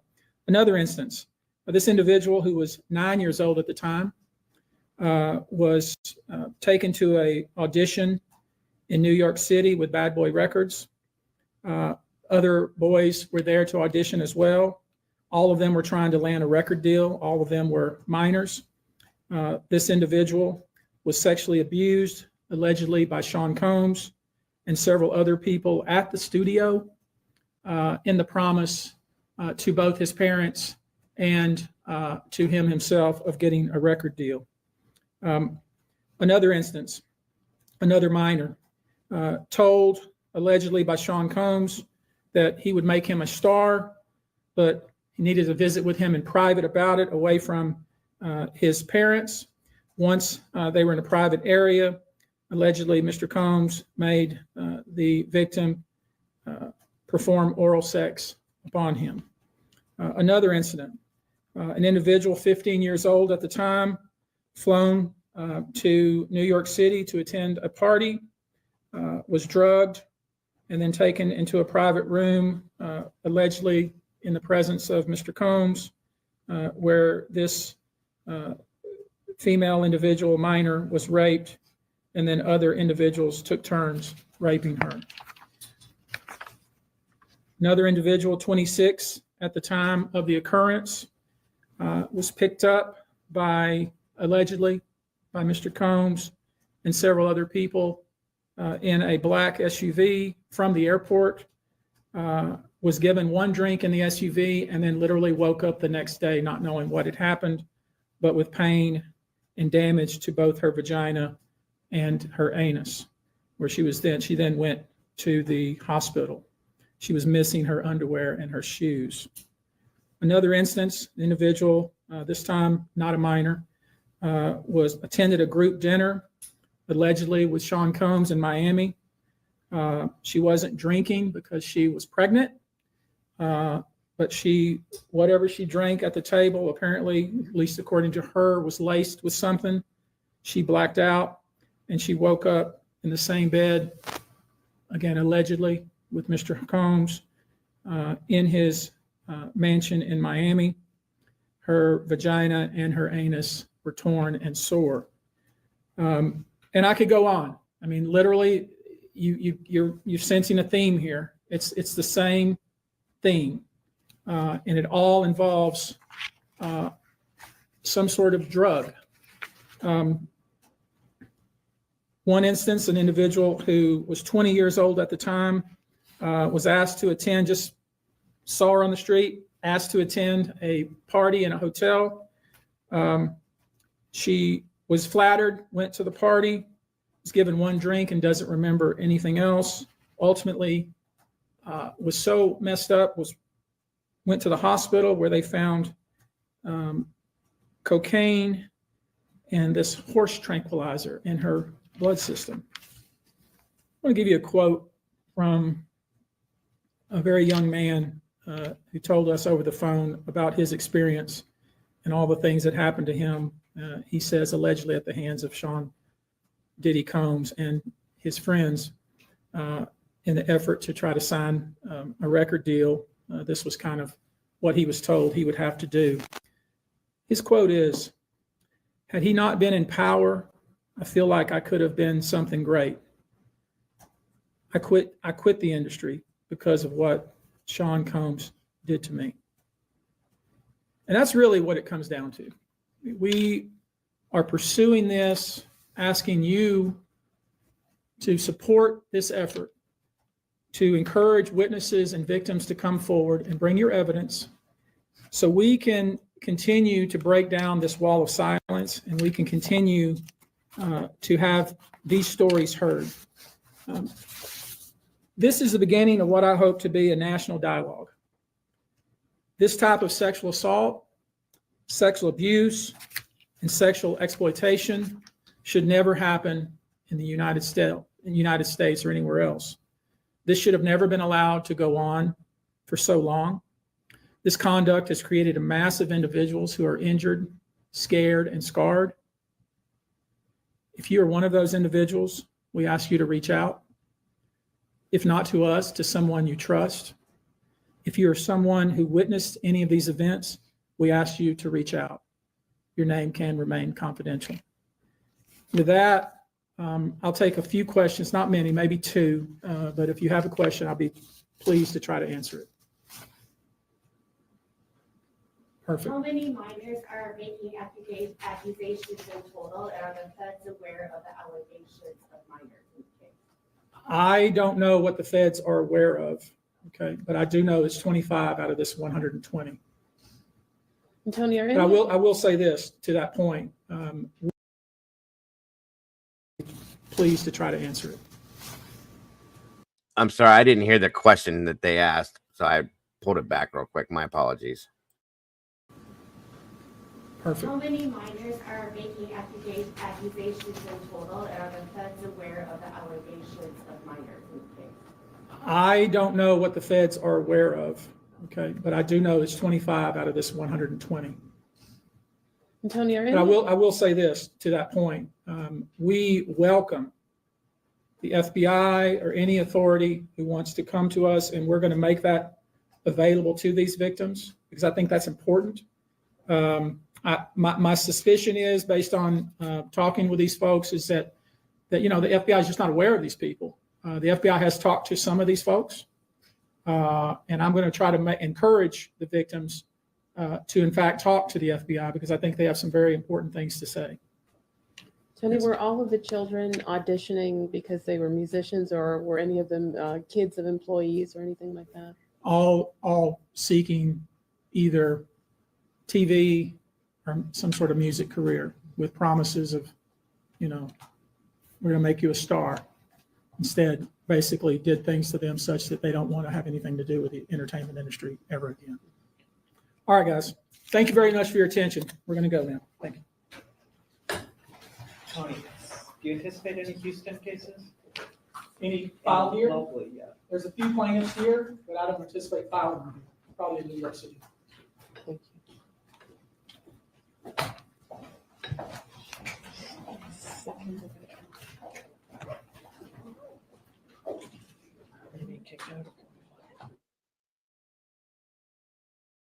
Wow. How about that? Welcome, Debbie. Good to see you tonight. I don't even know what to say, you guys. I don't know what to say at this point. I knew this was bad, but I didn't know it was like this. A 9-year-old, for Christ's sakes? Are you serious? Over 3,800 some odd people. Folks, this is disgusting. Utterly disgusting. And out of 120 people, 25 of them are minors.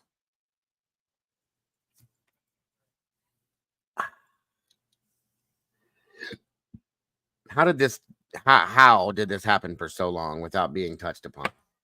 I mean, I know how, but why?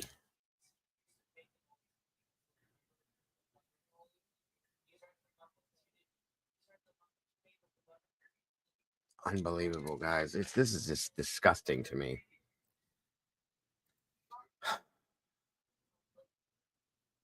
So bad. This dude's gonna rot in hell if he even makes it that far. When all of that comes to the surface and that starts to be rolled out, guys, I mean, I bet you there's more. I called this when I said this happened. I knew this was going to happen, not with the minors, but damn.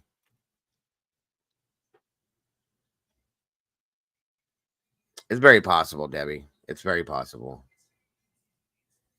It's a lot bigger. I mean, I knew it was big to begin with, but this is way, way, way bigger. Way, way, way bigger than I thought it could ever be at this point. And I still think there's going to be more that comes out at this point, too. Way more.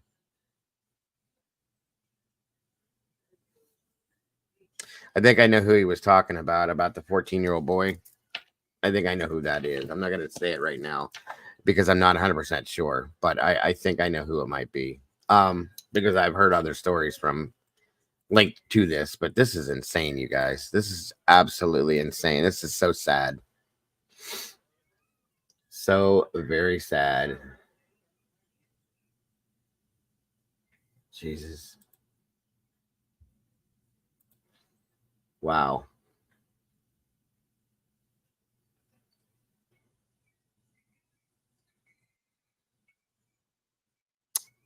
Unreal.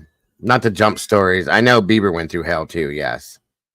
And yes, Matahari, it's just the tip of the iceberg. This is going to turn into something monstrous, folks. Absolutely monstrous. And there's going to be so many more big name people. And I'm telling you, there's somebody above Diddy with this, okay? There is somebody above Diddy. Okay? When he rolls, that's why they said that they believe that that Diddy's life is in danger. When he rolls, because he will, I believe truly, it is what it is. Now look at this here, guys.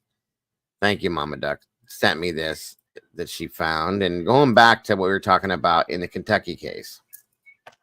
How about this info, guys? Kentucky AG, top deputy recused from addiction treatment company investigated by FBI. So the AG is the Attorney General. Let me read this to you real fast. Kentucky Attorney General Russell Coleman recused himself from all matters involving addiction recovery care shortly before the FBI announced it is investigating the company for potential healthcare fraud. Now, when I showed you guys that document, that messy ass document we were reading, that's who they were talking about, is the Attorney General. He was trying to get out of the being subpoenaed to this stuff, right?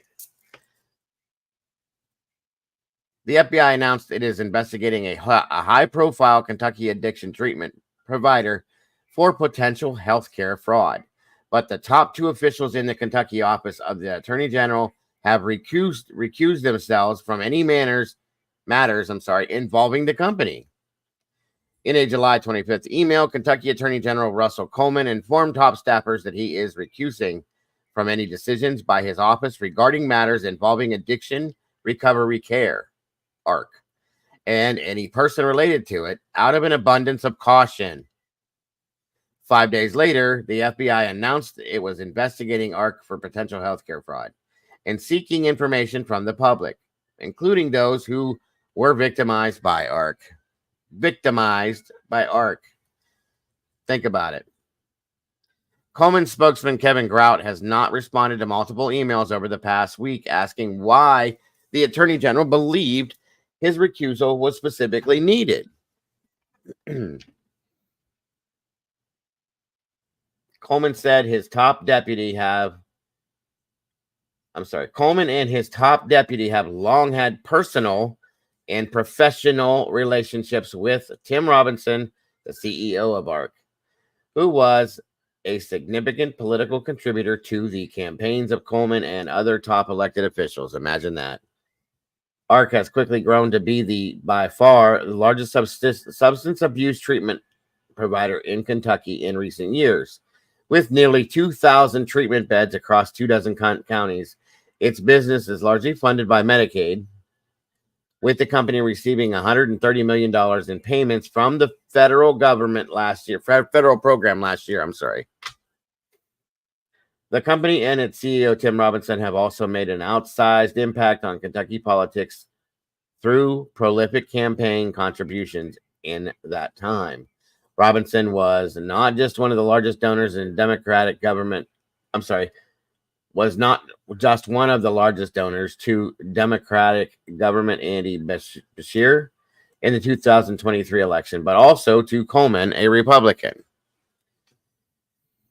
Asked last week if Coleman had a reaction to the FBI investigation, his spokesman, Kevin Grout, replied, "The office can neither confirm nor deny the existence of any investigation." He also added that Coleman and Deputy Attorney General Rob Duncan, as individuals, have recused from any matter pertaining to ARC. Kentucky Public Radio subsequently obtained several emails from the office via an open records request documenting the recusals of both.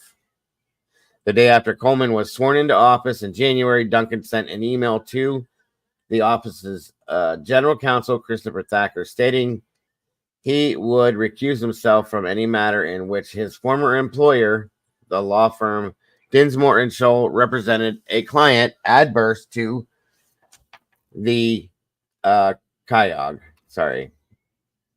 In February, Thacker wrote an email to Duncan and Office's criminal prosecution. Sorry, Chief of Criminal Prosecutions. My apologies.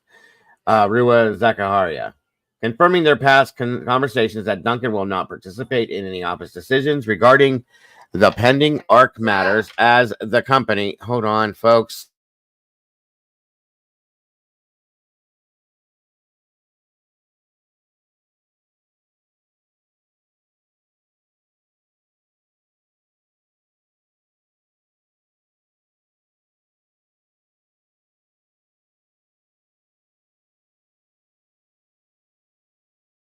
Sorry, everybody. Not only was ARC a Dinsmore and Scholl client, but Duncan was the lead attorney for ARC in one of its major lawsuits last year. Okay. In 2023, two former ARC clients turned employees sued the company in federal court for not properly compensating them for overtime and work duties. ARC then countersued both, alleging that they violated non-disclosure agreements and non-compete agreements as they had taken jobs with another substance abuse treatment provider. Duncan was ARC's lead attorney in this lawsuit, which was settled out of court at the end of 2023. Christopher Miller, the attorney for the two former employees, told Kentucky Public Radio in February he could not disclose the details of the settlement. Oh, I'm sorry, SRB. Good night. I must be boring you to sleep. Thank you for being here today. Appreciate you so much, SRB. Have a great night.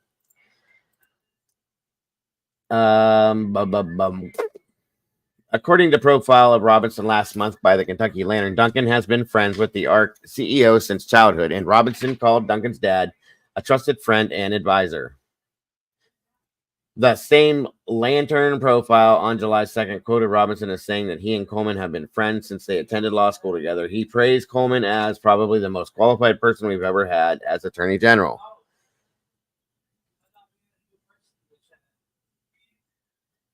So that's pretty much the meat and potatoes of this, guys. Robinson, a major contributor to Bashar Coleman. So it's all political and money oriented. Everything's related. Now, I don't know if this has anything to do with the Stines case, okay? You know, the guy that shot the judge. I don't know if it has anything to do with that, but this is awful coincidental that these things are all wrapped up in this stuff too. That's all I'm saying. I know. I was just teasing her. You have a good night, SRB. We love you.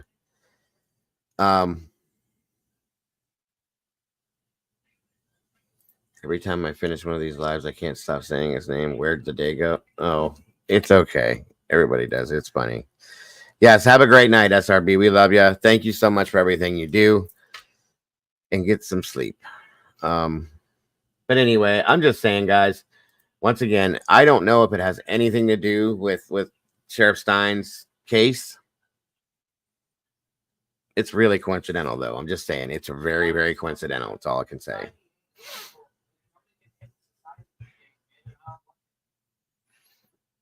I see you guys are still talking about Diddy over here. I know I bouncing back and forth. It's irritating. I get it.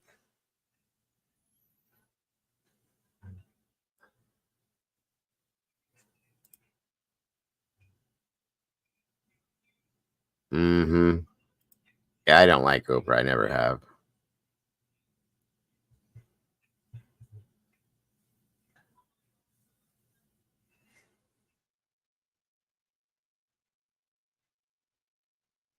I believe that too, brutally. Or I'm sorry, not brutally.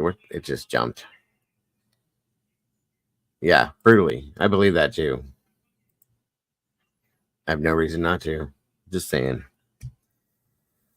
All right, everybody. I think that's probably going to do it for this show tonight. I hope you guys got something out of it. I think it was a really good one. And we got a lot of info in a lot of ways. I'm definitely going to be following up with the Kentucky case for sure. I really want to find out more about it. So hopefully we do. And we all know that the Diddy thing is going to be everywhere. So I will be following up with that as well, just to see what comes from this new stuff. And I really think there's going to be more that's going to come. I'm from Warren initially, Phil. I grew up in Warren, Ohio. Yeah. I lived in Warren, Ohio, Leavittsburg, and I lived out in Vernon Township, Kinsman. I lived in quite a few places growing up, but yeah, I'm from Warren, Ohio. Are you based out of Michigan?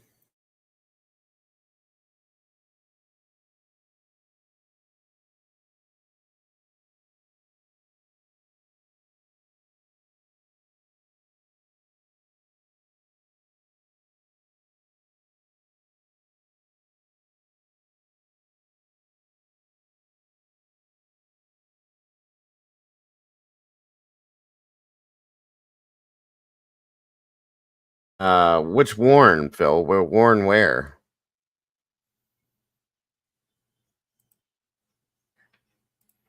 Not Ohio, right?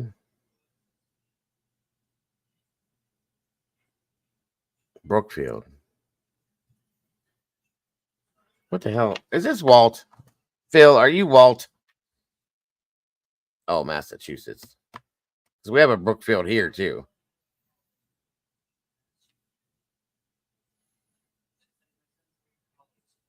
Hang on a minute.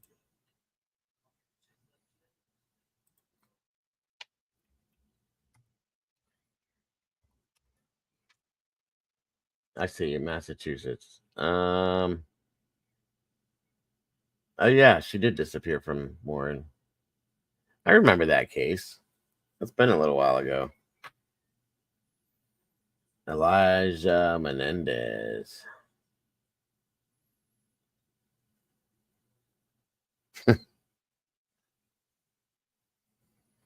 It was good tonight.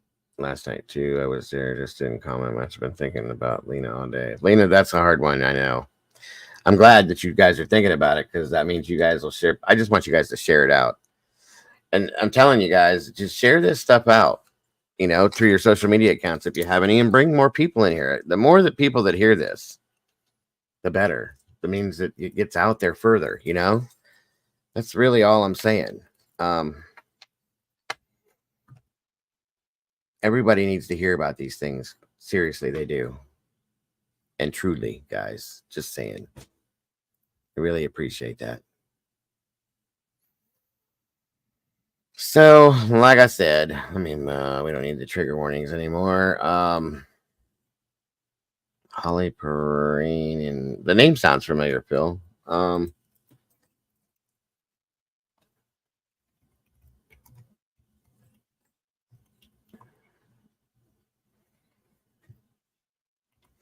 Maybe. Brimfield.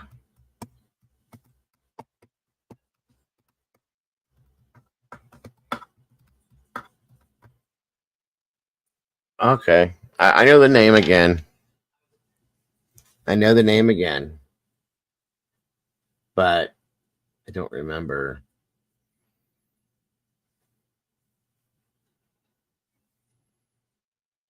He has regained his mojo, huh? I see that. I'm looking at it now, Phil. We'll have to look into it. You have to remind me of that one. Seriously. I don't know. Maybe. I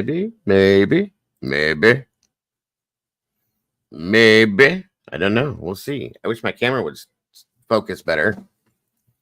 Yeah, we'll have to look into that, Phil.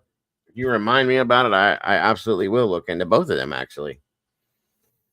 For sure. He only found her shoe. That's really sad. Very sad. So you guys might see me in here again here just in a little bit, because my son will not leave me alone. He really wants to do this music thing. So I might be back in here a little bit, guys. Just a little bit again.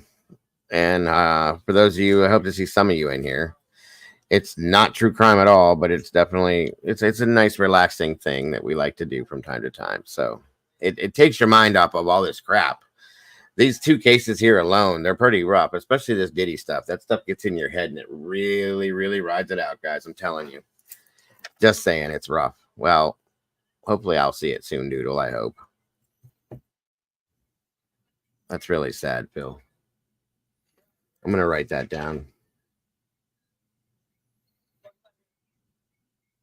Puranen, if that's how you pronounce it. I swear I've heard of this one.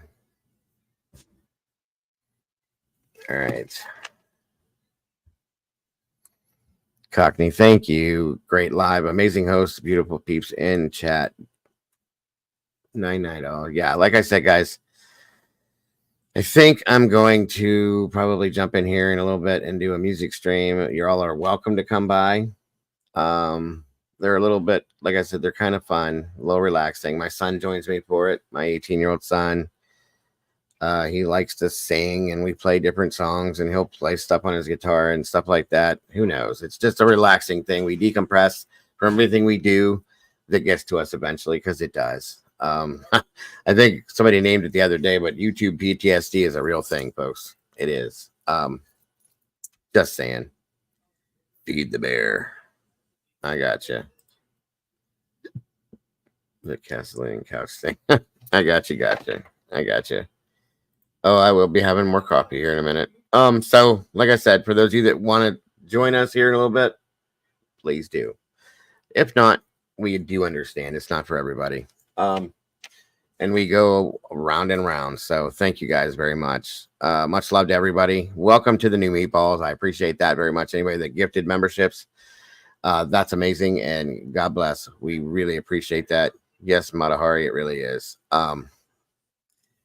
Anybody that may have donated to the links that we have up here, Venmo, PayPal, or Cash App, God bless. We never ever expect that, guys, but it's so very much appreciated. It really does. Keeps this channel going. It helps to pay the bills.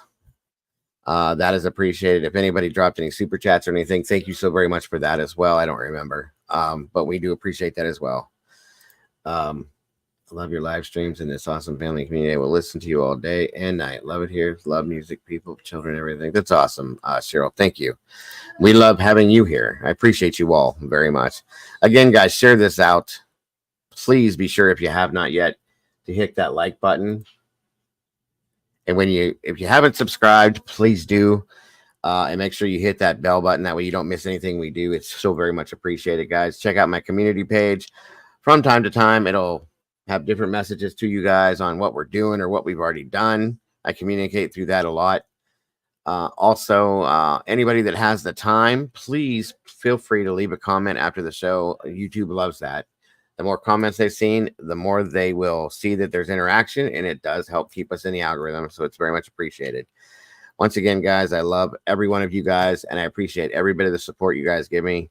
Don't forget, though, to love yourselves and love each other. That's so very important. And guys, don't change anything about yourselves, because that is why you are the beautiful people, and you are why I do what I do. Much love, everyone. For those of you that I won't see, good night. God bless, and I will see you very soon. And for those of you that I will see you very soon. Bye-bye, everyone.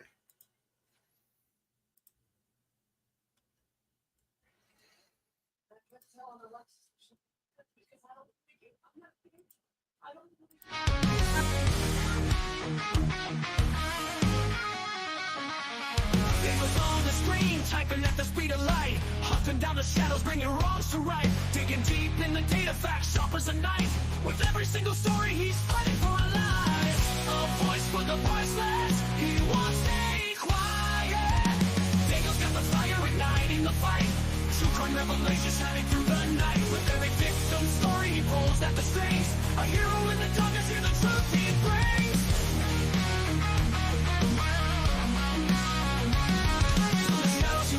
Streaming loud and clear, cracking cases open, hearts filled with fear. These channels are beacon in a world gone wrong. He guides us through the chaos, a soldier so strong. The clicks and the lights, they follow his lead. With every new case, he plants a new seed. Sharing their stories, giving hope where it fades. Daniel's a warrior through the trials he waits. In a world of silence, he shouts out their names. Daniel's got the fire igniting the fight. True crime revelation shining through the night. With every victim story, he pulls at the strings. A hero in the darkness, hear the truth he brings. From the shadows you rise, a stream of loud and clear. True crime revelation shining through the night. With every victim's story, he pulls at the strings. A hero in the darkness, hear the truth he brings.